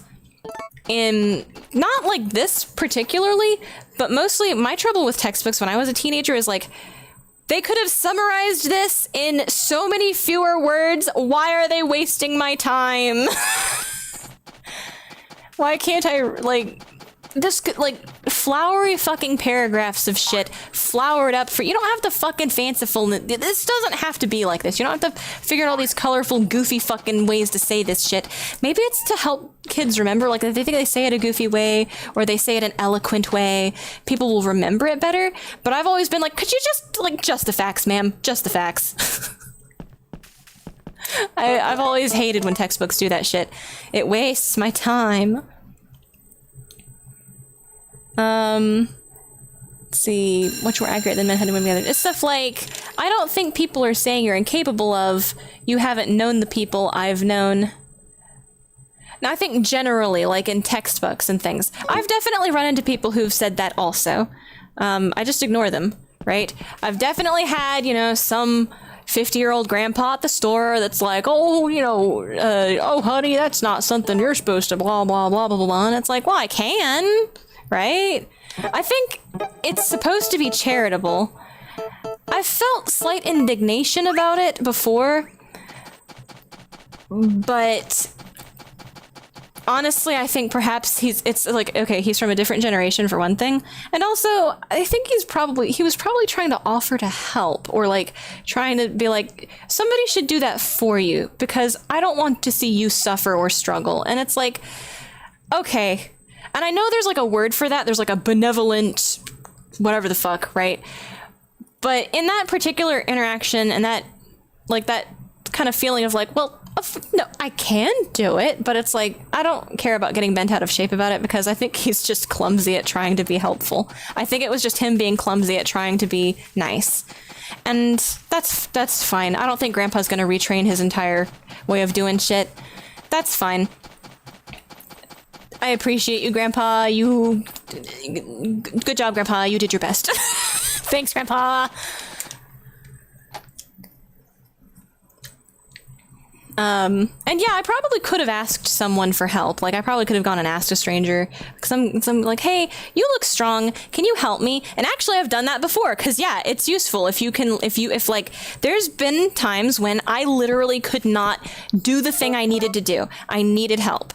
So what I do is I scan the crowd, find a strong looking man, buff, tall, you know, find the guy that looks right for the job, strong man. And I go and I ask, I'm sorry, could I ask you for some help? I'm really sorry.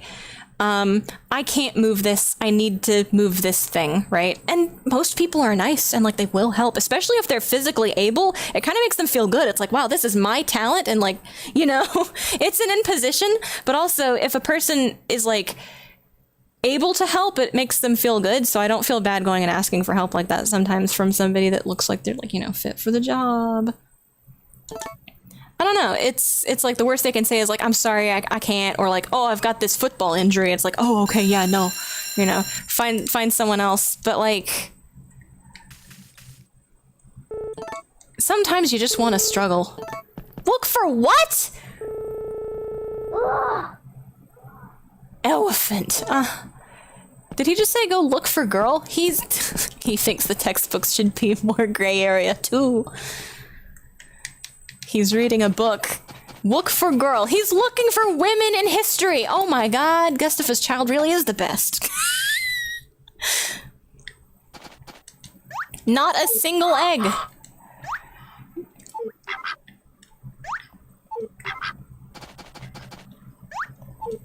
Ducks just don't lay eggs, dudes.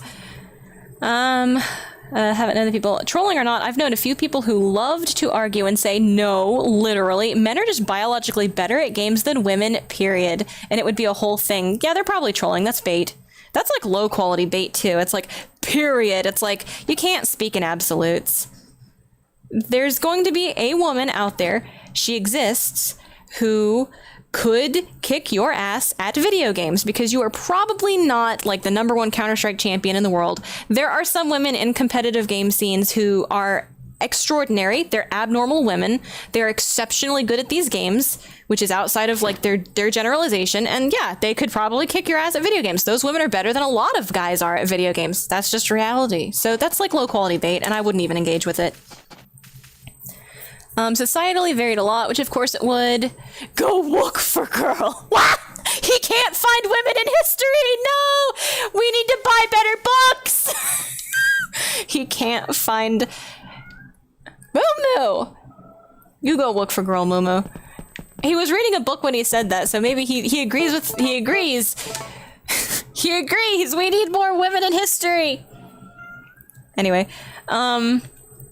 societally varied a lot. Of course it would over time. Sometimes textbooks are just written like shit. Ah, man.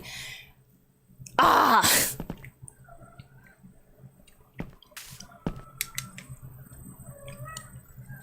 The old man thing is also different because sometimes it's like, yeah, they mean well. It's just that they're misguided in terms of, yeah, shit's different nowadays. Well,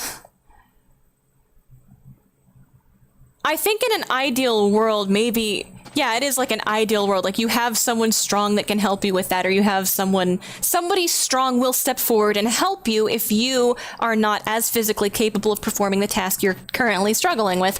In an ideal world, yeah, somebody would help you with that. It's a nice thought. It's just clumsily delivered.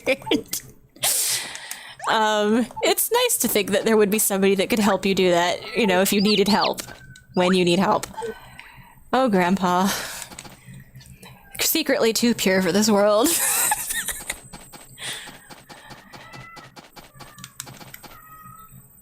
Poor Grandpa. I think it's just, I don't know. Maybe I'm too Pollyanna. That's too Pollyanna about all this shit. I don't want to think these people are doing this shit on purpose. I don't want to think these people are being bad. I don't want to think that media is all up its own ass about this shit on purpose. But at the end of the day, it's just like... it is what it is. My favorite time period's the 90s. I'm one of those obnoxious 90s kids. I want to go back and play Treasure Master. Oh god. I don't want to play Treasure Master. This is a meme. I think that everyone should play Treasure Master at least once for the meme, but I do not want to play Treasure Master.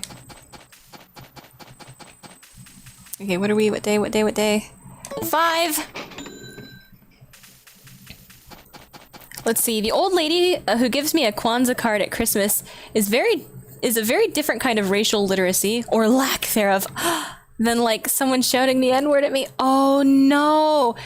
Oh no. So she just gives you a Kwanzaa card because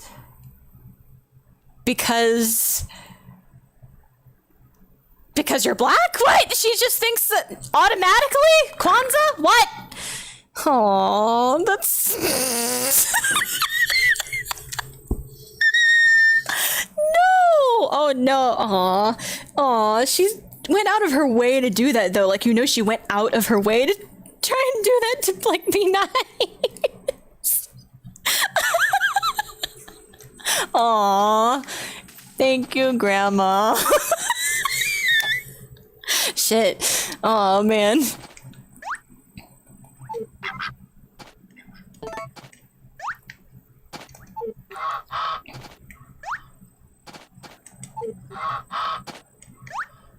Oh god. Speaking of like holiday... Okay, I'm sorry. Speaking of like holiday racial stuff, I have to know your opinion. I have to know your opinion on Black Santa. I have to know, man. I need to know. Please tell me your honest to God opinion on Black Santa Claus. Both of you, actually. Yeah, you too, MK. You're also in trouble.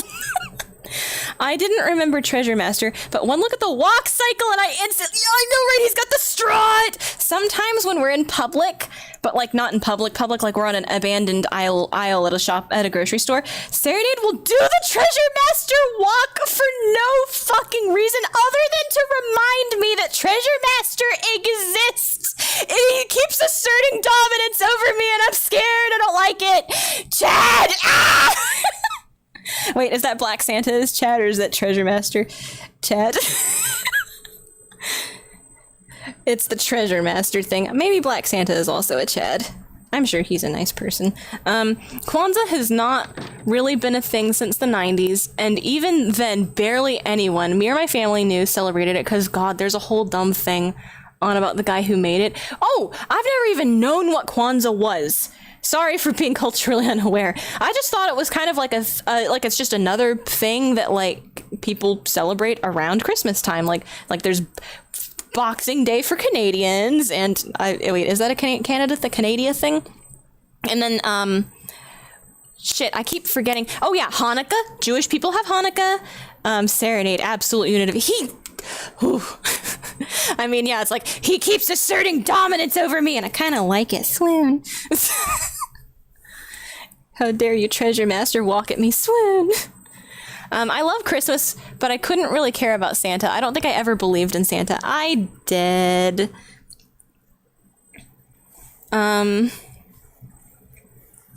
Oof. Let's see. Oh, I actually love Black Santa. Oh, because my mom would read a couple of Black Santa Claus stories to me as a kid. It's cute. Aw. I don't understand why people were so angry about it when people started decorating them. I feel like it's another, like, side effect of this whole fucking, like, diversity hire shit and the poisoned political includes, like, the social shit. Like, it's just, like, another thing of, like, that. It's, like, why does it have to be everything? When I'm pretty sure, like, wasn't there, like, a Black Santa? And why does it have to be a bad thing? I think it's funny. I think it's cute. I know it's, like, okay, I guess it's like the token, like it's literally race swapped Santa. Maybe that's the problem, is because with all of that talk of like, you know, tokenism, where they'll take a previous superhero or something and literally it's just, oh, now he's black, right? Oh, like the Little Mermaid, right? And it's like, maybe that's more like it, because it's such a nebulous thing. Like, the character of Ariel could be reinterpreted, right? This is a new Ariel, right? You can reinterpret that as like a different character, but it's Santa. He's like a concept. So maybe it was like worse because of it felt more like tokenism. So the tokenism people are mad because tokenism, you know, like, why don't we have our own shit? Why don't we look into our own holidays? And then the people that were like, why do you need a black Santa? White Santa isn't good enough for you? And I'm looking at black Santa like, whoa. What? I think he's kind of funny. I guess I kind of don't understand, why does he have to be black? But at the same time, I don't care that he's black. It's weird, I guess. It's weird, but I don't hate it. I'm not mad about it. Confusion, I think, is the feeling I feel about it. But I mean, if Black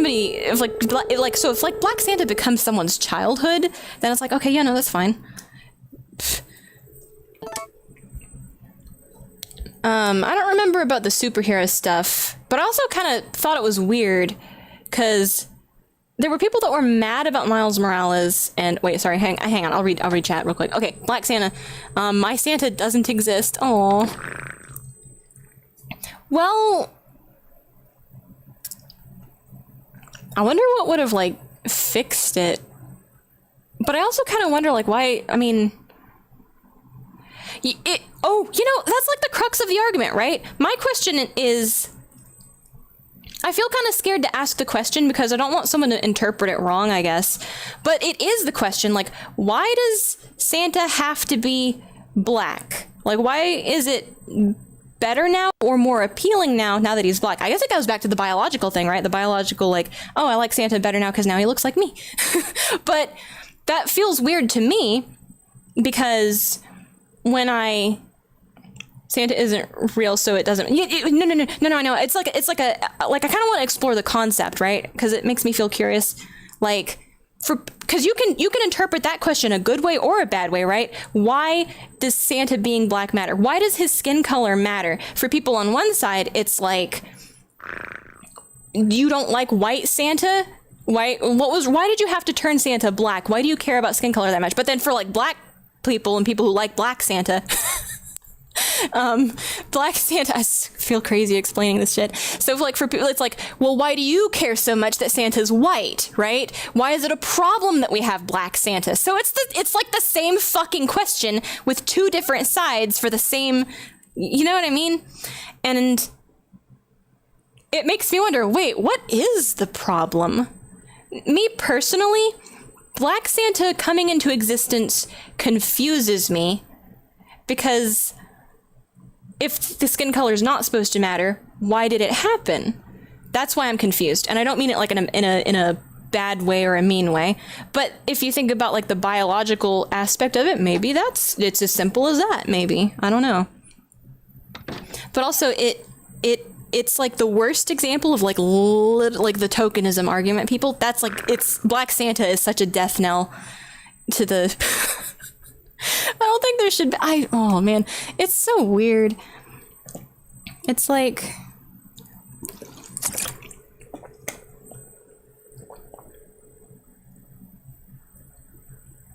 okay, I'm gonna catch up on chat real quick. Okay, love Black Santa. Most of the Santa I have in my mind is him on Coca-Cola branding. Yeah. Oh God, with the Coke bottle and that specific facial structure for Santa also, that very specific Santa, yeah. It's nice that there's an option. Yeah, I don't think there's anything wrong with it. It's confused. It just confuses me. I think it's because he is a saint that did exist and has a form already. Yeah, like, oh God, you really think it might be that human urge, that playground thing that like, but like, why don't you just get your own? And then they're like, but Black Santa is that. And it's like, no, that's not what I meant. I don't understand why you need him but black. I don't understand. That's like, it's confused. I'm confused. I'm sorry. It confuses me. It's gonna, like, for when it happened, I guess, when people were grown-ups and it happened, I guess, is why I'm confused, because, you know, grown-ups did that. Children who get, like, conditioned on it, right? It's like a nostalgia thing for them, and it's, like, comforting, and it's like, Black Santa is gonna be intrinsically, you know, for them, right, that's gonna be, yeah, no, I get it, right? That's your childhood, that's intrinsic. But for people like that just, who decided to do this, why? Is it a marketing thing? It must be I don't know. I don't want to say it must be like a marketing thing, but it did happen around the time period of making money off of all of this outrage. Man, I don't want Black Santa to be, like, if Black Santa is, like, precious to your childhood, though, man, fuck those marketing guys. Your precious memories with Black Santa are your precious memories with Black Santa. I'm sorry I keep calling him Black Santa, because, like, wait, is he Black Santa or is it just Santa? What's the lore? Do we have Santa lore now? Like, beyond the originals, like, what's the new Santa lore? I'm so confused, guys. An option. I think he's a saint that did exist. Yeah, the Saint Nicholas stuff. I know that. I got taught all that, and the way my mom explained it also, like, I believed in Santa as a child, right? When I got to the age where it's kind of like, Mom, is Santa really real? Like, can I meet Santa someday? The way Mom explained it to me is that Santa Claus, right? He is the spirit of Christmas, right? Santa Claus is technically real because he is the representation we have as human beings, a society, for the Christmas spirit. So Santa is real because people are affected by the Christmas spirit. They are more charitable. They are moved to care about each other, moved to blah, blah, blah. So I got transitioned off of Santa that way. And of course that coincides with the, you know, the spirit of like charity and the spirit of, you know, Jesus Christ, because it's Christmas, and, you know, we also had like the manger scene and the birth of, you know, all that stuff. So I got transitioned from so yeah, I will still unironically answer people if they ask me, oh, well, do you believe Santa's real, like in a goofy way or whatever? Like, yeah, I think Santa's real. Santa is 100% real, fam. He's the spirit of Christmas. I think that's like a good way to do it also. Let's see. Recent thing. Okay, people complaining about different because it doesn't matter. It's different because people complaining about Black Santa are pointing going why, while the people with the Black Santa are just enjoying themselves, not asking in the first place. Yeah, I think, well...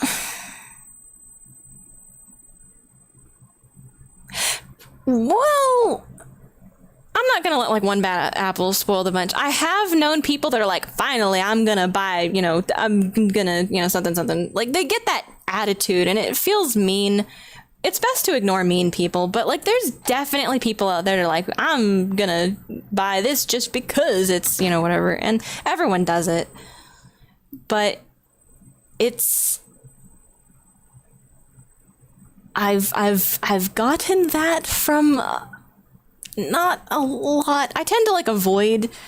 I'm good at avoiding, but I have gotten that from like at least one or two people that are kind of throwing that shade feeling wise. But I hope they enjoy their Black Santa. Now they can enjoy Santa. That's fine. That's good. Whatever.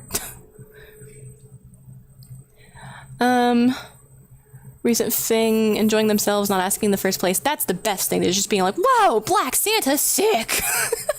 I was saying, oh man, Black Santa is such an American thing. I kind of want one.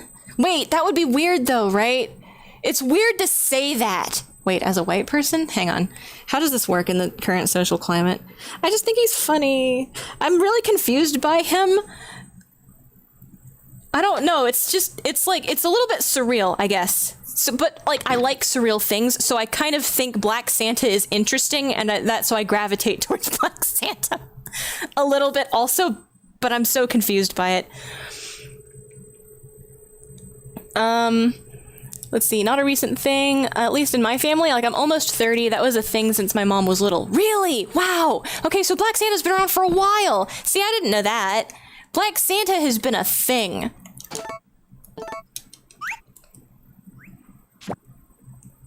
So Black Santa just like hit the stores recently, and it's just bad timing because everyone's being a dickhead right now about it. Aw, man. Chicken feed. Yeah, no, I just want to enjoy Black Santa in peace. You know what? Maybe we should have one of those shitty holiday movies where Santa's black, right? You know, like one of those action flicks, but it's Santa's is the main action dude, right? But it needs to be black. Actually, that would be a specific flavor of fantastic, because there's like a level of energy and finesse that different, like, everyone's good at a different. I'm about to sound real racist here. I think different ethnicities are good at different things. I really do. And I think that black people have this finesse that you can't capture from any other ethnicity. And I think that it's just fantastic. When they're there, when they're it. And it's so cool. I want Black Santa action movie. That's what I want. I want Die Hard, but Santa, and he's black. I forgot to eat. Okay, emoji oh no! Confuses me personally, because it's more of like the emoji problem, more needless segregation. Yeah. Oh man. Now we can just have 2 Santas. Never mind, we'll just have 2 Santas. We'll have Black Santa and White Santa, and then when they come out with Mexican Santa in the sombrero, we have him too. We just buy all of the Santas. We're gonna have a multicultural Santa lawn display.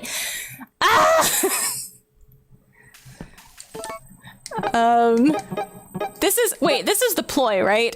They're gonna make all of the different nationalities of Santa so that you have to buy more Santas. It's those greedy capitalists at it again. Oh shit, I know what I needed to do. I needed to unlock the other cooking styles. Okay, so what you do is you come over here, make a salad, turnip, just 1 turnip. The saint thing, yeah, is true, but Christmas itself is a whole stolen holiday from the pagans. It's like the origin and how it, like, yeah, it... Oh, here, do you want this? Yeah. Do you like these? Yes, you can eat it. He will eat it later. I know my ass is being exploited, aren't we all? The country is in the pocket of the corporation, so at this point, who fucking cares? Salad. Turnip.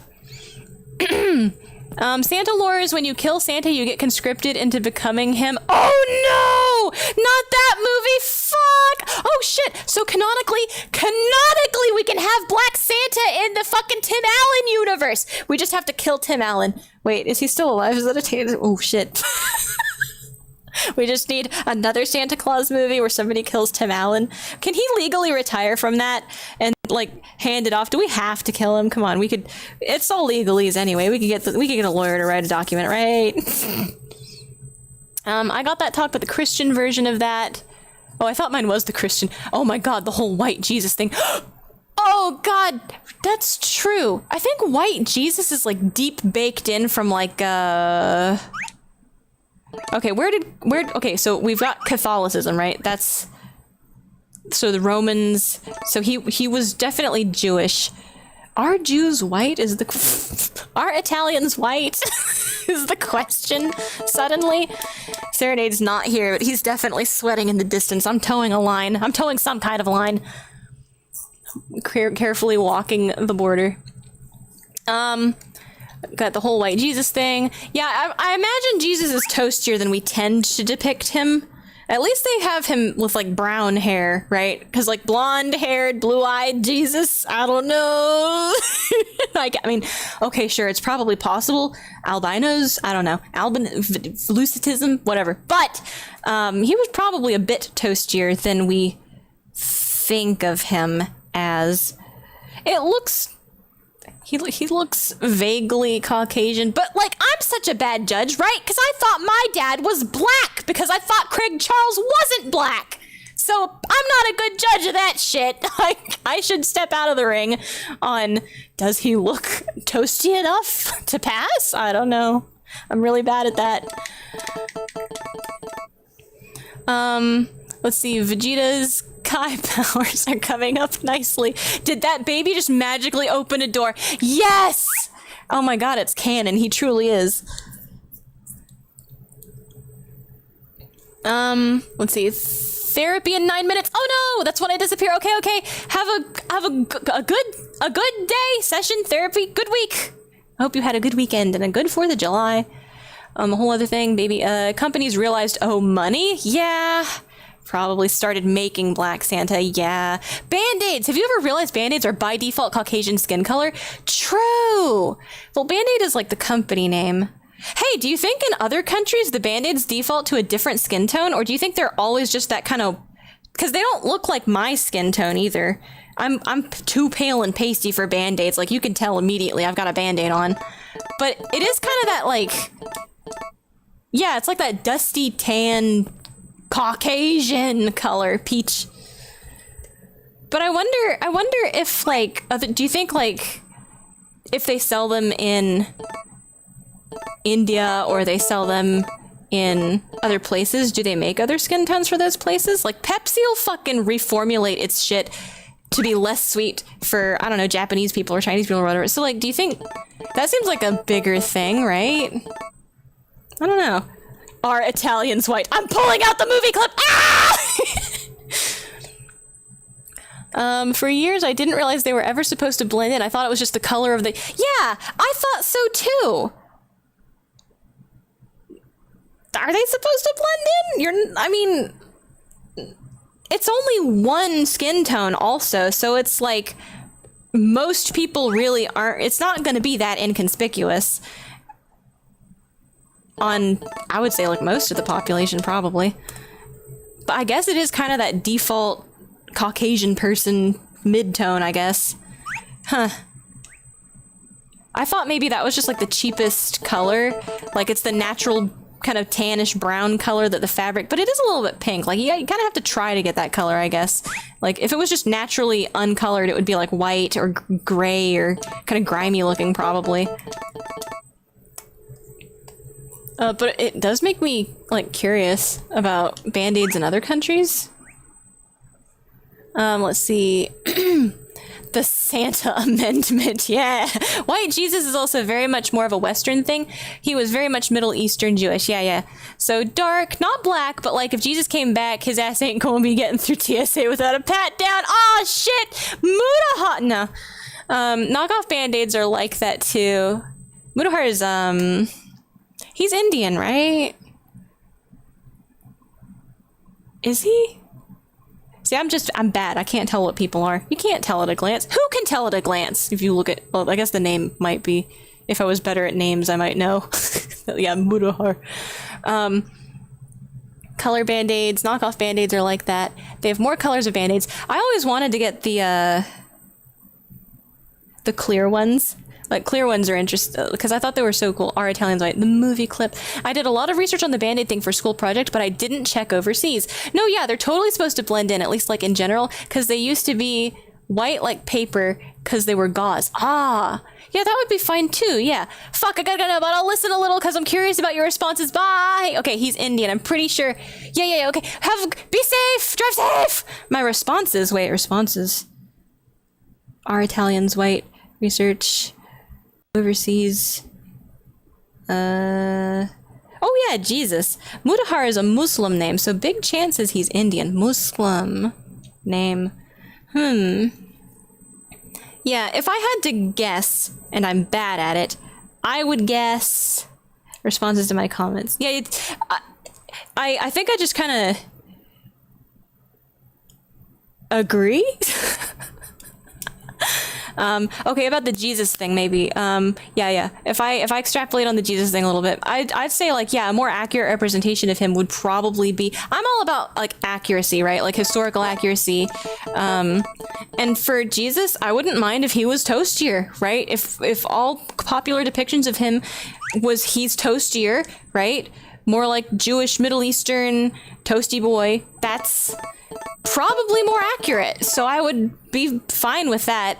The status quo as it is, I guess I would prefer it, yeah. I want it to be more accurate. It's hard to make assumptions, but I guess that's a very safe assumption. I know, my hesitation, my only hesitation would be, I feel sorry for the little church ladies that would all have a heart attack at once. You know, there's a lot of Southern Baptist little church ladies, and you know, it's the oh, bless your heart, Grandpa, bless your heart, Grandma. It's that they would have a heart attack and die, and I would like to avoid that. But I think that depictions, like serious scholarly depictions and things, or however you want to, you know, if you want to go more in that direction of like what is most likely Jesus ethnically being Middle Eastern toasty man, I agree with that. I think that's cool. I think that's interesting. I think that's faithful, and I would prefer it. At the moment, I don't like hate the white Jesus either. Because I guess it's because I know a lot of Jewish people and they don't look toasty or Middle Eastern. So I think back then, maybe everybody was probably a lot toastier because everyone spent a lot more time. Like they didn't have central air conditioning back then. You know, everyone was outdoors a lot more, I think. So maybe just by merit of the fact that he traveled around a lot, and he probably was a lot more tan by merit of what he did, regardless of like his, if he could sit around inside in the AC all day, would he be this pale and pasty? Maybe, but realistically for what Jesus was doing, which is like hoofing it around, right? I think he'd be toastier than the depiction we have of him. Yeah.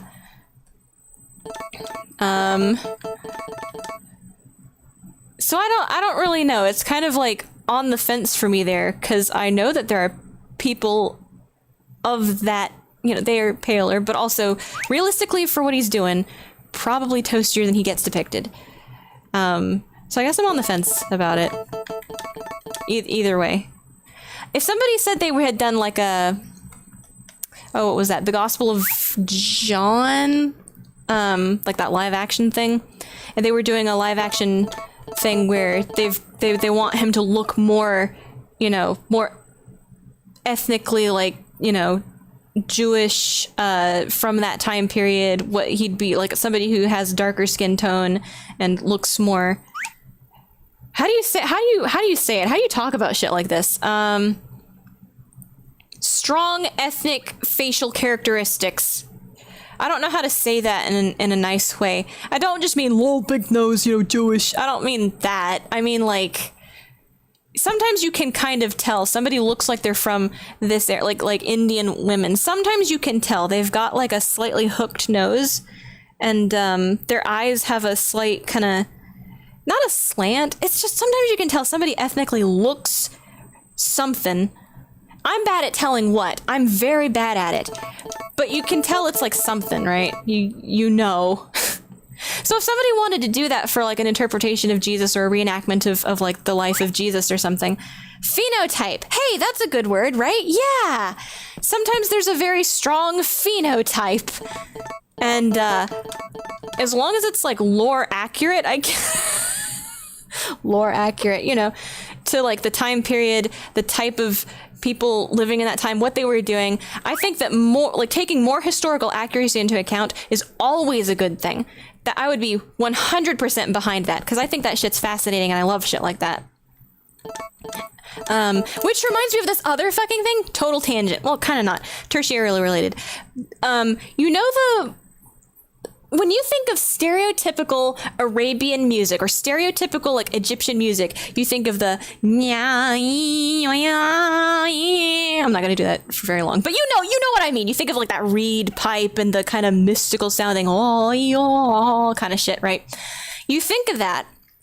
There's this guy who does these long form documentaries on how that's so fucking annoying.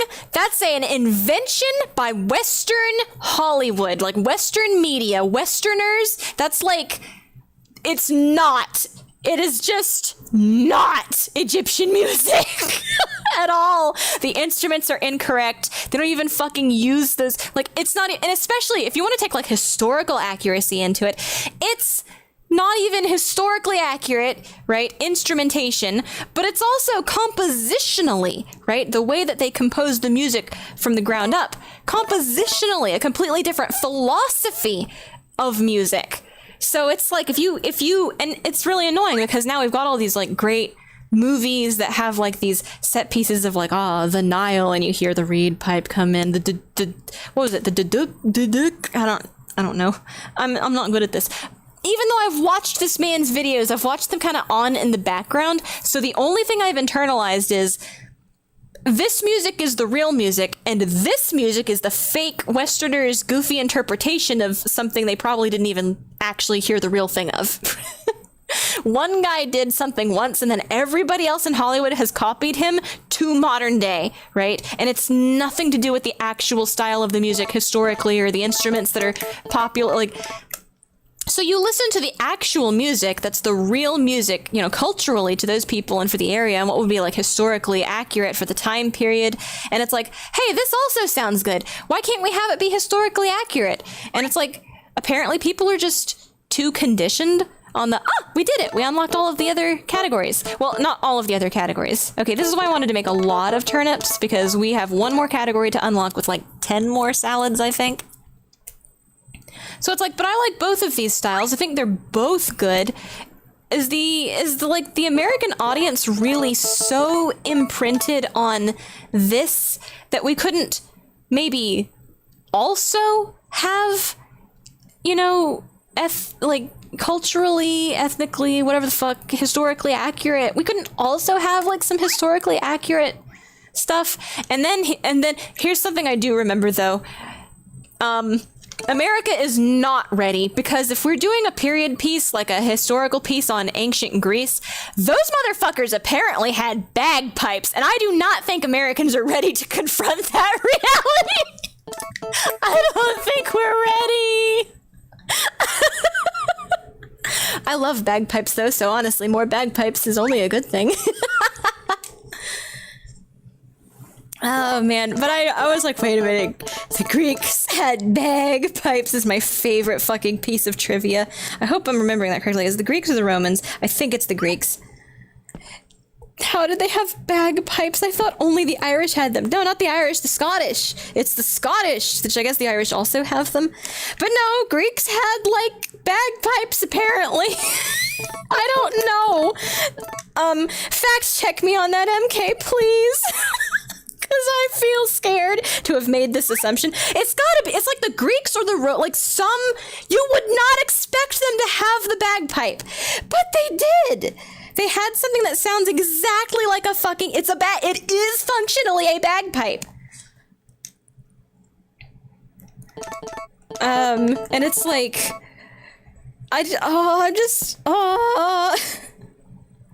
you gotta fact check me, dude. Confirmed, bro! It was the Greeks!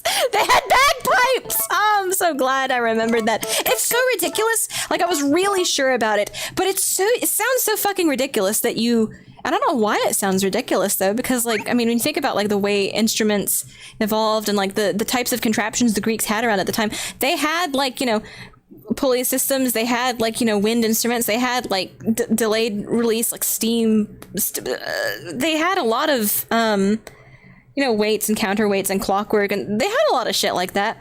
Bagpipe seems like, okay, yeah, I guess it's just because the bagpipe is such a niche and absurd kind of instrument to us in modern day that we think, how in the fuck? Surely we would have heard if the Greeks had had bagpipes. Somebody would have mentioned it because it's so weird. But it might have been called something else, but yeah, no.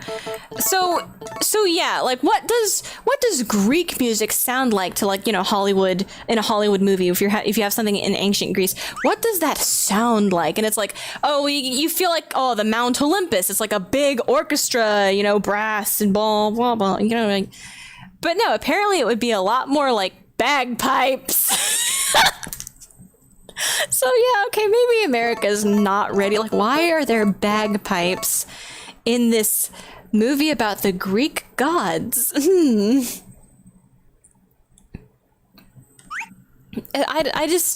don't know. Maybe a lot of that association with, you know what?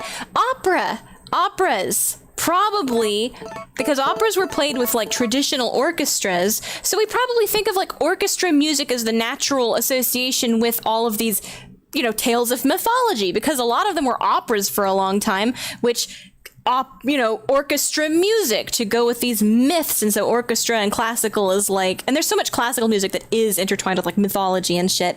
Maybe that's it. Maybe that's why we just think of like generic orchestral swell is Greek gods and stuff. I don't know. If it was the Roman who had invented it, it would be extremely funny since they also wore skirts! Ah! Shit! The suspicious correlation. The Scottish perfected it later by combining these two things, right? They are the true warriors of the modern age. No! The Scottish. Shit. If only the Romans had invented it. Coincidence? I don't know. It's still pretty close. Still pretty close by. I consider like the Romans and okay, so like in my mind, I'm bad at history, I'm bad at geography, I'm bad at time. Romans and Greeks are like neighbors in my brain. They existed at the same time, right? They were like around the same. I should fucking actually learn about this shit, because I like a lot of periphery to it. I make reference to it. I like talking about it. I should actually learn about it. I think they were. Yeah. Like, I think they were. I wish I knew. It comes up. It's always nice when you have someone around who's like better at history and geography than you are, because you can just be like, they just contribute that. Like, yeah, no, it's good. Confirm or deny. Wasn't the Trojan horse an interaction between the two? I don't really know. I know the story of the Trojan horse, but I don't know what Troy is. Who is Helen of Troy? Where is Troy? What is Troy? The horse came from who and went to Troy? Or did the horse come from Troy and go to who? See, Serenade is not here to save us. I know, he's so good at this shit. Where's my history boy? Geography boy? I'm fine with boys being generally better at like geography, because then I could just ask them about it. That was like a generalization when I was a kid also. Is like, boys are good at math and geography and girls are better at English. That's it. English and home ec. No. I guess there was kind of like a thing floating around when I was a kid about like, okay, boys are better at science and history and geography and math, and then girls are better at not giving a shit about school. We want to go do other stuff. But everybody wanted to go do other stuff. I think there's like aspects of science that girls are just as good at, if not better. Detail oriented. But anyway, who cares? Talking about Romans and shit. The world's not ready for how bad I am at history and geography. Fight me, MK. Fight me in a who's worse at geography and history.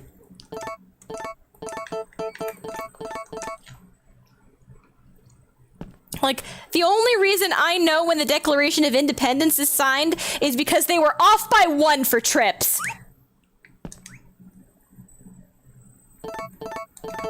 That's the way my brain works, so I'm hopeless. Set a date and a place. I won't be there because I will forget when and will get lost on the way. Oh. Me too. Okay, so like I've lived this might be like a side effect of not driving. I've never had the need to drive. Yeah, super sheltered life. I've had a bike, right? I ride bikes. But I went from not really needing a car to, again, not really needing a car / not being able to afford one. So, I do not know street names. It's very bad, and I should probably make an effort to learn street names. But like, if you turn me loose on foot, I can find my way someplace because I'm familiar with the area, but I will not be able to tell you how to get there. And if you try to tell me how to get somewhere, I also will not know what you mean when you're trying to tell me how to get there, because I only know how to go do place. I do not know how to explain how to go to place. And you cannot explain to me how to go to place. Oh, we did it. Main dish. All right. So I kind of hate this cooking system. It's a little bit better than what they did in modern times, but it is definitely a downgrade from the previous game's cooking system.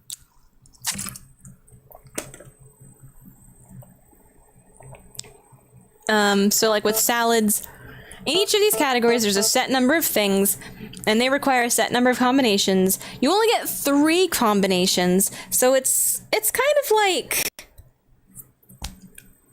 So it's like Save the Homeland, but a little bit better. But I like it a lot less because all of the combinations are way less forgiving, and most of the combinations, like, require Generation 2 hybrid crops or like Generation 3 hybrid crops, and there's like way fewer forgiving dishes in this game for like easy cooking. Like, you might as well not even bother trying to cook in year 1. Because, like, you make a tomato salad. I think there's a salad. Okay, a tomato. Yummy. What goes good with a tomato? Mugwort? Nope, that's not a salad. What about this? This? Nope, that's a failed dish and you wasted your tomato. A melon? Wait, no. No. A tomato and a melon. If I recall correctly, this is a salad. I might be wrong. Yeah, okay. So a melon. Toma Mello salad. Is this an intuitive dish to you guys? Is this intuitive? Would you have ever considered in your life combining a tomato and a melon? A honeydew melon? As a salad? I don't know. Maybe it's a cultural thing? Isn't this weird?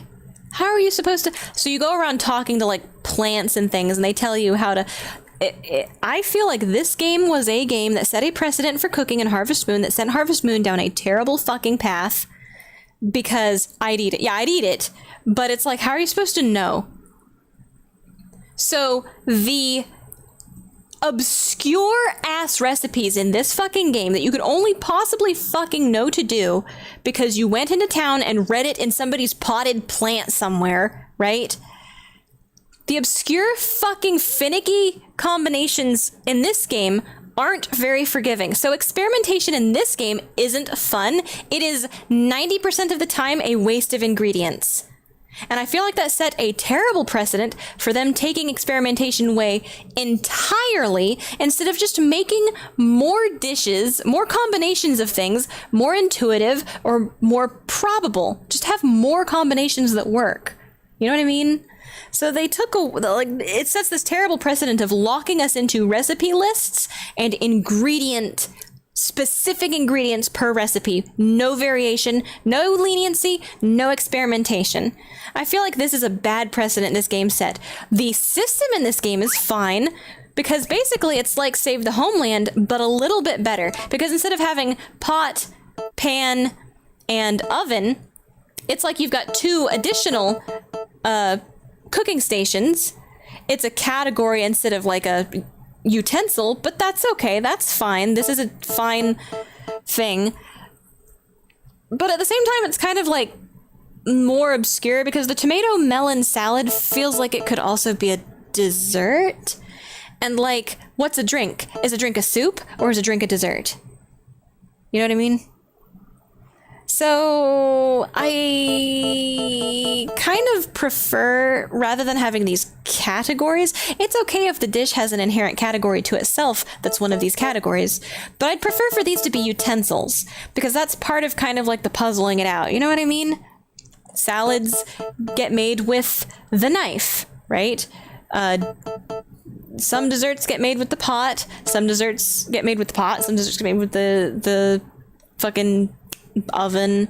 You know, I just feel like these categories are less intuitive, combined with the hyper fucking finicky combinations to actually make successful dishes. This is a bad cooking precedent, even though it's technically more lenient. There's more options technically than the PS2 cooking.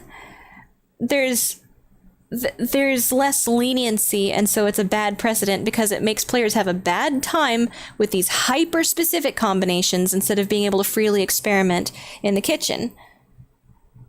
And it's like... Isn't it weird considering this was done alongside Friends of Mineral Town, and that has a great system? Well, Friends of Mineral Town was a remake of Back to Nature. Friends of Mineral Town was just a straight remake of Back to Nature, so the cooking is exactly the same as it was in Back to Nature. What I really kind of feel like happened here is like, either somebody thought, okay, so they like the cooking system, right? Everyone likes the cooking system from the PS2 and the Back to Nature, right? Because previously to this, we had Back to Nature, and then we had Save the Homeland, which was like a dumbed down version of Back to Nature's cooking system. And then we had the remake, right? Friends of Mineral Town, which is exactly Back to Nature's cooking system. This cooking system feels like they wanted to dumb it down because, yeah, 8 utensils and 8 ingredients is a whole fuckload of shit to juggle.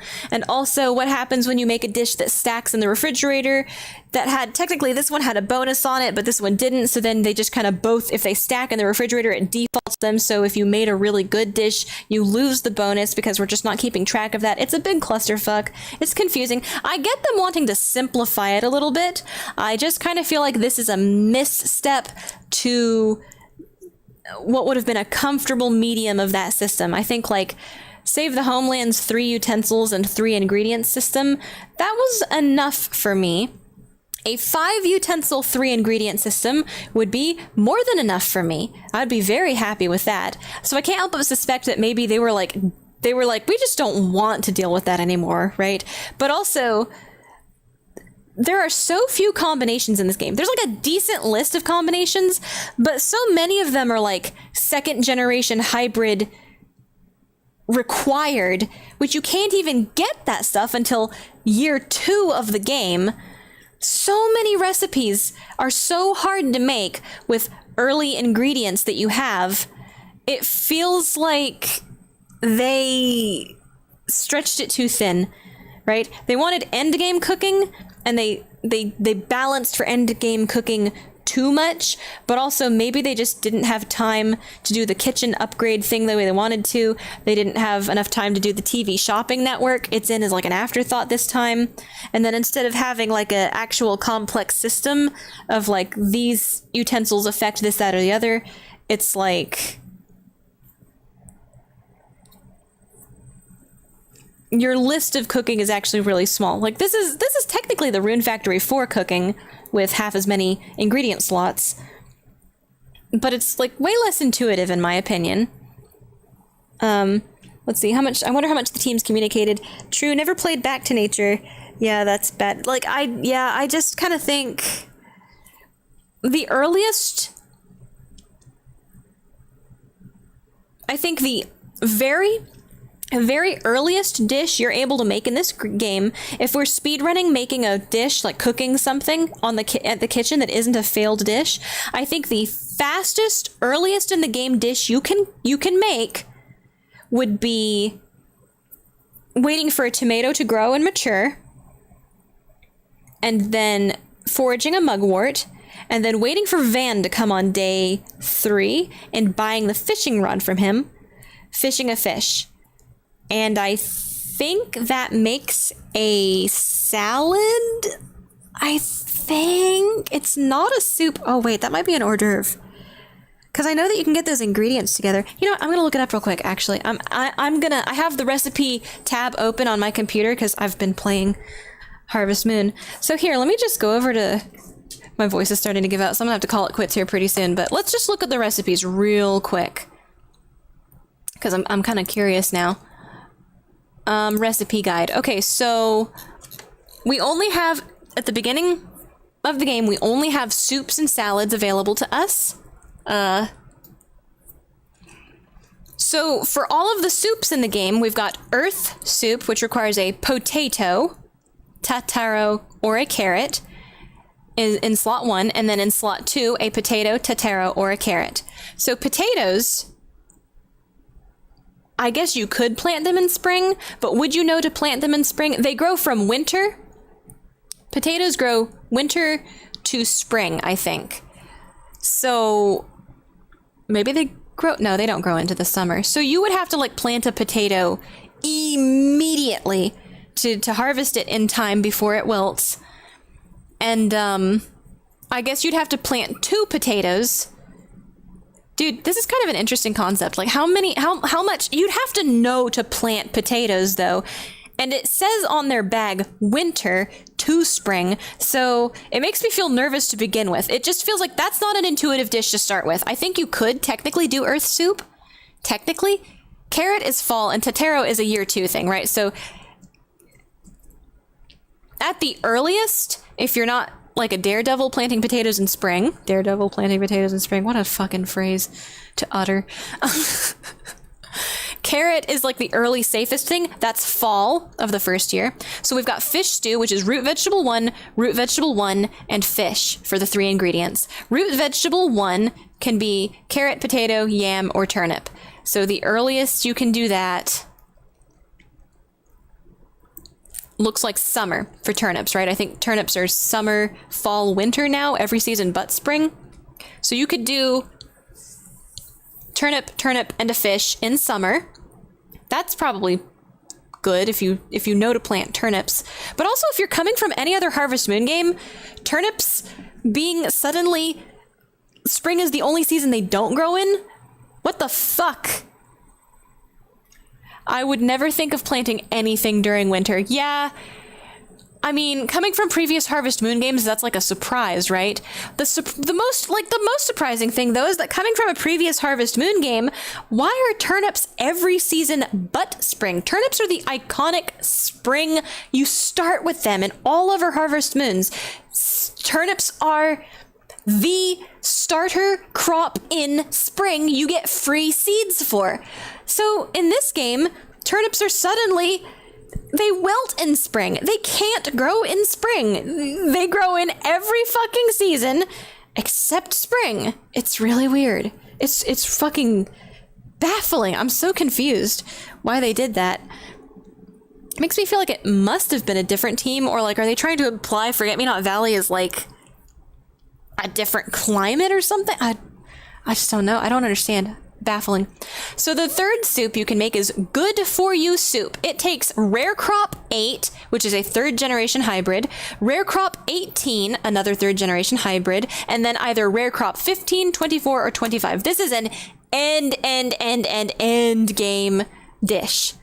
So then we have Good Soup, Root Vegetable 1 for slot 1, Fish for slot 2, and then Tataro, Bashota, or Kanro. Those are Gen 2, so that's a year 2 soup.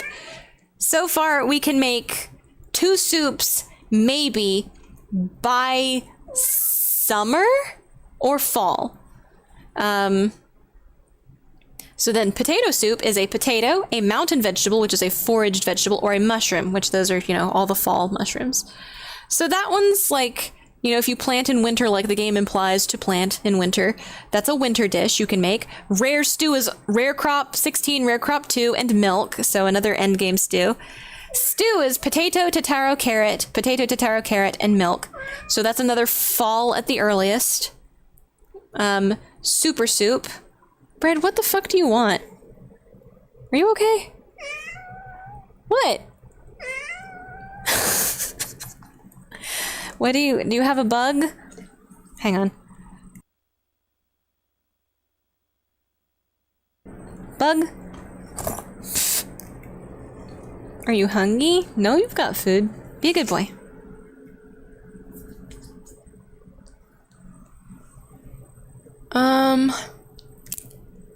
Bread. Yeah. Poor bread.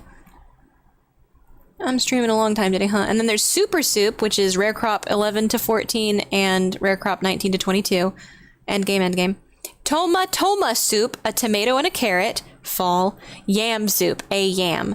So if you're gonna, read the seed bags and say, I will plant in the season these say to start planting them in, the earliest soup you can cook is fish stew sometime in summer off of a turnip. Root vegetable 1, 2 turnips and a fish stew in summer. You can cook a soup. And then for salads, there's a lot more salads. So we've got daib salad, dahibe salad, however you want to say that. That's a fucking cross, but that's a year 2 salad. Egg salad, which takes an egg, a tomato, and an additional vegetable. So I guess you could do that in spring if you planted... Wait, it says vegetable 2, not vegetable 1. So what's in vegetable 2 category? Vegetable 2 is... Oh, never mind. Vegetable 2 is berry, toma, caber, cabery, camelo, dibe, dill. It's basically Gen 2 vegetables. So you can't make that one. Never mind. You can't make egg salad in year 1. That's a Gen 2 salad. Fruit salad is vegetable 1 or 2, fruit 1 or 2, fruit 1 or 2. So fruit sounds pretty good. Fruit 1. So... Fruit 2 would be a generation 2 fruit. Okay, so in order to do that, fruit 1 is tree fruits. That would exclude being able to make this in year 1 if it weren't for like melon and strawberry and watermelon. So melon, strawberry, and watermelon count as fruit 1s. So fruit salad might be possible because you can use a tomato and then watermelon, melon, or strawberry, and you can make that, which I think you can plant watermelon in the spring, so you might be able to make fruit salad in the spring. At this point, I'd be asking, why would you combine tomatoes and watermelons in a salad? That would be my next question, though. Like, why? Because the tomato, it says vegetable 1 is required. The only vegetable in category 1 is a tomato. Because it's not a root, it's a vegetable, not a root vegetable. Root vegetable is the other category. So, why would we put a tomato in with strawberries and melons? That doesn't track for me. I'd eat it if someone offered it to me, but that doesn't feel intuitive to me, and I have to wonder if that's like a cultural thing. Maybe that's intuitive to Japanese people. I do not know. Good pickles, but that is one that technically, if you knew to do that, if you knew to put a tomato, a strawberry, and a watermelon, or a tomato, melon, strawberry, or tomato, melon, watermelon, if you knew to combine those, you could probably do that in spring of year 1 for salads. That's one dish. We got him, boys. One dish, spring of year 1. Good pickles, rare crop 15, rare crop 23. That's okay. Light pickles, turnip. That's the one that I use to unlock all the shit. And that's like summer. So okay. One dish at the beginning of the game. Marinade. Okay, marinade is a salad. This is the one I was thinking of. It takes a fish, a mugwort, and either a tomato or a turnip. This is the one I was thinking we could make. This is the speedrun one. I was the only one that came to mind that I knew you could make at the beginning of the game. Because you just grow the tomato seeds they start you with, mugwort, and then, fish. That's a salad. Marinade, okay. Mellow salad, melotoma, year 2, melon salad. Vegetable 1 or 2. You can make a melon salad with a melon and 2 tomatoes? What's different about that in the fruit salad? 1 tomato and 2 melons makes a fruit salad, but 2 tomatoes and 1 melon makes a melon salad. That's weird. That doesn't... Maybe it's just a translation issue. Maybe it's like shitty translation. Pickles 1 takes either a Gen 2 crop or a Gen 3 crop, rare crop 4, or some Gen 2 crops. So that's a year 2 thing. Pickles 2. There's pickles 1. There's light pickles, good pickles, pickles 1, and pickles 2. I feel like the translation gave up. I don't know, man. Pickles 2 takes caber, which is a Gen 2. So pickles 1 and pickles 2 are year 2 dishes. Potamello salad, tomato, gritoma, year 2, rare salad, rare crop 1 to 9 for the last ingredient, year chapter 2 salad, red salad, tomato, and tomato. You could make that one, I guess, if you did all tomatoes. Trady 2, and cabery all work for that also, I guess, in any combination or all 3 of one, I guess. Red salad is something you can also make. I never would have thought to combine 3 tomatoes, but okay. Red veggie, rare crop 19 required, chapter 2 salad. Shiny salad, rare crop salad. Tomacaro salad, just a tomato and a carrot, so fall. And then tomamello salad, a tomato and a melon. Hang the fuck on. So, tomato and melon with an empty third slot is a tomamello salad, but a tomato and a melon and another melon is a fruit salad. See, I have beef with these fucking combinations also. in their intuitiveness. And why do they keep coming up like Toma Mello salad? Why can't you just have a fried egg? Where's the fried egg? There's no fried fucking egg in this game. Pickles 2, Electric Pickaloo. I'm not a big fan of food 2. Yeah, me neither. And they keep doing it though. Like here, I'm gonna read off not the ingredients, but just the. Okay, so hors d'oeuvres. We've got dancing tempura, which is a rare crop dish. Fried mushrooms. Fried mushrooms. Actually, that's a pretty good one. Vegetable, mushroom, and butter. If you could figure, but like the problem is like there's a lot of things that you could cook in these other categories. Right? Any vegetable or root vegetable, right? Any fucking crop plus a mushroom plus butter, which I guess you have to have the maker machine, and that's a big ask for year 1. So yeah, possible, but big ask. But honestly, a mushroom and a vegetable is easier to get, in my opinion. Fried nuts, which is rare crop 3. Huh. What's rare crop 3 look like? A red, or oh no, that's the tree. So rare crop 3, what's the description on it? A peanut. Oh, it's the one that looks like a peanut. Okay. Fried nuts. Okay. Fried. So there's another one that has, okay. Get this, right? There's fried nuts, and then there's another dish made with different ingredients. It is also called fried nuts. They're different dishes. They have the same name. I think they look different, but I am not sure. Actually, what is this? Let's check. Wait, I don't have rare crop 3 or 4 or 9.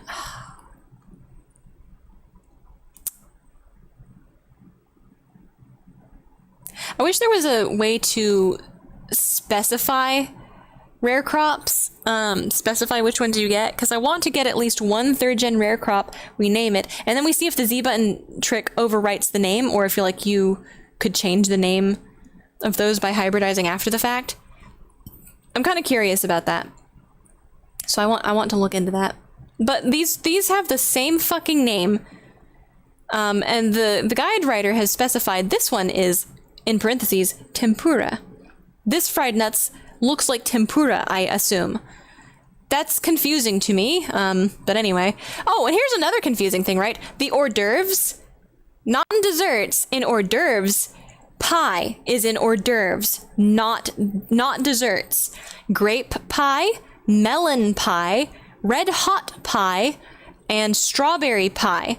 Now, I could see it being an hors d'oeuvre. Like the red hot pie, that might be like a mistranslation. It says rare tree 6, butter, and egg. Rare tree number 6's description is a dark red buckeye nut.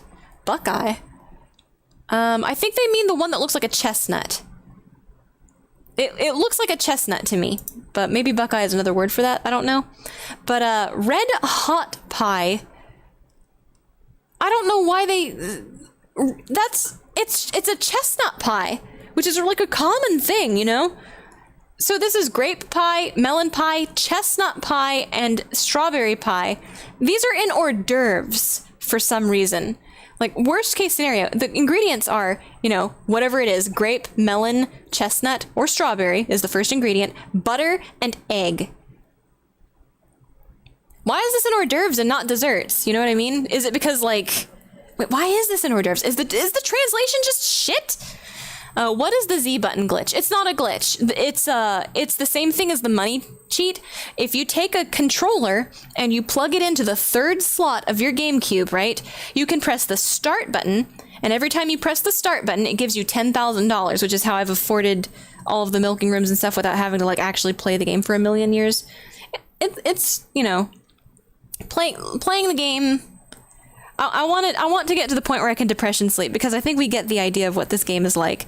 The Z button cheat is, you know what? Let me just show it off right now.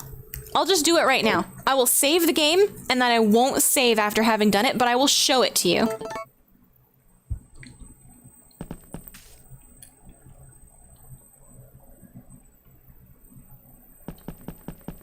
So let's save the game. And this will be the end because my voice is giving out. I'm donezo, dude. All right, so behold, this is our inventory, right? Brush, tomato, watering can. Actually, you know what? I'm gonna go. Well, no. Why would I? I'm not gonna save. I've got this knee-jerk shit. You know what I mean? Brush, tomato, watering can, light sickle, clippers. Just remember that for a second. So this controller might not, like the control stick might not work on it, but I'm gonna plug it in to slot 3. Ow. Slot 3. And I'm gonna hit the Z button once. I have pressed the Z button. Now we have 99 light holes, and 99 sickles, and 99 watering cans, and 99 cow milkers, and 99 goat milkers, spoilers. Let's go over to food. This is a tobatama, right? An orange. Gratin, that's something you can cook. Huge rain bob, a fish. Rare 23. Okay, so here's something interesting, right? About, this is a 3rd generation. You get to name these if you hybridize them. The weird thing about that, right, is if you look at this, it looks like the normal number of characters for naming something, right? Because this game gives you a 7-character limit for naming things. So rare, R-A-R-E, 1, 2, 3, 4, and then space, right, 5, 23, two digits. So it's 7 characters.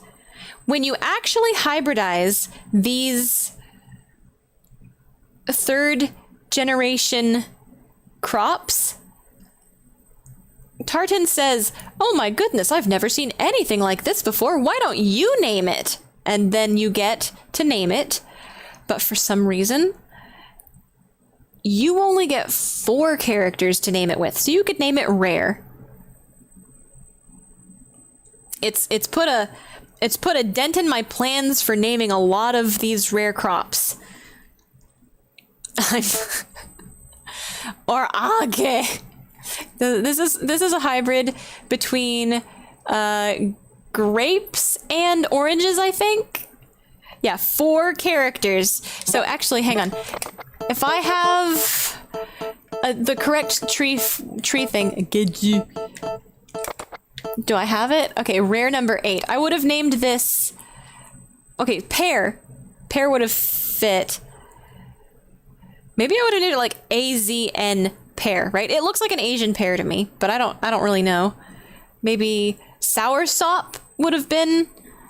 Soursop would have fit if it was 7 characters, but 4 characters it doesn't fit, you know? Yes, you can grow light bulbs. I'm sorry for blowing the lid off of this. I wanted to actually like hybridize a thing, but look at this shit. Yes, you can grow this. You can eat this. Behold.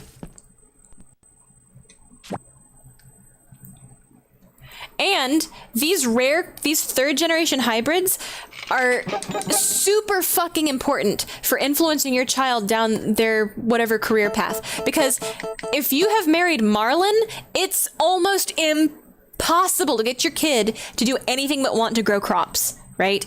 He's got a very strong predilection. So when you grow crops like this, you can actually sub music influence. And then through other things like who you're friends with and some items that you can get to show him and like what toys you put in the toy box. Shit like this helps even the playing field on influencing for the career you want your kid to have. So growing these specifically might influence towards crops, but also music. So if you focus harder on music, you know, than crops, if you're doing, this is a way to make profit while also influencing for music and not, you know, crops then won't just run away with, you know, they don't get like there's no hope. If you're just growing regular crops for Marlin's kid, there's probably practically no hope. You know, he's going to be a crop farmer instead of a rancher or a musician or whatever. So yeah, tradey is some shit like this. It's just a carrot. Some of the hybrids are not very inspired. Like, I like the yellow grapes. I think they're cute. Red grapes. Okay, cool. But then, like, half of the Gen 2 hybrids are just, oh, it's a strawberry, but it looks disgusting, you know? Gen 2. Oh, it's a peach, but it's pinker than usual. I think this is funny. I like this one. But I also kind of feel like it should have just been like, you make a hybrid, and then like you can name it, you know? Oops. Rare number 18. What the? I don't even know what the fuck it is. Anything named rare, whatever the fuck, it's probably no longer a mix. So the Gen 2 mixes just look like one of the Gen 1 things with a different color or texture applied to them. But the Gen 3 crops, right? So, you know, as you can see, this is just a strawberry. This is a Gen 2 crop, just a strawberry retextured, just a strawberry retextured. This is a Gen 3 crop. That's a fucking eggplant. Right? That's a completely unique thing. That is a Gen 3 crop. This is a Gen 3 crop. It's a star fruit, right? So this is a Gen 3 crop. It's a fucking light bulb, completely unique. Garlic, completely unique, a 3rd gen crop. Gen 1 crop, grape. Gen 2 crop, weird colored grape. Gen 3 crop, a fucking bomb. Pendulum like fruit that shakes. Oh, it does look like a bomb, actually. What the fuck? So this, covered in a hard shell, this is filled with sour juice. The tree crops, rich, sweet juice. The thing is, here we go. Yeah, this is a Gen 2 crop. It's just red bananas. Gen 3 are great. I like them all. Yeah, the Gen 3 are great. The Gen 2 are like... There are some that I'm okay with, but then a lot of the time it's just like, it's just a carrot with a weird texture. It's just a slightly different shade of pink peach, a slightly different shade of this, like it's a purple watermelon. That's kind of cool because that's like different enough, but it kind of looks like an onion to me. I don't know. It looks like an onion to me, but I suppose it's a watermelon. And then whatever the fuck this is. It says cordyceps, an unusual variety called the cordyceps. Wonderful bitterness makes you tingle. A mushroom? Is it a mushroom? What is this? It looks like a bug or a root. Maybe it's a mushroom? I don't know. Rare 9 is a coconut. Sour! How? That's gotta be a mistranslation. I think they conflate sour and bitter a lot in a lot of the descriptions also. The translation is also suspicious. Oh yeah, a death match of sweetness and a spiciness. Flashes with red light. My brother in Christ, this is a yellow light bulb. Now this one, red glow, red light. I think perhaps red glow, red light. I think the translation's very off for a lot of these also. Anyway, that's a lot of fun shit to look at, right? Okay, here's the strategy, right? Here's how you do what you want to do. We want to try the 2 different types of tempura, right? Okay, so what I'm gonna do is I'm gonna look up what we need for both of them. Fried nuts 1 needs root vegetable, rare crop 3, and butter. So we're gonna go up into here. There's bound to be some butter. Mother's butter, perfect. Rare crop 3. So we have to be careful. It says rare crop 3. I don't get why 99 for some and whatever for others. Yeah, I have no idea. So rare crops and rare trees are not differentiated in this menu either. You just have to know. So for example, this is a tree. Rare 9 is a tree. There's another rare 9 out here, but this is a tree. This is a fruit. This is a crop. Okay. So you just kind of have to know. What did it say? What did we need? Rare. Let me go look again. Okay, we're gonna need rare 4 or 9 and rare 3. 4 or 9 and 3. Hey, tempura. Hey, we got rare 4. Okay, so we're gonna put some eggplants into the fridge too.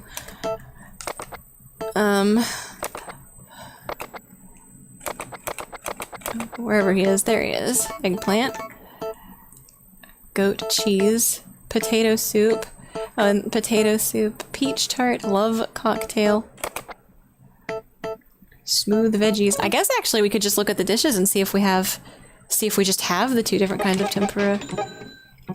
Food. Adult salad. A dish made from Rare 23. It has a very seductive flavor. Oh no. Oh, it's this one. Rare 23. Its combination of sweet and spicy gives the carrot and stick all in one bite. What is this carrot and stick shit? That must be an innuendo in Japanese, because carrot and stick was used in reference to Samantha in the translation also. Carrot and a stick must be a literal translation of something that is an innuendo in Japanese. It has to be. Very seductive flavor. And it's just it, but grilled. Oh my god, that is so funny. Shit, what the fuck, dude? What is going on in Harvest Moon? I don't know. Doesn't help the polygons look way too much like, yeah, normal spheres, yeah. Yeah. Did you say the cat was unattainable? No, the cat's not, it happens in fall of year 2 or fall of either, well, there's mixed result. There's like, as with everything in this fucking game. But with like the new one out, it seems to be like a chapter 3 thing, which means our kid will not be a toddler. They're going to be like a child. Romana will give that in fall of child. Confusing it with the raccoon. Yeah, no. The wild animals are not, they just tell you when there's good fishing. The owl, the lizard, the chihuahua is for the dig site specifically. The lizard is for upstream. The owl is for the goddess pond. The turtle is for the turtle pond. The raccoon is for downstream.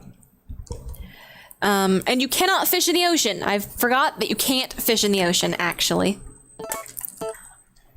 Alright, so the problem with, like, edible stuff is it's also fish and medicine. There's not a category for just cooked dishes. Mushroom curry, my favorite. So, something odd. A failed attempt at cooking. You get 3 lumps on the plate if you use 3 ingredients, and if you use 2 ingredients, the purple lump isn't there, you just get 2 lumps. Or maybe it's the other way around, I don't remember. Red salad. Not red, by the way. 3 red vegetables, just the salad. I was mad about that. I knew that. I was mad about that when I found that out. I'm like, there's nothing but tomato in this bowl. How fucking lazy are you? Don't call it red salad in that case. Pound cake. Cake. Sweet cocktail. Shit, what the fuck? Oh my god, this controller is so weird. Rare number 8. Bitter and rich, used as a medicine. I thought the other one was like ginseng, but maybe this one's ginseng? Anyway, we've got rare crop 4. We need rare crop 3. This is rare 8. I'm still on the lookout. Sour cocktail looks the same as the sweet one or the love one or whatever. Sweet. Pound cake. Oops, shit. Then we've got peach tart, love cocktail. Rare 15. Yeah, I think it might be easier to search for. Okay, so we've got rare 3. We've got the butter. We need rare 4 or 9. Rare 4 or 9. Which I don't remember what rare 4 or 9 looks like. But it's gotta be rare crop 4 or 9, so. Rare 4 or 9. It's 19. Okay, that's tree 9, not crop 9, so we can't use it. Rare 2, rare 7, goat cheese, gratoma, rare 19 again, rare 21, rare 5, but that's a tree, and we're looking for rare 3. We've got rare 4, yeah, we're looking for rare 3. Oh yeah, we also need some fish, so let's just put a fish. Alright, so you can press the button again. I'm gonna compare the 2 fried nuts to see, because I didn't see them in my, so I've pressed the Z button on the controller again. And we have a different arrangement now. Here's rare 3, which is important for fried nuts because as you can see, it's a peanut. Okay, so we found rare 3. There are 2 dishes here called fried nuts. So rare 3, and then we've got rare 4, which is the eggplant. Rare 4 is the eggplant. We've got butter, we've got fish. Now we just need mushroom and then a root vegetable. Okay. Goat milk. Rare 1. Baked tataro. Marjoram. Dilhon. Sholo. Oh, this is one of my favorite rares. It's a bell. Isn't it cute? It's like my favorite rare crop.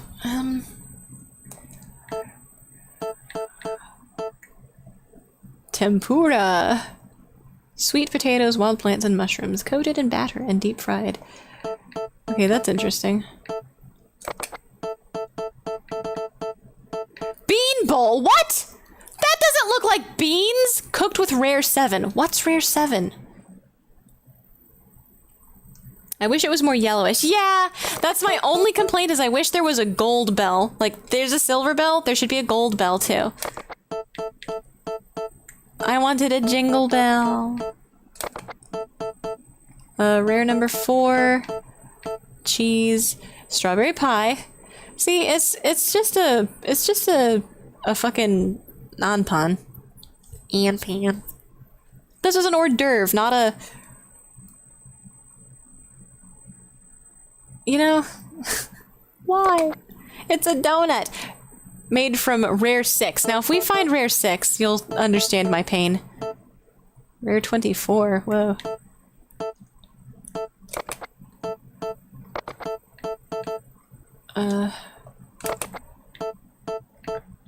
Rare 1.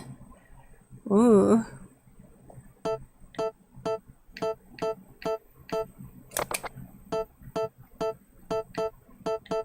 Dancing tempura. Made from rare 23 and 2 noise-making crops. So, have we seen rare 23? There's rare 12. He looks like he's part of that, but it only specifies rare 23. Right? Oh god, and when these things are growing, they make noise. When you get close to the light bulbs, they'll light up. When you get close to these things, they shake and they make maraca noises. And if you get close to, I have never grown a whistle before. What was the one I grew? I grew the cymbals. The cymbal, and they make noise when you get close to them. This is some shit. Man, we're gonna have to... It's fun, yeah. Oh, God. There's so many funny ideas. Fish set. Hot curry. Radita. Especially the light bulbs, yeah. Okay. Okay, all of this shit. Fuck. This controller is really bugging out. Oh my god. Let's put some... What the fuck? Oh my god. Why? I'm having such a bad time. I wish we could throw these away. Oh wait, that's a fish. Okay, so we want nuts. 99 fertilized eggs, 99 mother's milk, okay. We want fish, nuts, mountain vegetable. Oh, we have a lot of sorrel, okay. Try switch the connection channel? Oh, I turned it off, oops. Maybe that'll help. I don't know. Okay, so sorrel is a mountain vegetable.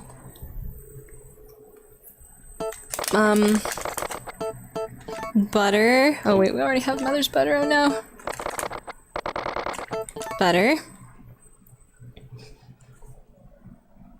So vegetable or root vegetable. Okay, we definitely have a root vegetable. Probably. Hang on. Potato, that's a hella root vegetable. Root vegetable, rare crop 3, and butter. Good, we're good. Rare crop 3 and butter. And then, for fried nuts, version 2, mountain vegetable or mushroom. Mountain vegetable. Maybe we should get a mushroom. Well, no, we'll be good. And then rare crop 4 or 9. We've got rare crop 4. And then a fish. We got a fish. Okay, so these are hors d'oeuvres. We're gonna just look at these and see. Okay, first recipe. Fried nuts. Vegetable or root vegetable. Here's the potato. Root vegetable. Rare crop 3. And butter. Where's the butter? Butter. Rare crop 3 and butter. It's okay, yes.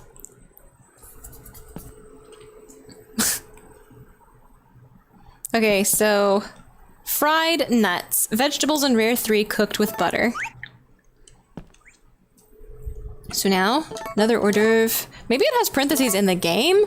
So what we've got for fried nuts, parentheses tempura, mountain vegetable or mushroom. Mountain vegetable. Rare crop 4 or 9. Rare crop 4. And then fish.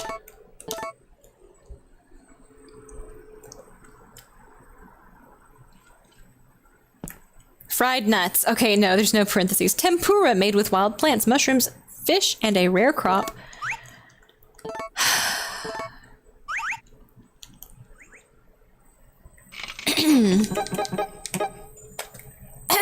Shit. My voice is giving up. Okay, this is exactly the same as this. Okay. Man. Translators took a fucking hike.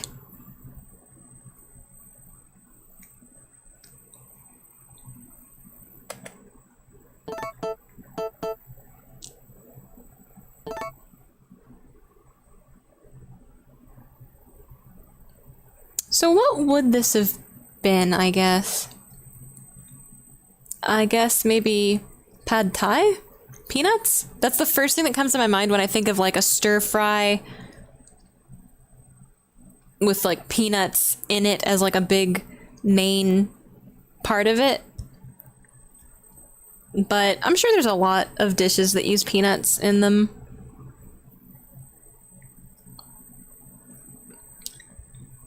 And I just don't know. But like when I like a stir fry with peanuts having to be an ingredient in it. Every single pad thai around here I've ever had. I've had like pad thai from 3 places around here. Oh yeah, and a couple back in Dallas. And like there's always like peanuts in it. So that's the only frame of reference I have, is that maybe this is supposed to be like a pad thai stir fry vegetable kind of deal, because the rare 3 is a peanut, so it's important. Very few dishes that have peanuts in them. Yeah. I mean, and then this is obviously a tempura. It's a tempura that, well, okay, so what is fried nuts? Like, it can't be, the ingredients for this version are mountain vegetable or mushroom, which mountain vegetable would be mugwort or royal fern or the sorrel. And then a mushroom, so that has nothing to do with nuts. Then rare crop 4, which is an eggplant. What's rare crop 9? I'm just gonna look at their description of it so I don't have to like search for it. So rare crop 9, yellow yam is their description of it. So it's a tuber of some kind. It's like, what the fuck? So, an eggplant or a potato or yam of some kind, plus mushrooms or vegetables and a fish. Where are the nuts in this? Why did they call this fried nuts? This is it's just baffling, I guess. Here's a tree. I think it looks like a fig. See, I was going to try and name all of the tree rares. Now that I know it takes so fucking long for Tartan to do the hybridization and there's such a high risk of it failing, it's just gonna take so fucking long. I just wanted Depression Sleep to show off the stages of the game. And continue actually playing it on like a private file maybe. But like, yeah, I think we understand what this game is about. Now what I think there is left to experience of it would be what they did with the child rearing mechanics and like the stages of the town, how it changes. We'll visit the dig site, we'll look at the town, but from here on out I think it's Depression Sleeping. For stages. And there's a lot of random events you can get, which I believe, you know, we've seen several of those though, so I think we've baked tataro and eggs cooked with specialties. That looks like okonomiyaki. That isn't it? Isn't that pancake? Pancake? Depression Sleeping. We're gonna change it to Celebration Sleeping. But yeah, it's fun to look at all this stuff.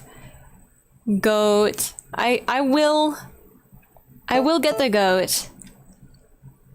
We'll leave the goat outside, and if the goat dies, well, we saw an animal death, I guess.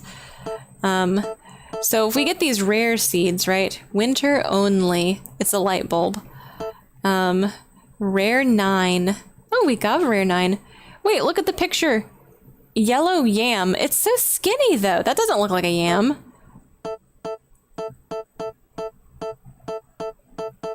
Like, if we had a regular yam to compare it to, but I guess I don't. This is a rare 9 tree, so it's the... But that looks like a... Oh, I know what it is. It's probably burdock. It's probably very recognizably burdock if you actually had it. Super fun. I'm surprised there's not as many secret items as I thought there would be, but also surprised that the ones that exist are crops. Well, as the game goes on, you get to unlock more dig site items, like here. I'll spoil the dig site shit for you too. Oh yeah, and there's all of these. I was going to, at the end of stream, at the end of... Like, we'll look forward to this when we die and enter heaven. I'm gonna do the Z-button cheat, and we're gonna do what we did for Mineral Town also, and listen to all of the stuff that we can't get because I didn't link up. We'll listen to all of the music because it gives you all of the music. Closed book 1. I don't know what this is. I think this is an unobtainable item. I don't know. Toy car for the child. You're not supposed to have these either. These are supposed to... these get taken away from you as you dig them up at the dig site. Hip fossil. I'm not sure what year this appears in, or what chapter it appears in, but like, closed book 4, closed book 2. Yeah, like, those... we're not supposed to have those. I guess for as far as secret items go, the crops, the hybrid crops are most of them. Here's the weird hoe. Vesta gives that to you. Yeah, it tells you. Strange hoe. Tim. Tim? Who's Tim? Oh, Tim. Ruby's wife. Or Ruby's wife. Ruby's husband. Sorry. Ruby's his wife. Sickle you get from Cody. Weird sickle you got from Dr. Hardy. I think this one's funny. The cutscene for I wanted to get the cutscene for this one. So I didn't want to spoil all of it, but that's the Z-button cheat, basically. Anyway, I'm glad that we at least were able to figure out the difference between nuts and fried nuts. Fried nuts, but also fried nuts. Hi, Azalea! Damn, you still got— yeah. Did a whole therapy session and even bought my friend 2 Horty Furry horror games on Steam. No! How could you do this to them? How could you enable that? Fried nuts. I've been experimenting. Also reading.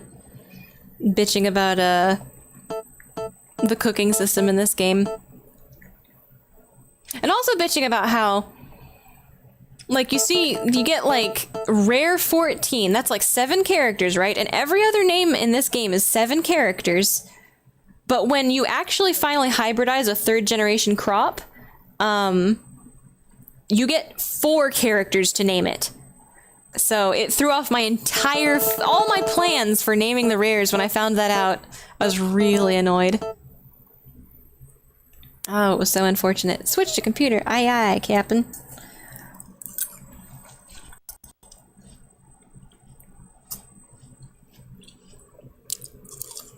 Mmm. Watermelon.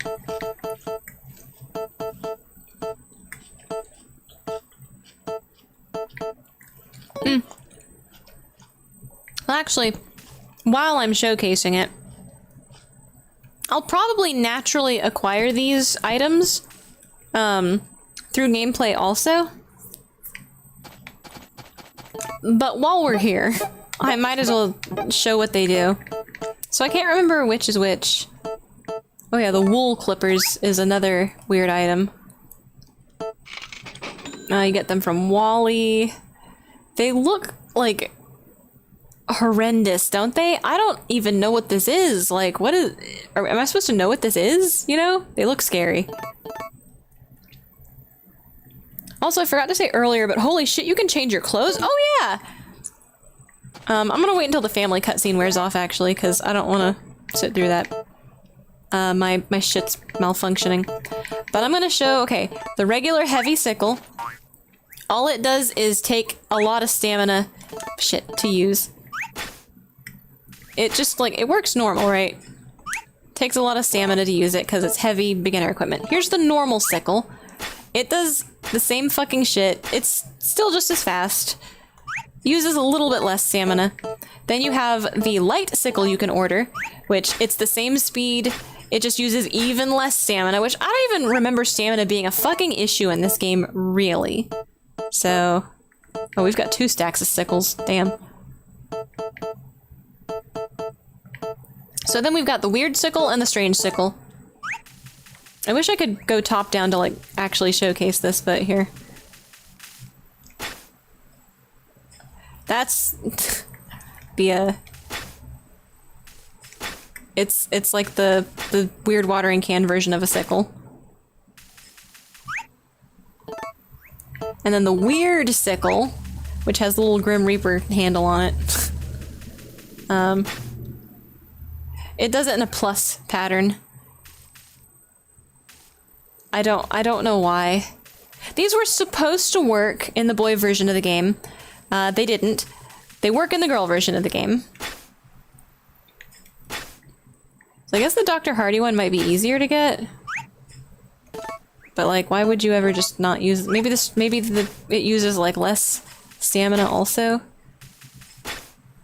But does a slightly better job? I don't know. You're still gonna end up with wacky fucking field shit. Anyway. That's kind of the same deal with the hose. You know, the hoe, the heavy hoe, the light hoe, the regular hoe, they all do the same shit, just different stamina levels. So here we have the strange hoe. Fuck. Gives you a little plus pattern. And then the weird hoe gives you the 3x3. Saves quite a lot of time. So Romana, Vesta, and Tim are who you want to be targeting for friendship. Forgot to say earlier, but holy shit, you can change your clothes. Oh, yeah. I'm glad I looked back at chat, because now I remember. I'm not sure if there's a correlation between how many times you look in the mirror. I think it's like partially time-based and partially how many times you look in the mirror. Because I feel like Van has shown up in town and didn't have anything for sale. And then I went home and I looked in the mirror like 50 times and then went back to Van and he had an outfit for sale. So, but I've also played on a file where I've never looked in the mirror, not once, but by the end of summer, he was selling I Love Bears. So here's the original outfit you start the game in, right? Here, let me eat something, damn. Just eat a peanut, shell and all. So I think by the end of summer, without looking in the mirror, he was selling I Love Bears. But like you can get this in spring, maybe, if you look in the mirror enough. I don't really remember. The correlation is... Some people say changing clothes a lot also helps. There's like a... And I think... So in the new game, I don't know if it works in the new game the way it does in the old game, but...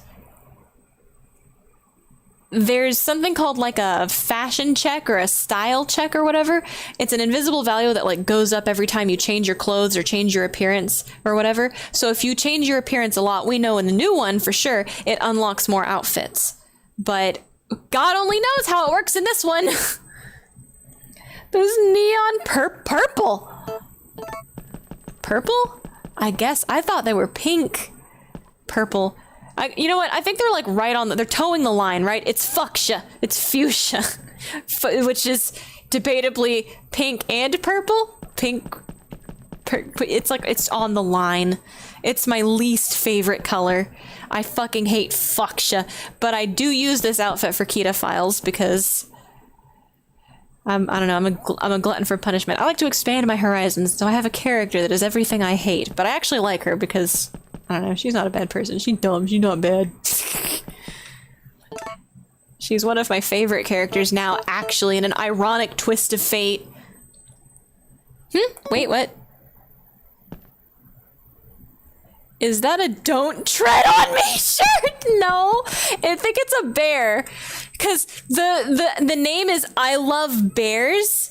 There's artwork for these. There's actually, they did artwork. It's on Marvelous. Marvelous has an actual web page for this game, not the new one, the old one, right? And they have artwork. Looks like a coiled snake to me. I can see it. It's hard to tell because it's like, you know what? Yeah, yeah, she wears a "Don't Tread on Me" t-shirt with this outfit. Yeah. Don't bear on me. Don't tread on me, in parentheses, barefoot. Oh no. Yeah, exactly. Yeah! No foot facts allowed. Okay, Moo Summer is the next one. God, the baguettes are huge. Orange backpack. I like... See, I hate this one. I don't like the cow print. I'm not fond of, like, animal print, right? I don't really like cow print or giraffe. Snake print's okay. Snake print's kind of cool. I like cheetah print, ironically, I think. It's like, it's so hella not my thing, but I think, like, if you're outrageous enough, you pull that off. Cow print, I don't really like the rawhide design. But this is like one of my favorite colors of green. This kind of beige, this like towing the line between beige and green. I like kind of sepia greens, if that makes any sense. I like chartreuse, pale greens, pastel greens. So I like this green. The backpack is orange. I don't know why. The backpack should have been a different... I just... It's like, it feels kind of like default. Although default backpack was like red? Yeah, so default backpack, it like feels default shirt, orange. I don't know, they chose that backpack for Moo Summer, and I don't know why. The coordination is atrocious. There is none. I guess her skirt and her ponytail holder match.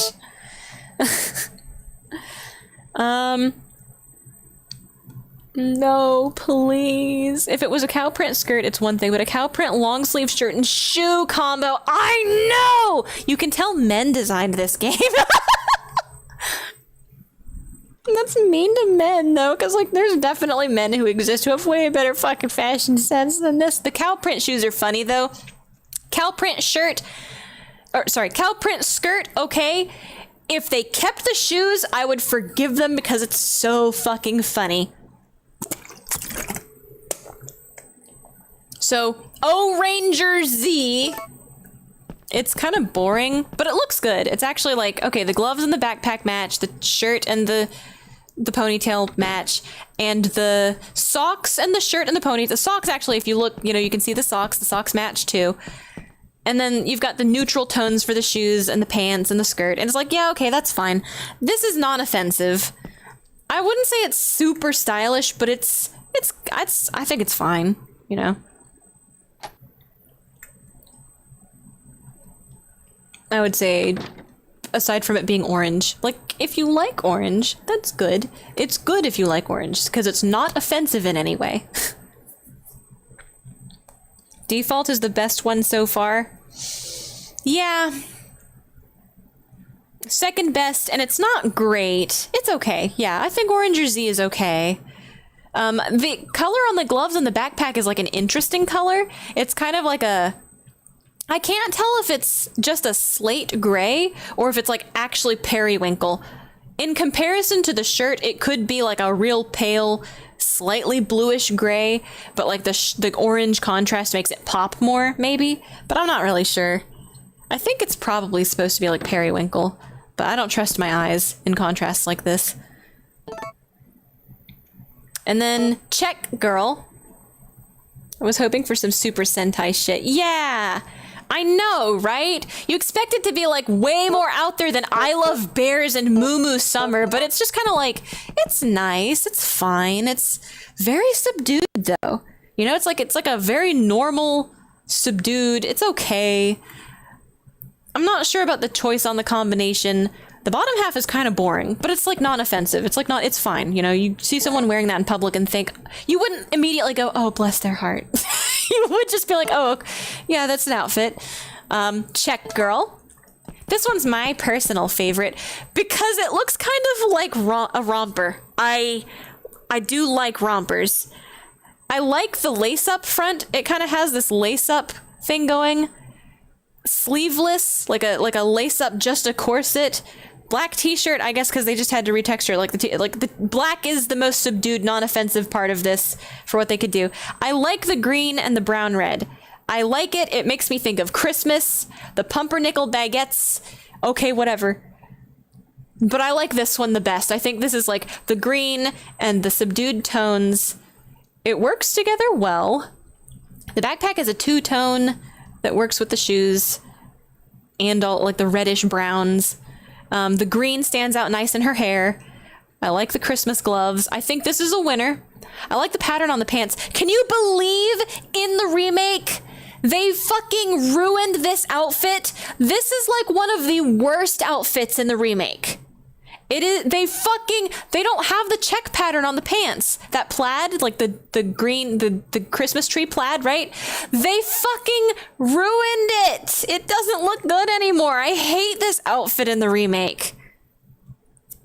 Let's see, I wish the green was a little less bright, but it's fine. I like the green, because I like green and red in contrast with one another. I'm hella for it. Like, Christmas shows up. Gustafa's child's hat is my favorite. Look at him. We match now.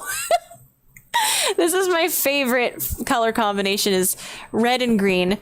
I love red and green. And then I like black, red, and gold. Like gold is like an accent filigree kind of thing. But like this is obviously the canon Gustafa outfit because like look at it. We match the child. It's perfect. I'm ready for Christmas, man. Let's see. If someone wearing the cow outfit, I would think someone's pranking me. Yeah. Or maybe you've encountered a stand user in real life. I don't know. Looks like a barista. This is my favorite. Yeah. I like this outfit is like the best one in this game, I think. Maybe if the green wasn't on her gloves. I could see the gloves being like a black maybe like red base with black tips and accent, or maybe, you know, red base with like either or. I could see the green on the gloves being replaced with black. But I do like the green, so I'm neutral on that change. I'd be fine with it. I'd try it. I'd like concede to it at a design meeting, but I like these gloves too. Something so funny about her looking so depressed while changing clothes. I know, I'm not sleeping right or not eating right. Am I really behind on eating or something? Okay, hang on. Maybe if I eat good food, like fried nuts. Fried nuts will perk you up. These nuts will perk you right up. Oh no, they didn't. What a shame. Is she tired or is it... Oh, she's tired. Well, that's a shame. She's just gonna have to... Wait a minute! We can fix everything with drugs! Fuck yeah! Oh shit, she's still upset. More drugs! If this doesn't work, then, rip. Oh no. Okay, our last shot. Don't try this at home, kids. I don't endorse this kind of behavior. Shit, it worked! Never mind! Dude, drugs are cool! Fuck! 504. So 504 is... I mean... Mommy. Yes, Vegeta. Oh no, he talked to me again! White stuff's fallen! Fluffy white! You mean my shoes? No, it's snowing outside. So the yellow socks are kind of egregious. There's something egregious about this. Why is the backpack lime green? Who thought that was a good idea? Get the speedball! There's something like... Okay, so like the t-shirt and the jeans, that's fine. If you're wearing a polo shirt or a t-shirt and jeans, you can get away with almost anything else on your feet and hands or head. Almost. I don't think they quite pulled it off. Like from the front, I think maybe it's fine. The white shoes are a bit much. This looks fine. But then the lime green backpack. Why, dude? Why? Is that the ice cream truck? Holy shit. Her fucking backpack. Like, I would have forgiven this if the backpack was also in line. If it was also white or yellow or both, you know, I would have been like, okay, she's got the weird part is synchronized enough to be forgivable, but still a little bit weird. But no, this is just what the backpack trips me up, man. And I like the backpack because, again, it's that weird fucking sage, you know, muddy pale green that I like, you know? But what are these gloves, dude? What are these fucking... The socks are yellow, so they match. I want to be okay with it, but there's something really weird about this one. It's just really weird. 504 looks like what a real farmer girl would wear, except for those fucking shoes. Yeah, in reality, these shoes would be like... You do not put the fucking... I don't know enough terminology to make it funny, but I know shoe guys, right? I know shoe guys. I just don't know shoe guy terminology. But you could fucking slam some shoe guy terminology on this shit. Bitch would not be wearing white fucking shoes to go wait around in animal shit. This is funny. This is just funny. But also the backpack, yeah. Yeah, I just... The main white ass Yeezys. Yeah, I was thinking, is Yeezys the right term? I think I've used Yeezys before. And it's just, oh, the bigot.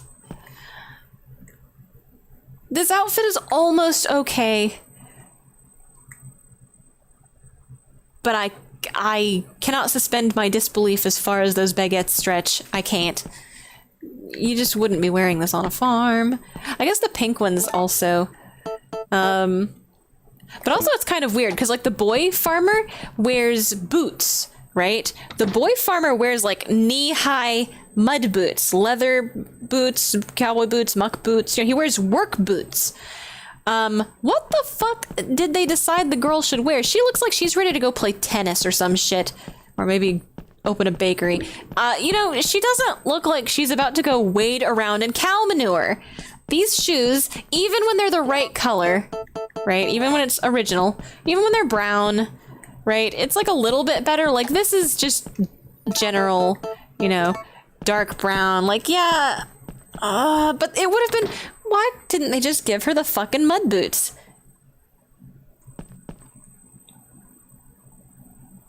And you know what's really sad is I kind of think that the boy's feet on his model, it might be because of like where they positioned him, but like his boots have to be this big. This foot positioning thing has to be like a model positioning thing. They reused the model and they needed the collision to be the same or whatever.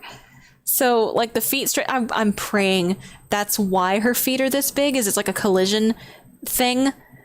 But they could have just had the collision be invisible, right?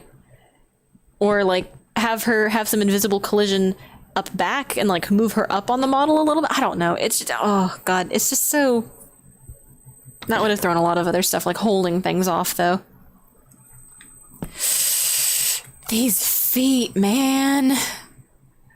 La Crichora. Why?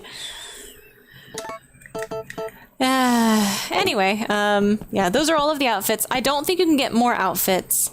Oh shit, that's one thing I forgot to check, though.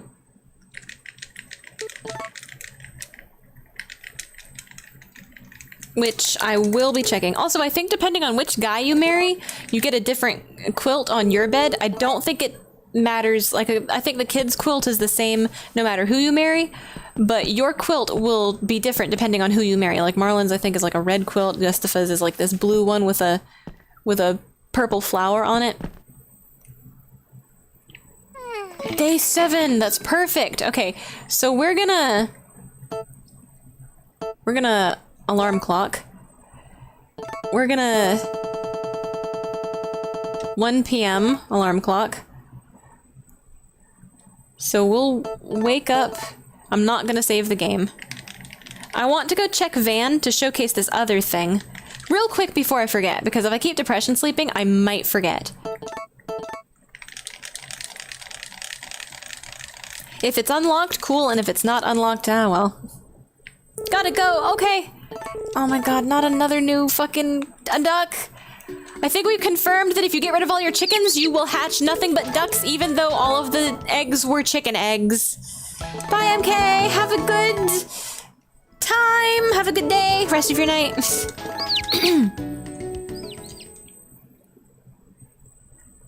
Okay, 1 p.m. Let's go see if Van's up and about.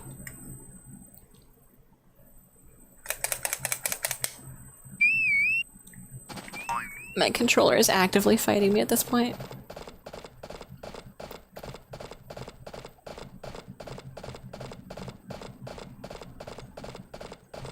Muffy. That's what Kita is. She loves bears because she's a Muffy, and the outfit is the cutest one, objectively. Cute, quote unquote. Interior 2, we did it! Okay, buy Interior 2. Do we have any more? Nope, that's the only one? Okay. Never mind. I have no idea how interiors are unlocked. I feel like interiors are literally just a time thing. So I figured by now Interior 2 should be unlocked. Unless, like, you unlock more interiors by changing your interior often. So as you can see, Interior 2 has changed these doormats. They're now a green plaid. And this rug right here has changed. It's blue maple leaves. Weird choice, but okay. And it doesn't change the bedspreads, either one of them. Although this one matches Gustafa's choice.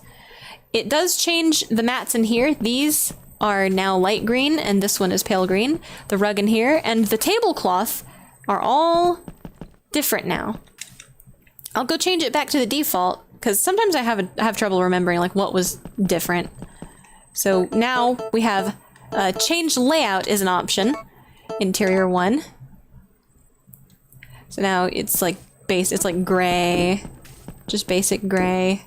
And fireworks again. See, gray, and then these are gray, and this is gray, and the tablecloth is kind of a swampy greenish gray. Gustafa's taste. This dialogue doesn't change no matter which interior you use. So this is the default one. It'll say Gustafa it's to Gustafa's taste, and then you choose layout 2, and you get all this green placemats and big rug. And more green placemats, big rug. It still says the tablecloth is to Gustafa's taste, so no matter what style tablecloth it is, it will always be your husband's taste in tablecloth, because he agrees with you, honey. I know there's more than 2 interiors. I didn't know you can change. Yeah, it's crazy. I don't know what unlocks more interiors. On my personal file that I'm playing in fast speed, I'm about here. I'm about like at the end of winter on that file also. And I also have interior 2 unlocked, and it's the only interior I have unlocked. I don't know if changing your interior frequently makes more of them unlock more quickly, or if interior showing up in Van's shop are literally just a time sensitive thing. You just have to wait, you know. I think it might be a time thing, but anyway, I'll try to remember. I'll try not to depression sleep too much. I'll try to keep checking Van's shop so we can see all the different interiors also. Yeah. So I've got, now that I've done the Z button cheat, oh my god, these fucking things. The rare crops are so fucking dumb, dude.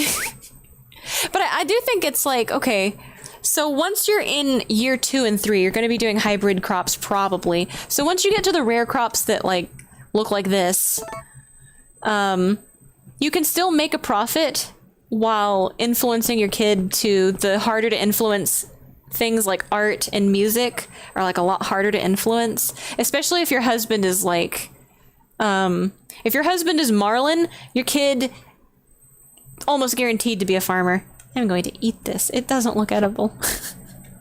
Why can you eat these? Why are these crops? What do you think of the peanut? That you think, you know what? Yeah, I guess you're right. Mommy is peanut shaped. You're right.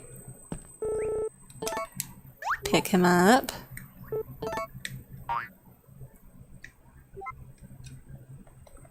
Oh yeah, that's enough. My controller's breaking again. Fish set. Oh my god. Oh yeah, these influence for science, I think. Academic, if you grow them. The rare crops are so fucking funny, because these light up in the field. Like, they actually, like, you could just eat the light bulb. And they light up in the field. That's really funny. But it's also really funny that, like, okay, this thing is the only way you can get the free 9 watering. It doesn't work in this one. Like, oh god, how do I explain this? So if you plant a rare 4, the eggplant, in the boy version of this game, the first GameCube release, the wooden watering can is broken. So you can't do watering or whatever. But if you take a normal watering can and you water this crop, it waters the 8 squares around it. So you can strategically plant these to basically have the wooden watering can in the boy version of this game on the GameCube, the first iteration. In this version, where the weird watering can, or wooden watering can works, if you plant one of these and water it with that watering can, it cancels the effect, and you only water the 1 square that this crop is on instead of. So don't plant this one in the center, because it can get watered along with all of the ones around the central crop. But if this is the one that gets watered by the weird one, it cancels the effect entirely, and it acts just like a single space waterer, which is why did it do that? That's so weird. It makes me wonder, is that intentional? That's a really weird intentional. That's really weird to be intentional. It could just be the values conflicting. I have no idea. And then, yeah. Oh, so if you plant like the symbols or the maraca crop, I think the whistle does it too. These light up if you get near them out in the field when they're ripe. This thing, it's a maraca, right? So when you get near it, when it's growing in the field, it makes the shaka shaka noise. And you can eat them. It's really weird. the shaka shaka noise. And then I heard, God, there's so many of these, the bomb will swing back and forth. Oh, the bells jingle. They're really cool. The bells will jingle. And I like the noise they make a lot. They're like my favorite rare crop. What else? Do we have a bomb this time? We don't. Here, I'm gonna hit the button. Hit the button to spawn some new stuff. Is the bomb this time?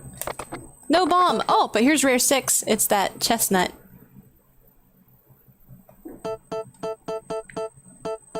Another rare 6. This is rare crop 6. This is rare tree 6. So, the rare tree 6 is the pie. The chestnut pie, I'm pretty sure. Oh yeah, and the pea pod. This one's really cute. I really like this rare crop. It's so cute. And I like the peanut. I think the rare crops, the Gen 3 crops, are really funny and really interesting, and I like them a lot. The Gen 2 crops, I'm just kind of... I mean, some of them are cute. I like some of them, but I don't really like... I would give all of them up in a heartbeat because, like, the Gen 3 rare crops are really where it's at. They're, like, actual... Like, this is a persimmon, right? So, I don't know what this is, but it looks like an actual thing. I think. Bad example. But, like, you know, an actual eggplant, an actual, you know, pod of peas... A fig, I assume. A fig? I think that's... It looks like a fig to me. You know, the peanut. I like all of those a whole lot better than I like, oh, look, it's a strawberry, but gross looking. Ah, strawberry, but pink. I think those could be cute, too, but... I mean, at some point... This is like a... Is this a tree or a... It looks like a cantaloupe. Whatever the hell is going on here... What is going on here, though? And there's another version of that that's like pink. These Tobatama, and there's one other. And then after that, I think I gotta call it quits for the day because the controller's giving out, but also my voice is also giving out. Ah, these things. Yamato, Japan. Oh no, I know what it's a Yamato. It's a yam and a tomato. Why the fuck? What's with the green stripe on it? I don't understand. I really just don't like the second gen hybrids. This one barely looks different. It's like a yellower watermelon. The Gen 2 hybrids just seem mostly miss. This is a peach, but it's like a yellow peach. The Yamato, yeah. I think it's a root crop though, because if it grew on the vine, it would be.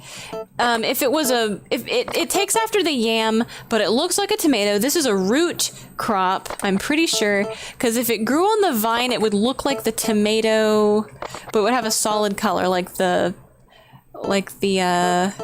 berry toma, which I do not have one of right now. Rare 16 is just an onion. Sometimes eats insects when blooming. Oh man, I gotta try that. Rare 20, very blue. Cordyceps? What? No, that was this one. I'm so confused, dude. I'm worried. Oh, hey, here's the... Okay, so I've only got 4 characters, right, to name this. So... I was like, oh man, I don't know what to name this, because if I had 7 characters, I'd name it like Symbol or something, right? Like, if I had 7 characters, I could name this. But what the fuck? Cordyceps is a... Yeah, it's like a mushroom, right? This is the one I knew is described as Cordyceps. And I'm like, okay, so is it like a bug and there's like, the Cordyceps is the horn coming out of it? Like, is this just the whole mushroom? What's the green thing coming out of it? Like, what's going on here? I didn't know this has a Cordyceps description on it. I don't know why this has a Cordyceps description on it. I didn't think like any of the light bulbs had a Cordyceps description. They just have mysterious. Yeah, they're called. Most of the light bulbs are just like, wow, that's really mysterious. It glows, it flashes, whatever. This is an outlier. This is kind of weird. Why is this like a misattributed flavor text? Because this is the only thing I've known for Cordyceps. Then it's like the brain control one that they did the, which is what I thought the Last of Us lore was really cool. I'm like, oh fuck yeah, mushrooms, because I love mushrooms. All right, I was trying to name this one. So for 4 characters, what would you name this? It's obviously a symbol, right? It's like a hi-hat symbol. So you've got 4 letters to name it. And like Simb is kind of, I don't know, Simb. But I want you to come up with a name for it with 4 characters, because mine's really dumb, so I have to have an exchange before I'm willing to reveal what I named mine.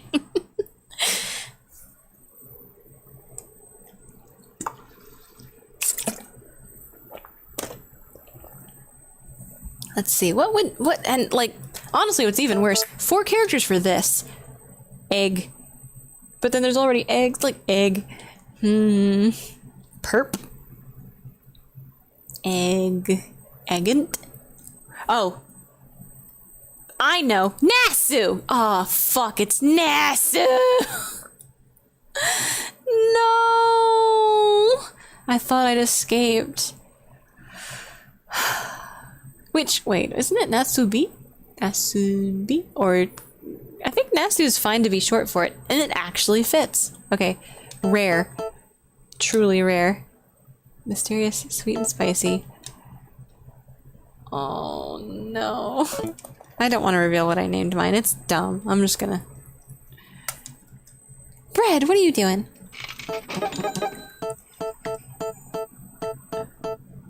Cabber.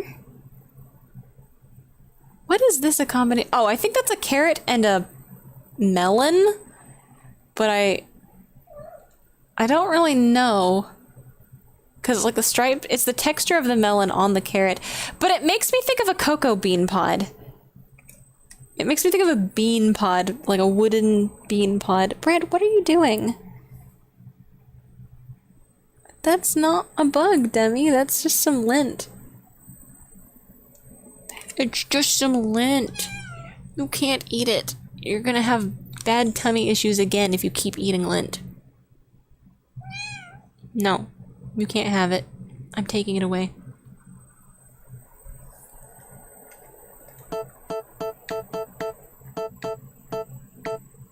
Oh, there's the Dahibe, which has kind of a unique texture out of all of the radish, the turnip-y textures.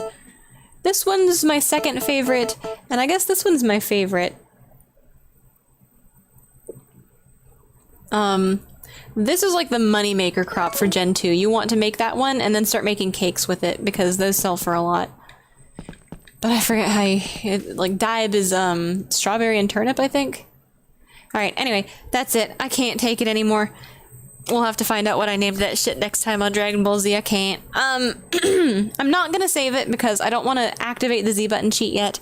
I do want to name a couple of things, but maybe I'll give in and, like, not do hybridization until we're on the emulator, because being able to put it at 200% speed to speed up Tartan's bullshit, and also to save state to avoid Tartan's bullshit, is really helpful. So I think maybe I'll actually wait until when we're on the emulator to actually start hybridizing shit for real. Yeah. Anyway, that's gonna be it for today. My voice is done. Hello, Gustafa. He talked to me. Unless the controller's on the fritz, which it very well could be. That's gonna be it for today. I hope everybody had a good weekend. I hope everybody had a good 4th of July. And I'm gonna go get a cough drop. With that, I'm gonna say God bless and bye!